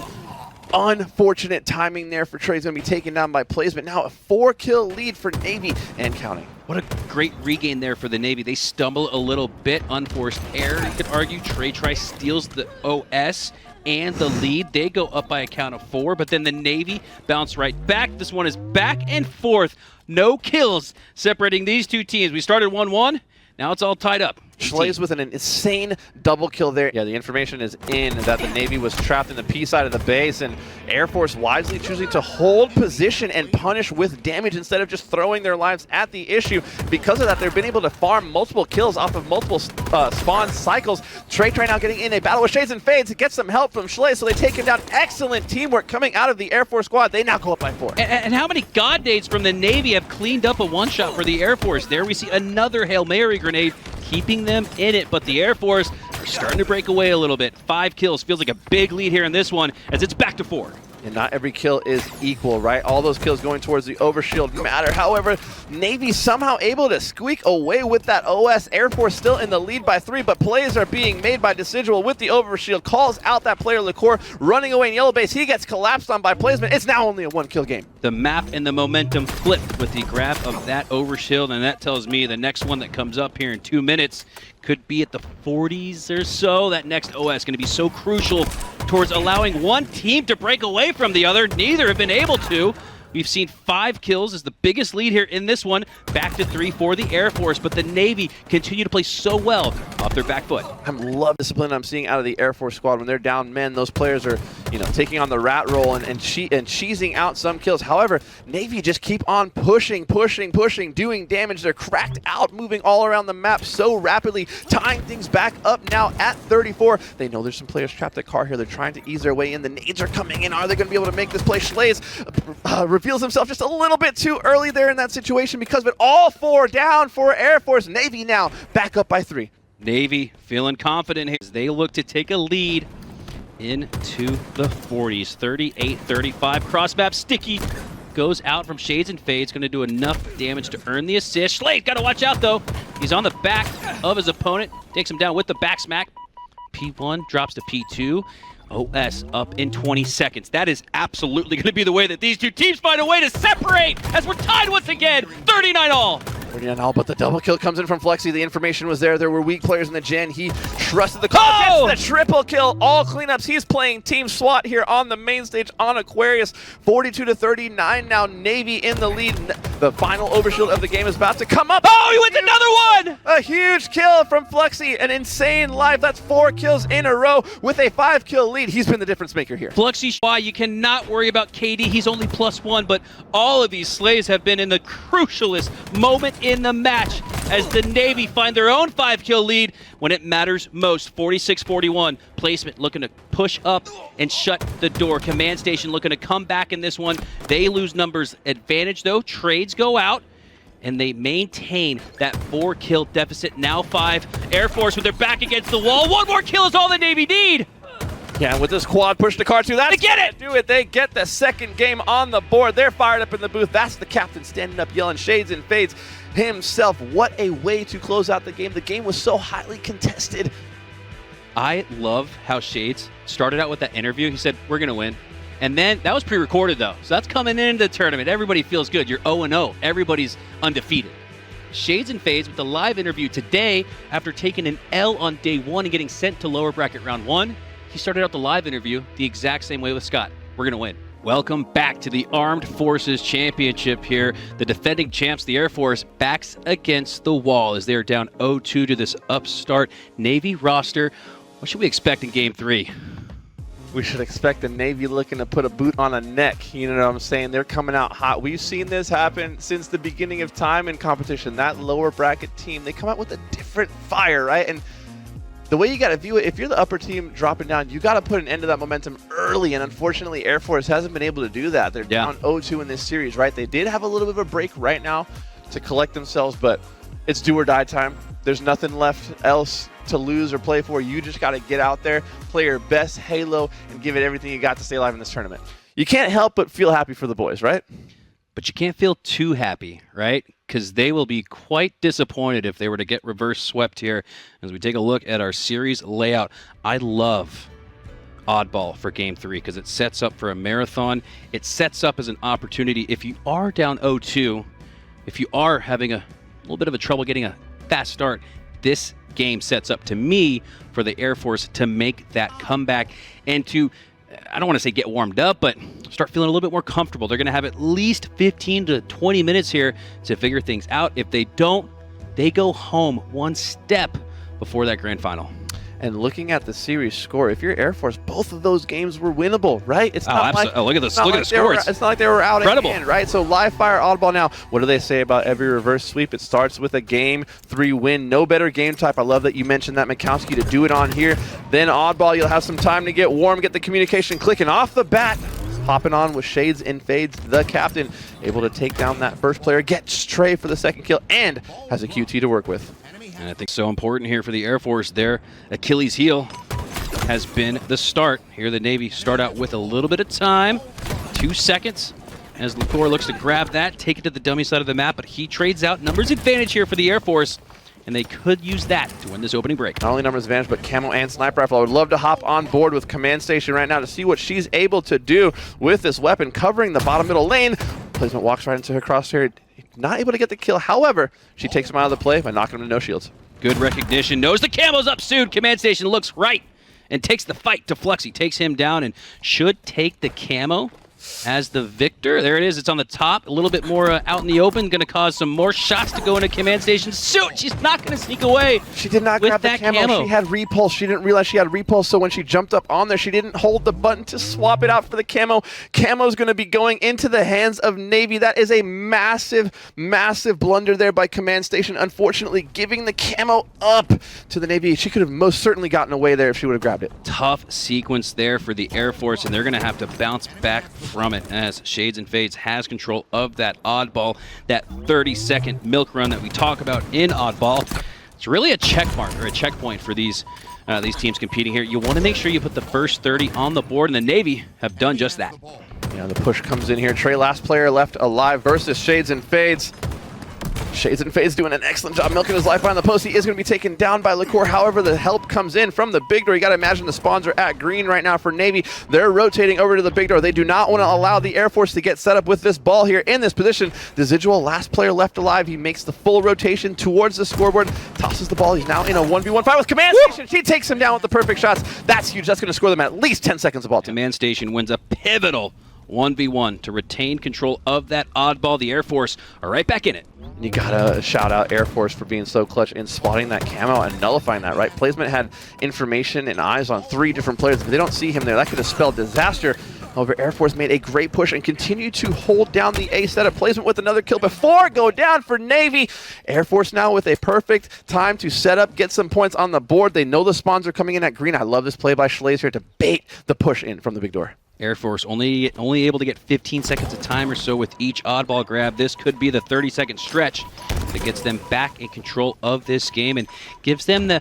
It's a little bit away from the opening break of this match, but still an opening break win, I'd say, for the Air Force if they're able to regain the lead at the halfway mark now in this game. 56-47. Command Station with another snipe in her hands as she lines up on Shades and Fades, picks up that oddball that's going to aware her to where he's moving it. She takes advantage of that intel to hit the quickscope body shot, landing and falling off of the A bags as she goes down shortly after. 2 down for the Navy, though, as the Air Force continue to have that numbers advantage, but that oddball sitting out precariously there on the screen door. Who's going to take the risk to take it? It's Trey Try for now. Their willingness and ability to expand on a setup, right? We've seen them kind of get boxed in A when they're trying to set up and get ball time.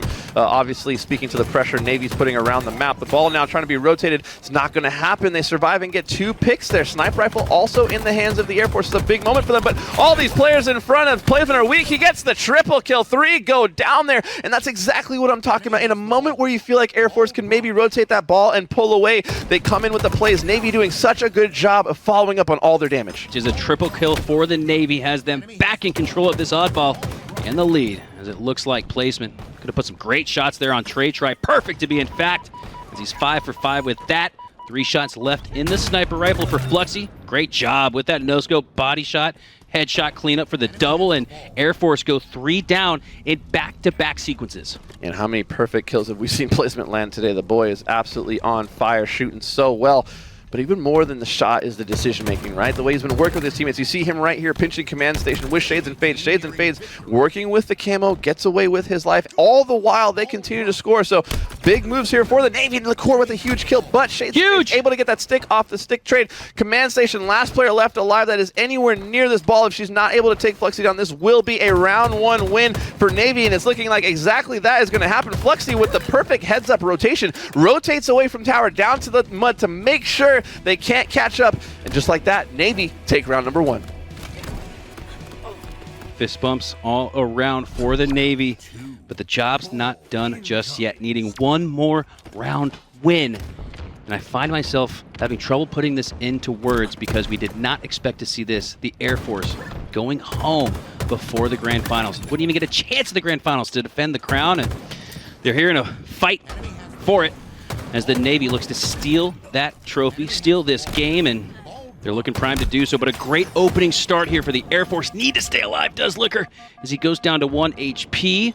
But this is the opening break start that they've needed. Air Force needs to take control of this opening round 2. If they want to come back in this game, melt that overshield away, as Decidual has none of it left. He goes down quickly after. This is looking like a much better start to the round here for the Air Force. And we talk about how tournaments can be tales of different days, right? And how the same team can be a different team depending on what day you match them. This is not the same Navy squad we saw yesterday, but also on the flip side, this is not the same Air Force team that we saw yesterday. Not looking nearly as dominant as they were yesterday when they took down this very Navy team, right? And so this Navy team has come to play, and you got to wonder, did the Air Force sleep on these guys? We haven't seen that same level of readjustment from them. Because of it, the Navy, despite what we thought was a good start here in round 2 for the Air Force, it's Navy running away with the lead. The Air Force answering back with a full wipe there onto Navy. We've seen these moments, right? They're still very much capable of getting the Slays on the board. Will they be able to capitalize on the ball time? Command Station now trying to rotate this ball out towards the pillars. The information comes in. The players are pushing from cuts. A little bit of an over contest here from Trey. Is he going to try to run away? He does just that. He escapes with his life just narrowly here, hopping aboard Shades and Fades. He's pinned at the overshield spawn in the core on one side. Schlays on the other side. That's not a sandwich you want to be in. Trey takes down 2. Goes for the triple, is not able to acquire it. However, Command Station, she's rotated the ball all the way out. And Air Force, they've taken the lead. I love that from the Air Force. All the action going down on the sniper and dummy side of the map. And, well, you're a dummy for focusing on that side because Command Station's got it on the opposite end, milking this oddball as she has the Air Force back in the lead with firm control. 2v2 for now. As Liqueur comes up off spawn, Command Station activates that QT. A nice little reset there from the Navy, but it looks like based on the sequence here, the Air Force should be able to gain it off the rip so long as Command Station can stay alive. Schlays, though, with a double kill. I love this decision here by Flexi to throw the sniper rifle off the map. You don't want to give Air Force any situations or power weapons that can help them get back into this game. A couple Slays go their way. Command Station now rotating the ball away. She's going to make it to C-Plat. I'm hoping that possibly she might make it to the tower or to a better spot, but we're seeing a 3-1 push here from Navy. 3 on the OS side, 1 pushing from the Dice. The shots come in, Schlays backs down. I love this play out of him to stay alive. 1 player left alive. Call it out to your teammate. He's at Dice. The cleanup is going to come in. No, it does not. Fluxy with the patient player hiding behind the Dice. Do they know that he's still here? They're looking for him. They know he's around. Here comes the fight between him and Command Station. Trey Try comes in with the help. Excellent teamwork there and a great hold from Air Force. They wipe 3 members of Navy. Last player alive is Placement in a 2v1 scenario. Air Force, they hold on once more. Air Force are starting to hit that regain. Down 0-2 in this best of 5 and down 0-1 in this best of 3 game 3 oddball. They got some life here in round 2 as they're up by 20 seconds. And now you can start to play a little defensively. You can start to bait that oddball out. A little bit of what we saw there as Trey drops it momentarily before picking it back up.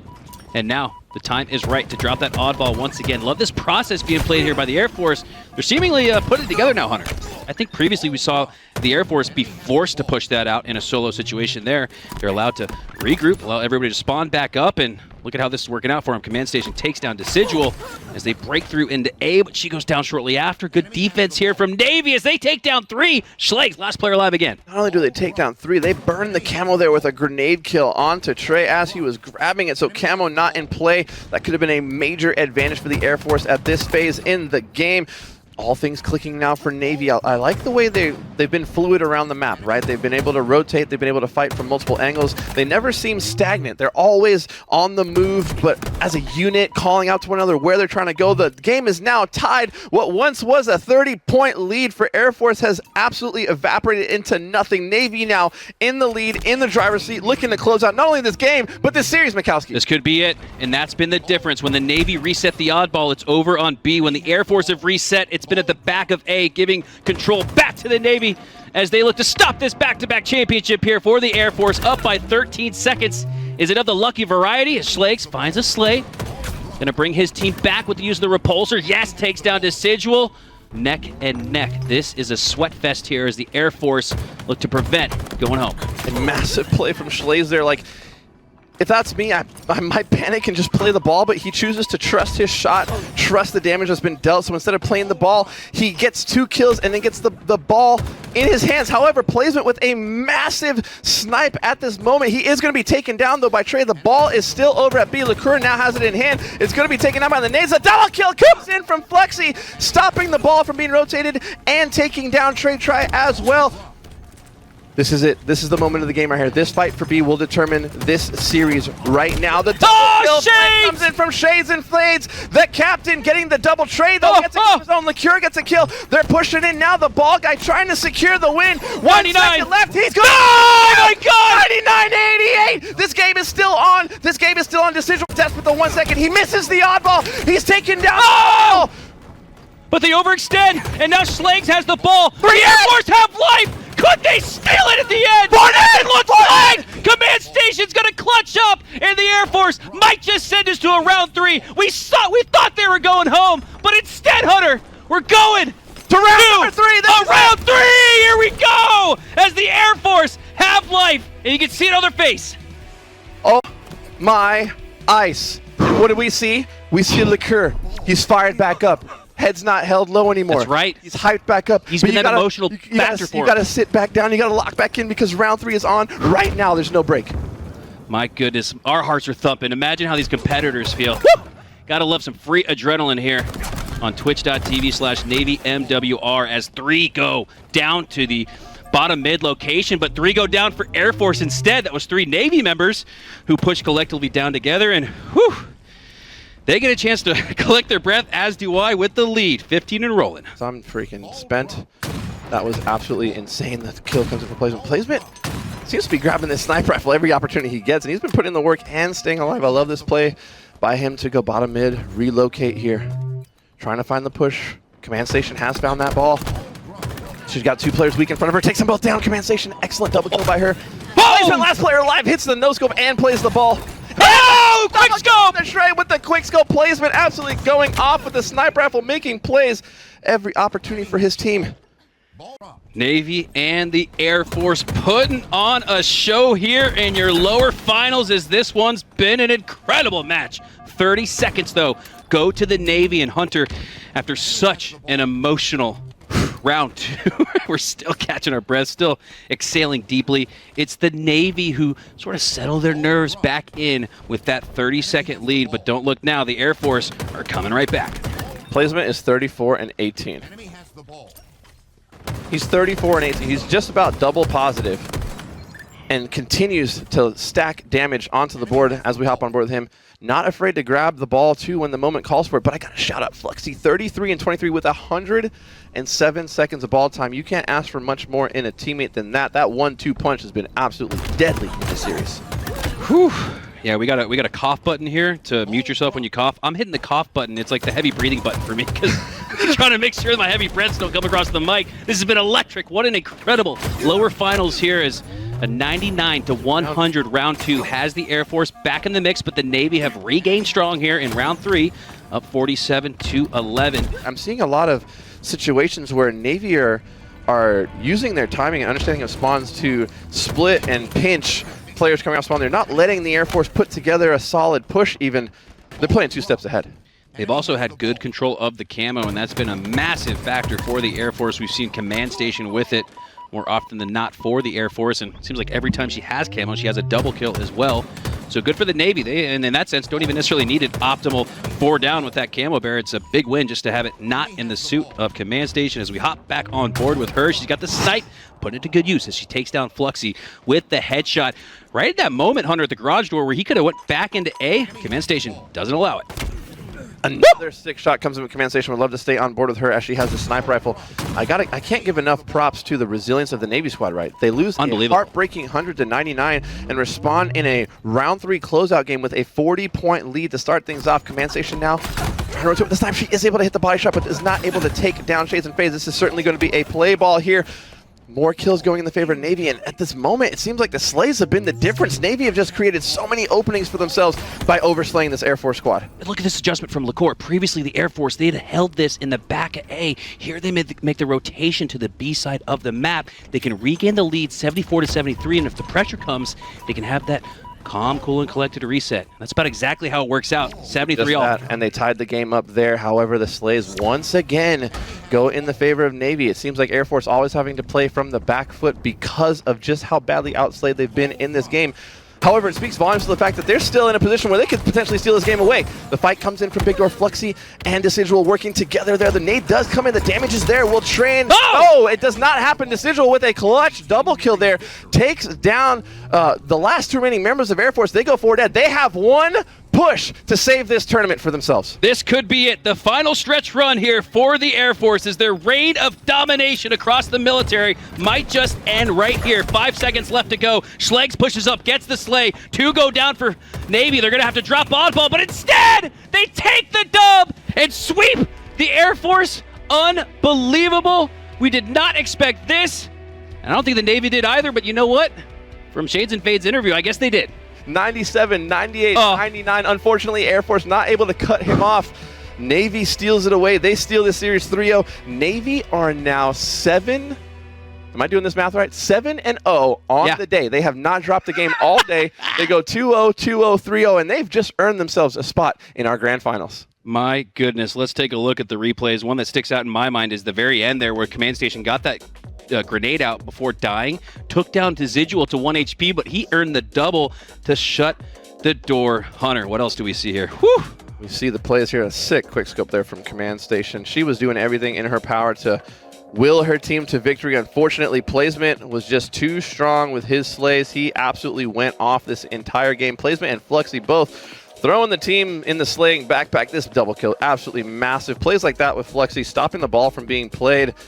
The captain coming in when it mattered as well. But this was the play, right? Mikowski, 97, 98, 99, and he dies with just a tick left. And it's so good around the way. Command Station, though, she had so many sick plays. I really thought, but in the moment like that, moment right there, you see Command Station. Oh, dude. Instead of that, Placement responds with a massive play of his own, completely shifts the momentum.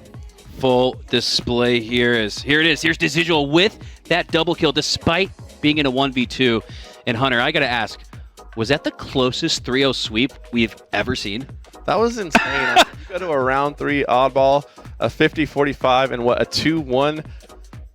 All 3 of those games could have gone the other way. Air Force could have 3-0'd Navy, right? But Navy coming with a little bit more ice. They're sailing the high seas. They're feeling good. They're heading to the finals where they're going to take on the Army. It's land versus sea in the grand finals. I'm excited. And think about this. The Army, they needed 5 games to win their series. The Navy only needed 3. So going into this grand finals, you could very well argue that the team from the lower bracket has the edge. They get the 3-0 victory. You can't really have better revenge than that, right? They 2-0'd you yesterday. Today you 3-0 them when it matters the most. Navy, they're on cloud 9. That moment at the end where it was 99 seconds, it felt like life turned into slow motion, right? It feels like the slow motion button got hit on our real lives here in the Complexity facility, because that was incredible. I mean, that was everything you ask for when you watch Halo. I said in the chat earlier, this is Halo. This is Halo. Yeah, and you know, Air Force kicking themselves over some of the plays made there, right? They weren't able to expand out on the map and have as much presence. Like, ending up getting boxed in. They tried, you know, it might be a little bit too late, but Fluxy absolutely went off in that series. I want to take a look at his stats. The man, the myth, the legend himself, stepping up when this Navy squad needed him the most. Taking a look at his stats, 40 kills. Look at the OBJ though. 32 assists. How do you have time to get 2 minutes of time, 2.5 minutes of time, and you're dropping 40 slays? Those are LeBron James numbers. Let's be honest. The man was doing absolutely everything in that game to will his team to victory.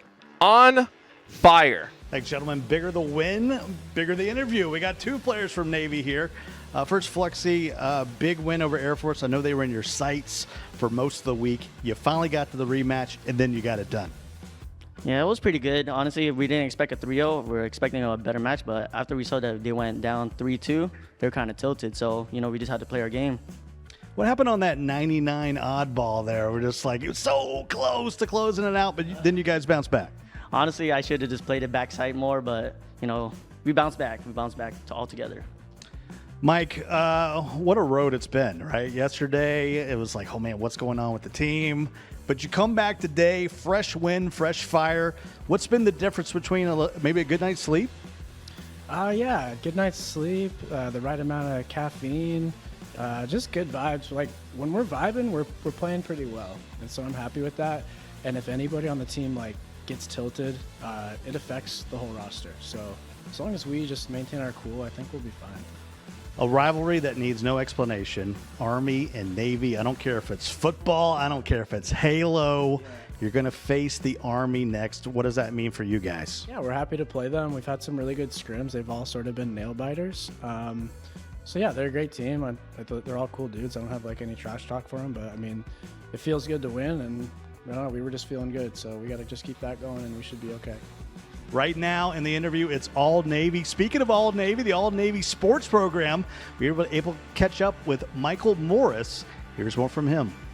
The Armed Forces Sports Program was established in 1948, a unique way to get the services together to compete, and it's grown since then. So we have 5 services that compete in that: Army, Air Force, Marines, Navy, and Coast Guard. Space Force will be joining soon once they get rounded up where they get enough athletes to hold their own sports. I run the Navy side of that, so I'm responsible for providing the Navy teams that enter in that. It's a way for all the services, their athletes to represent their commands. It's a great way for them to showcase their talent, showcase their service. We're one team, and then when we go head to head in the sports, it's everybody for themselves. But then right afterwards, we go back to one team, one cause. So, and most of the service teams had a qualifying event leading up to who was going to be selected to compete in this for the Armed Forces Esports Championship. And this is unique because when we have our other sports, we have a competition either through their times when they're doing a running event, or they come to a location and we have a camp and they have cuts and select, the best players for the team to participate. With esports, they can do this overseas while they're out to see different commands, different areas, and then they pick their teams that way. So it's something that we're not used to, and it's very high level stuff for us. We're here. That fantasy, that dream, that Cinderella story is now a reality. Navy coming all the way from losers round 1 here to our grand finals. Yeah, and this rivalry dates all the way back to 1930, the first time the Army and Navy put it down on the gridiron. Now we're going to get to see them fight on the virtual battlefield. This is such a treat. I grew up watching Army Navy. Since a kid, I can remember those memories. My grandfather fought in the Army, received a Purple Heart while taking an artillery shell to the leg in Germany. So this one means a little bit more for, I think, everybody who's watching, because, again, even if you're not in the military, you got friends and family that are. So this has been such a special experience. Oh, Army Navy. If you're a visual learner like I am, here is the bracket. Here is how we got here. Presenting me these Air Force patches here for the boys. He said, you guys are doing such a good job on the cast. I want to give you guys a patch. So each person gets a backpack patch and a coat patch as well. So boom. Just want to throw that out. Shout out to LaCour from Team Air Force showing love to us here on the broadcast. He was like, you guys have been yelling and showing that energy all day. Just wanted to give a little something back. So yeah, big shout out to the Air Force. My dad, retired Major Stanley P. Cole Jr., flew C-141s out of Charleston Air Force Base. Big shout out to him. One of these is going to him, so thank you very much to the Air Force all class. Likewise. Out of them. That's what my dad wanted. He said, if you can get me a patch, I didn't even have to ask for one. I swear to you, my dad said, if you can get me a patch from any of the members of the military, I'd appreciate it. So this is just, it's overwhelming. Super classy from top to bottom. Let's introduce these teams. This is the moment. Best of 7, grand finals, Army taking on Navy as the players get ready to enter in here. And who do we got first? Oh, it's the midshipmen. It's the Navy. Navy Esports. Shades and Fades. He's ready. Eli is still doing Eli things. Mikowski, they got to be feeling real good going in these grand finals. And the aforementioned Eli, a big reason why. So in this grand finals, let's set the stage for you guys. We got the #1 coach in Halo in Eli, #1 rated Metafy coach. It's official. And then the #1 rated all-time coach on the other side for the Army in Ashes. I mean, you talk about a strategical duel amongst the best. And look at Eli. He's not waiting a second to get into his team's ears and start throwing the strategy out there as we take a look at the boys in blue. The Navy midshipmen. Reminds me of a great map, midship as well. Might see Aquarius in this series layout, as we do see decidual, flexi, placement, and shades and fades. They're those legends from the lower bracket. Yesterday was, I'm not saying disastrous, but just didn't go the way you wanted to, right? You woke up on the wrong side of the bed. But today, I don't know what they did. I asked them, what did you do differently? They just, I don't know, the right mix of fun and teamwork has brought them here to the final. And they got nothing to hang their heads about. No matter what happens here, what a run so far by Navy. But they got to get through the Army. The Army on the other side, they've been waiting. They've been cruising and bruising through this bracket, and now they just need a couple more wins. Having that 1-0. And here is the Army. Stars forward, ready to go. And wait, they're infiltrating. What can you say, Mikowski, about Army? They just been locked and loaded this entire time. Yeah, it's been all smiles across the board for Army throughout the day. I think based on just pure power rankings, right, if we just stacked up everybody's ELO and CSR here, you'd probably give the edge to the Army. But after the run we've seen from the Navy, you can't count them out just yet. As we take a look at our boys from the Army, Sinatra, LMNO, Scoot Slays, the X Factor fourth, who had the MVP performance in that previous series to get to the grand finals, taking down the Air Force in Game 5. And of course, Bigabaloo, the 1950 CSR All-Star, hanging amongst the world's best in matchmaking and doing pretty well here throughout the week in this tournament. Hunter, show us these graphics and where we're at and who picked what in that opening game. Yeah, so taking a look at the series layout, you will see on the top of your screen there, Army selecting to get the automatic win in Solitude Slayer, which this is very interesting. I want to bring this up, Mikowski. Earlier on, talking to the Army folks in the lounge, they were saying Oddball is by far their worst game type. They're going to veto it no matter what when they get to the grand finals. However, they won the Oddball in the Air Force series, and now they've decided instead to veto the Solitude Slayer. Wow, very interesting, and I think for all the fans at home, they're probably big fans of that. If I were to see any game mode X'd out, grayed out, I'd want it to be the Slayer. So love to see that, and I am so ready to see the Army versus the Navy, this time in Halo instead of football. Yeah, once again, another trophy up for grabs, right, for one of these two branches. The boys are loading in. We see some smiles on both sides. Bigabaloo on the right, captain of Army. They're feeling real good, but you see LMNO in the end. That's the guy I'm worried about. He's cool, calm, he's collected. We're hopping on board here with Placement, who's been absolutely going off with the sniper rifle all day. No one I'd rather start with. Placement lining up that reticle, looking for a headshot up the lift, but instead goes down quickly, only uses one shot in the sniper. That's going to allow the blue team, that's the Army, to push all the way through to the red base, and 20 seconds off the clock. Already got a flag out. But while that was happening, Shades and Fades was able to acquire the overshield. However, he gets double no-scoped and then rocketed immediately after. That's a big shot there to miss if you're Flexi. LMNO now last player alive, trying to beat the rest of Team Navy that are desperately trying to slow him down, stop him. They're not going to make it there in time. That's a huge missed shot there from Flexi, costing them that flag cap. Army already on the board, coming out hot, putting a stop to that momentum from Navy. Less than a minute off the clock and already one flag on the board, this time for the Army. But they go 3 down as the Navy look to re-rack and regroup here. We'd previously seen them playing the Army sitting for a little bit, but they start off hot. As we say that, though, Navy working their way into the Army base for the first time in this game. A flag is being pulled for them as well. Bigabaloo's going to be taken down from the green box as well. The snipe comes in, though. 3 go down for the Navy, 4 go down for the Navy. Army now back on the offensive. Who does Bigabaloo? LMNO, Scoot Slays. Name all 4. All 4 go down. Navy with mid-map control. They should be able to control the spawns here as well, as they have a flag out. And I love Placement getting into that flag ASAP, getting the flag out of the base. Now they know the spawns are going to be courtside. I like the aggressive play here from Decidual if he's able to get this angle on the Bigaloo. Takes down one. A little bit of overextension there, though. However, it takes him down. The sword side has been cut off by Fluxy. But Sinatra, the last player alive, is on the return. Are they going to be able to take him down in time to stop this flag from being returned? They do just that. Navy looking to tie this game up here 1-1. No one is in position from Army. This game is all knotted up at 1. And I love how Shades and Fades doesn't continue running that flag towards his base. He's putting the emphasis on the spawners and pushes right back down the long haul and right back into the flag. He's got another one out. We'd love to see Decidual get away here. He does just that. He throws a sniper rifle off the map. I'm thinking in my head, the best play here would be for Decidual to throw that snipe off. What do we see the moment we switch to his POV? Playing the process perfectly, tossing that snipe out. They didn't steal the flag, but they get the next best thing, snipe. Placement hits 2 body shots there to slow down that push single-handedly. A great play there by him. But Army, they're on the push. They're aggressing into the Navy base now. Able to take Placement down from the mauler. This last player alive, Decidual top turret. He's getting so pressured. He's not going to be able to peek. He's not going to be able to do much.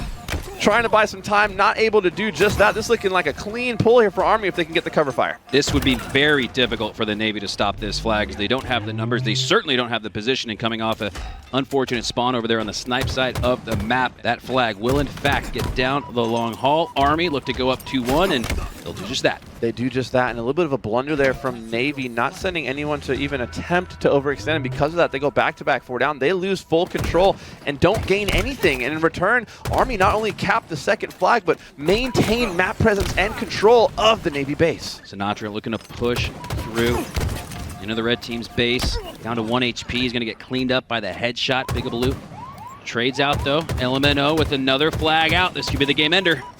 Those shots there by Placement misses a couple crucial headshots on LMNO, allowing him to stay alive in the base, now having to throw desperate shots down. Army potentially running in the final game-winning flag cap here. Scoot gets the first pick. They know the pressure's coming from the bridge side. The cutoffs aren't there, and there it is. Army going to start things off with a 3-1 victory. The first game we have seen Navy lose today. That stops the hot streak, and it starts off the Army with that win from the upper finals. Now, if Army chose a Slayer to gray out, does that mean that's their weakest game mode or what they're not feeling the most confident in? That's our next one up. You can't X out too, as Livefire Slayer will be on the horizon regardless of what the Army chooses here, as they've already made their pick, vetoing Solitude Slayer, but you got to play it on Livefire. And last time we were on Livefire, we saw some highlight reel plays out of Placement with that sniper rifle. I'm wondering if that's the strategy to get him that weapon. If you're Navy, he could absolutely be a difference maker. We're not going to waste any more time. Hopping on board now. It's game number 3. Decidual on your screen from the Navy, looking to get their foot in the door of this series. Trying to climb back. You don't want to let Army go up 3-0. Opening break slays here for Navy in the count of 3. Make it 4. A flawless start for them, and this is exactly the start you needed. You go down 0-2 in the series. Why not go up 4-0 in game 3? Fluxy was able to get away with that sniper rifle. Would love to hop on board with him to see what sort of damage he can do with that weapon. We know that he was an absolute difference maker in the Air Force series. Last player alive hits the first headshot on the camo. Keeps the angle. He knows the pressure is coming to tower as well. Able to take down a second. Great plays there from Al, and the body shot onto the top tower player. Thanks to him, not only did he take down 2 members, but Bigabaloo with an insane play there. The 360 double kill to not allow Navy to get another 4-down wipe. The Navy grabbed the snipe at the snipe tower. Any one of their members we've seen pop off previously. Placement, Shades and Fades, Decidual, Fluxy, everybody's pretty good with that sniper, especially at that snipe tower. As the Army, despite going down 0-4 to start, have bounced right back. 8-7 though, the Navy clinging to that 1-kill lead, now tied at 8. You know, the Army really working as a unit well. You saw them triple push towards the scoreboard side there. It doesn't matter what. If you're the solo player in A there, you're not winning that situation. However, Placement working well with Fluxy there to take down 2. Make that 3 go down for Army. Last player alive, Bigabaloo, the captain. He goes down. That's another 4-down wipe for Army. Sniper rifle now in the hands of Decidual, another member of Navy. We haven't seen him use this weapon yet, but it wouldn't surprise me if he goes off with it. A little bit of a lull in the action. It felt like every time an observer switch happened, some slays were going out. As we have all 4 up for now, each of these 2 teams vying for that opening break slay to earn the numbers edge and collapse on the opponents. The Army, though, they're not even going to wait for that opening break slay collapse. They're going to collapse to force the opening break slay. Instead, as 2 go down for the Navy, the Army have tied it 13-all. This Army squad is dangerous, man. I think we're seeing, it's interesting with Air Force. I feel like we saw, wow, what a shot from Decidual there to take down LMNO. Get him back into the respawn screen, now playing towards the camo with his teammates. Another shot hit. We've seen every player on Navy at this point go off with the sniper rifle. 3 more go down for Army. Both teams going down in bunches, right? Up for grabs is that camo. He's going to be able to acquire Placement with another big kill there with the spike grenade, but he is going to be pushed out there. Camo's still up on the map. Neither team able to secure. However, Army taking full advantage, baiting players in and getting a bunch of kills out of that camo without even using it. It's 19-19. Impressive use of the spike grenade. Outside of a sticky to the head, like a unicorn, you don't see too many slays in the feed with the spiker. That grenade placed perfectly perpendicular on the wall to maximize the damage as it outputs a 21 tie. This has been an unbelievable tournament here so far. Game 3 looking just like that, 22-23 as the Army regain the lead, but that's just momentarily. 23-all. Playing off damage and making quick pushes, taking advantage of every single opening. Neither of these teams wanting to back down. Cannot let the Navy have the snipe at the snipe tower. More often than not, they make you pay, and this is now the 3rd time we've seen the Navy with this possession. They've used that to gain a 1-kill lead, 26-25, but they got to feel pretty comfortable Look at with the the rotation. lead and the snipe. Look at the rotation from Army. They all decide as a unit they're going to rotate to big door. Instead, they send 4 towards the big door. Fluxy able to get the first kill, but there's 3 more players there trying to take him down. The help doesn't get there in time. 2 go down for the Navy, 2 go down for the Army, but in a situation where Navy had the sniper rifle, you would expect them to take advantage of the moment. Sinatraa now last player alive, pushing onto placement here. A little bit of a blunder there for Navy. You would expect them to take advantage in that situation, and just like that, the game is still tied. That was huge, though. Placement had that no-scope lined up on Sinatraa, but Sinatraa had the help. Scoot Slays has the double.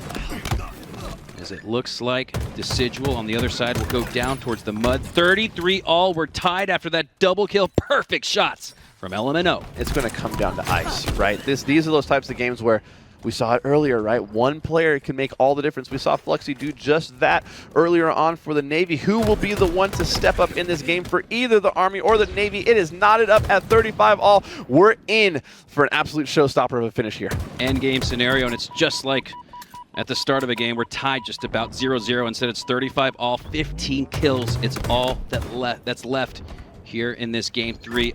Do or die here for the Navy as they're down 0-2 in this series, needing a big win, needing a big slay there.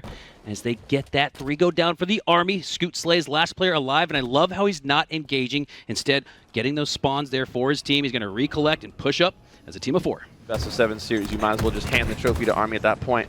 And if you're the Army, you understand that you win this game, you basically win this entire tournament. So neither team wanting to give an inch, let alone a mile. Army at the very last second, though, able to pull away with a 2-kill lead. And with how close this game has felt, those 2 kills can feel like 20. Heard a big yell from the Army booth, and that's a big play as they have what feels like a big lead now. 4 kills, 39-43. Down to the stretch finish as Navy have 1 life left. It's Shades and Fades, but he goes down to the double from Bigabaloo. And at the most important time in this match, the Army finally gain control of this match and only need 5 more. Do you remember who I said my player to watch on the Army was before we head into this series? LMNO with 15-7 in this game, absolutely putting his mark on this game, this series, and at this point, this tournament. 41-46, it's still a game. Ooh, nice use of the QT there from Bigabaloo. Keeps him alive, and that's massive. You go down there and you make it a 1-possession game. It is now. As LMNO goes down 42-46, grenade toss, but Bigabaloo gets the big slay there, 44-47. I would have liked to have seen Flux try to get away. It was at a big disadvantage. Game is still up for grabs, though, right? This is a 1-team fight situation when you're only down by 3 if you are the Navy. And this is why I use the term possession so often. You want to keep it within 1 possession, 1 team wipe as it heads into the end game. Right now, the Navy down 3, but all it takes is 1 fell swoop, 1 coordinated effort, and they'd regain the lead. Hopping on board here, placement. Here comes the push. Once again, Army taking the game and the pace into their own hands. Not willing to rest on their laurels, making a push over towards the C ramp. They also have a player playing cutoff. Get away, 2 kills go in the favor of Navy, so now it's only a 2-kill game. Placement able to survive with the sniper rifle, makes his way all the way into A. He knows he's trapping them into B. He's going to call out to his teammates that the spawns will be coming in B. Has the cutoff angle, sees 2. Lands the body shot, but needed a headshot in that situation. It's 47-49. In this situation, I don't like the split here. I would love to see all these players. They got camo. You got to let the camo work. Oh, they're not going to get the chance, though. As the Army shuts down the Navy, they had the snipe, they had the camo, they had the hope. They just didn't have the execution as Army do 1 better and are 1 win away from their first championship. Massive credit to everyone that works behind the scenes. It's not just the 4 players who put those squads together like we found out. There's a whole village making sure that these esports teams operate at a high level.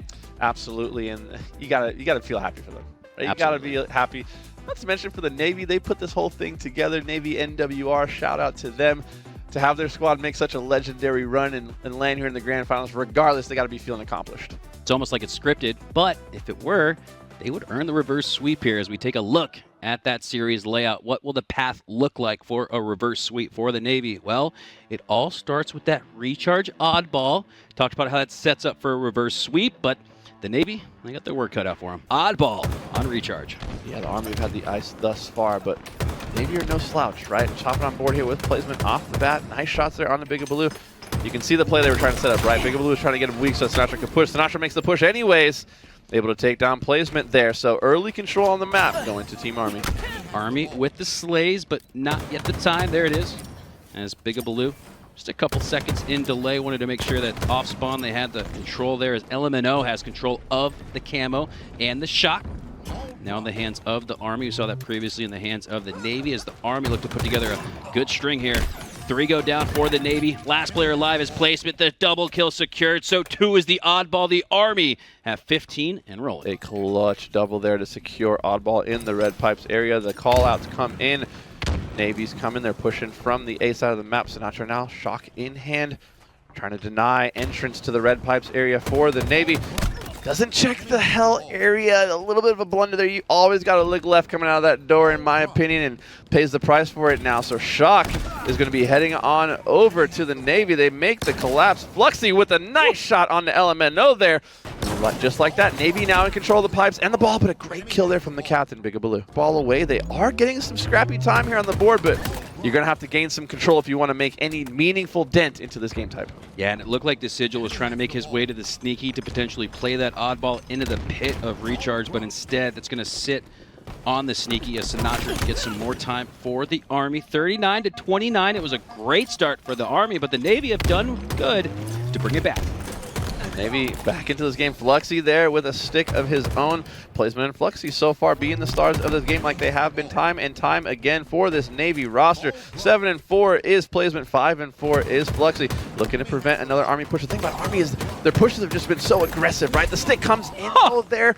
Both captains taking each other down with the trades. See his opponent. He's got a big blue blurry party hat on his face obscuring his vision, but he still hits his shots, and because of that, Shoot Slays able to retain possession of that oddball. We got a close one here at about the midway point, 36 to Army's 50 and rolling. We're seeing a little bit of the issues from Navy earlier on in this tournament starting to rear their head, unable to get all their members up, staying kind of on cycle, you know, having multiple players down. The fight comes in again here. Placement able to take down Sinatraa, so some great shots there from him. 2 go down for Army. However, the last players alive on Army making plays. LMNO here playing denial to basically a full Navy push, allowing Scoot to get an uncontested extra 15 seconds there in that situation. Army really shining through here, even in a situation where they're at clear disadvantage, able to put meaningful points on the board. Look at the timing of that reset too. Just as the Navy break through into the back of C, that oddball's heading back to the respawn point as the Army double up on the Navy. Perfectly here, 36-72, now 73 and rolling as the Scooter has the ball back in his hands. The ball gets thrown up there. You saw him not taking any extra chances with that ball. LMNO wins a clutch fight there onto the pipe door. Maybe getting caught out in a little bit of these 1v1 sort of situations, really starting to cost them in this game. Oh! He just got... Was that the ball? That it was not Scoot that got that back whack. LMNO picking up the back whack there. Brace securing this round. It's looking like round number 1 of Oddball is going to go to Army, which means for the Navy, this is it. 1 round. All you have left is 1 round to remain in this tournament. If they have any life, anything left in the tank, now is your time to throw everything you've got, because Army is looking poised to win this championship. This is it. Backs are against the wall for the Navy, and they've got to push off their front foot at some point in this game if they want to come back. No oddball time for either team here at the start, but it's a camo possession for Scoot and the Army as he puts that to good use on Shades and Fades. Sniper in the hands of Placement, but Scoot keeps that player honest, not allowed to peek back at the bat ledge. Takes a little grenade damage there as well. That could cause him to go down because of it, but no, does a great job staying alive. Placement has to retain control of this sniper rifle. We've seen how great the Navy is with it, but just as I say that, the Army recognize the importance of taking down that snipe as they take 3 down for the Navy. Make it 4. Yeah, 4 down, a clean wipe down though, so no real ball time being added up. Sinatraa in a battle here with Desigil. Desigil taking on 2 at once. This is a story we keep on seeing, right? We see it seems like Navy just a little bit out of sync. They're constantly pushing in, in 1 at a time, maybe 2 at a time, and haven't quite been able to regather their numbers. They've been staying on cycle because of it, getting a little flustered here in the grand finals. Now's the time to put it together. You need to rely on your teammates. Yeah, we're almost seeing sort of that endgame desperation from the Navy. Still early, though, just a minute off the clock in regulation, but the score continues to tick up for the Army, 20 and rolling as Sinatraa has control of it at the top of A. 2 down here for the Navy. A grenade goes out. Placement looking to break through, and break that lockdown hill location that the Army have over here on A. Tournament. Only one player on Navy positive. That would be Placement. He's been a star for them. In these brightest moments, you need your star to go to the next level if you're going to be getting outslayed this heavily, right? And so far, Army, 40 points on the board to 0 for the Navy. Not only that, but the Army, they had 2 down. Navy only had 1 down, but the Army continued scoring. That was a great example of objective efficiency there as trades go down on the Dorito side of the map. Decidual, last player alive again for the Navy, and again, and rather than sit still, try to gain spawns here back for the Navy, down by 43, he feels a little forced to push the envelope and push the emphasis on taking down Bigabaloo as he does just that. Doesn't allow him to take that oddball around the corner. Yeah, double kill there from Decidual is huge. They do find LMNO and take him down as well. So that's a wipe there for Navy. They're now able to finally get on the play board. Ball does here. not go down. They do not play the ball. That's a huge blunder if you are the Army, not being able to get that play ball. Slays actually going in the favor of the Navy here, clawing their way back into this game. It's now only a 30-point. Make that just about 25-point difference between. Could very well see them get to 30. If not for Scoot Slays, it should be Scoot Sneaks as he sneaks in underneath the white hall, takes down the oddball control, and that ball resets and goes back to Sinatra, tossing it up a la midship Halo 2 CTF or something, as the Army deploying all types of strategies to regain control of this match up double. Army have a very clear game plan here. It's get the ball, get it in the red as fast as you can. That way you can kind of contain the other team into these bottleneck sort of fights. The strategy that's been working so well for them. However, in that last fight, Placement was able to squeak out 2 clutch kills and prevent Army from potentially going on another big scoring run. Did I say that? Those Slays going completely in the favor of Army. 4 go down for Navy there. A double kill from Bigabaloo, leading by example. Camo also in the hands of Army. Things aren't looking good for the Navy here, Mikowski. Not looking good for the Shipmen as they regroup here and try to find an answer to this Army squad that regrouped after the previous Esports Armed Forces Championship. And my goodness, this new team of 4 look damn good at that. 20-50 now as Army takes a half-a-minute lead. Yeah, I'm just seeing so much damage going out for Navy and not really anyone being able to follow it up right there. Placement actually able to get in, so they were able to clean up those 2 players that were brought weak. But look at this fight.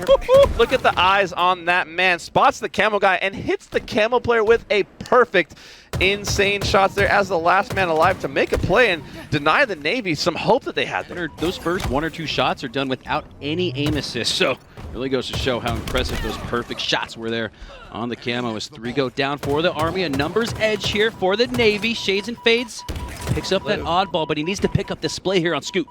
And he's living, but no help to be found at all from the rest of this Navy squad. Shades and Fades been fighting forever. A clutch kill does come in there, though, and he is able to grab some ball time. LMNO now on the push, though. Gonna clean out that ball guy. Is gonna be taken down by Placement. So 3 go down again for Army. So we're seeing some signs of life from the Navy here. All 4 dead. Always pushing together as a unit. 4 deep on that push through the white tower. They are able to break into the ball setup of the Navy. And you gotta wonder, where were the cross angles? How were they not getting more damage and information to let the rest of the players know that the push was coming that heavily from white? Yeah, it looked like the Navy had a chance there to regain the lead, but instead the Army strike back off their back foot of that C spawn, regain control of the oddball and this lead. And Scoot, I just cannot say enough about this guy. He's just putting on such a show for us, making so many plays, currently sitting at 22-16 with 83 points of oddball. Not only does he have the most kills in his team, he also has the most score with the oddball, which means if he wasn't grabbing ball, he could probably be at 30 by now. Unbelievable. Most slays, most oddball time. That's like it's like cooking up a Halo player in the lab as LMNO goes back to the well, drops it into the well, reset oddball, 56-69. As the Army have been in control throughout the majority of this match. Important moment here. Fluxy has the high ground. We need to get a couple slays here. You get first one on Sinatra. Scoot goes down as well. You can clean up the third here. That's Bigabaloo. He goes down, double kill, killing spree. And now you got to have someone who's got the oddball. 3 players down. The Navy got to be a little quicker there to take advantage of the numbers that they just earned. I mentioned earlier that Navy were being heavily outslayed. That is no longer the case. Both Fluxy and Placement now positive, representing the Navy squad. And on the other side, we see Sinatra and Bigabaloo both now in the negative numbers, which we didn't see before. So Navy finally starting to wake up into this series, Mikowski. And the Navy have the shocker. But no! Shades goes down immediately with the snipe. That spells bad news bears here for the Navy as the Army need just 10 seconds left. Grenades going out. Bigabaloo going down, and Fluxy looks to rotate this oddball to the back of C for one last moment of breath, one last life here for the Navy potentially. Fluxy, the only person with anywhere near the ball. They are able to clear that, so 2 go down. 95 will be the score that the Army stops on. However, you also have the clock working against you now. Only 25 seconds left in this game unless you grab that ball, which Shades and Fades does. Looking to see him rotate this out. He's going to have to throw it up. He gets the toss up to place. There we go. Absolutely huge for the Navy here to get out of that situation with the ball. However, Slays need to go in their favor. It's a 3v3 scenario right now. However, the ball's being hotly pursued from the Pipes. Pipes player is going to be fighting Decidual here. He goes down, though, and that's 4 down for the Navy. This looks like it will be all she wrote as the clock ticks down. 3, 2, 1. And ladies and gentlemen, the Army are your Armed Forces Esports Championship champions. The pop-off moment. I love to see the big smile from Bigabaloo. A big group hug as well. This means so much to these players that have fought for years to take down the Air Force. They end up going up against the Navy here in the grand finals. Want to give credit to them for one of those legendary lower bracket runs we were kind of hoping for in the pre-show, as the Army ultimately take it in convincing fashion, 4-0. We saw a lot of action from both sides, right? But Scoot, time and time again with clutch kills. Fluxy with some great snipes as well. This stick right here was pretty sick. Taking down Scoot there was Fluxy. Massive right there. Remember, Scoot snuck through. It looked like Navy had a chance to earn some ball time. They didn't have anyone down for the Army, but they allowed Scoot to sneak in through that white hall, force the oddball reset, and they really forced the Navy's hand. And that was the tail of the tape for Navy. I felt like not able to take down that last player, right? And oftentimes letting that last player cause havoc in their setups, not allow them to really claw their way back into the game. It's not like we didn't see signs of life from Navy, right? There were many moments where it's like, can this game swing? This looks like an opportunity, but there's always a player that would step up on the Army side. Time and time again, gentlemen, it's been great. We're getting close to that trophy and medal presentation. You guys did a great job up here. I want to give you the opportunity for some final thoughts. We'll start with you, Old Man Mikowski. This has been an incredible experience, man. I want to try not to get emotional because it's just been so electric. The military means so much to me. My family been a large part of the military, long-standing tradition with them, and to be here amongst such incredible men and women, sharing the stage with them. We had a couple players come up to us, and they're like, dude, this is so hype that y'all are casting this.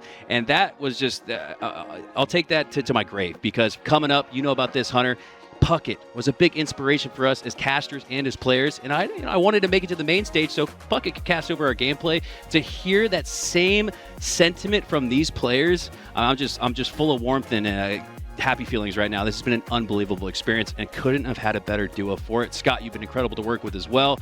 It's been an incredible week all around. Thank you guys so much for the opportunity. Obviously, first and foremost, got to give a shout out to my duo, Hunter X Hunter Mikowski. It's absolutely an honor to cast with you as always. And Scott, to get a chance to finally meet you, complexity and work with you, to hear that voice right next to me that I've heard so often, watching so many events. It's been an absolute honor and a privilege to be here for me. Haven't been at the facility in 2 years, so I'm stoked to be back here. But finally, like I always say on my stream, everywhere you guys go, you have an opportunity to be a positive or negative impact on the people around you. Let's go out of our way to leave the world a better place than we found it and make somebody smile. Cool. Great words. Let's do it again soon. We're going to step away for a moment. When we come back, we'll have all the medals to pass out for all of our top 3 teams, and then we'll have the coveted trophy presentation. Don't go anywhere. Go back to Frisco, Texas. What a tournament it has been. So many great competitors. I'm here with Steven Denote, and you guys do a ton of these events, but there's something special about the esports one. Absolutely. We have 25 different sports that we do throughout our overall portfolio, and esports is actually our only Armed Forces Championship where we have all 6 service branches represented in separate teams. Normally they might combine with, Space Force will go with Air Force, and Navy would have Coast Guard personnel with them, but this is the only one where we have all 6 teams and our only co-ed event as well.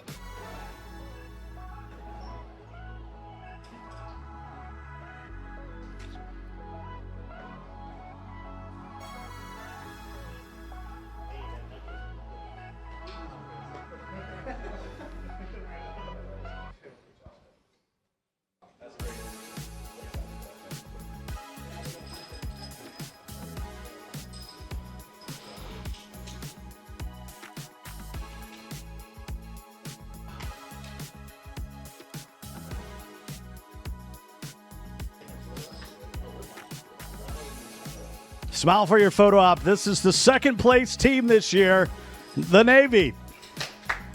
Welcome on the Army.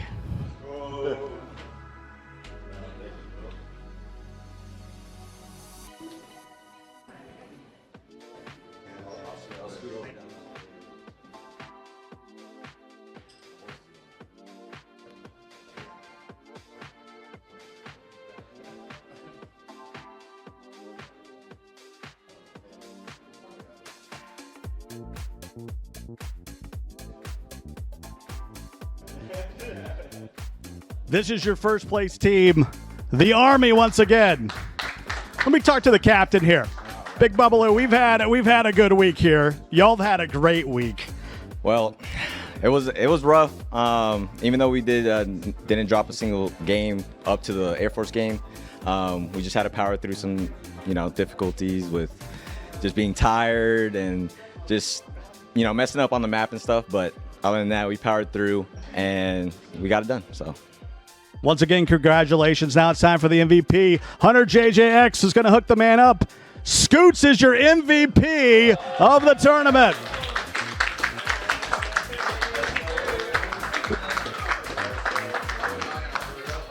Once again, your champions, the Army.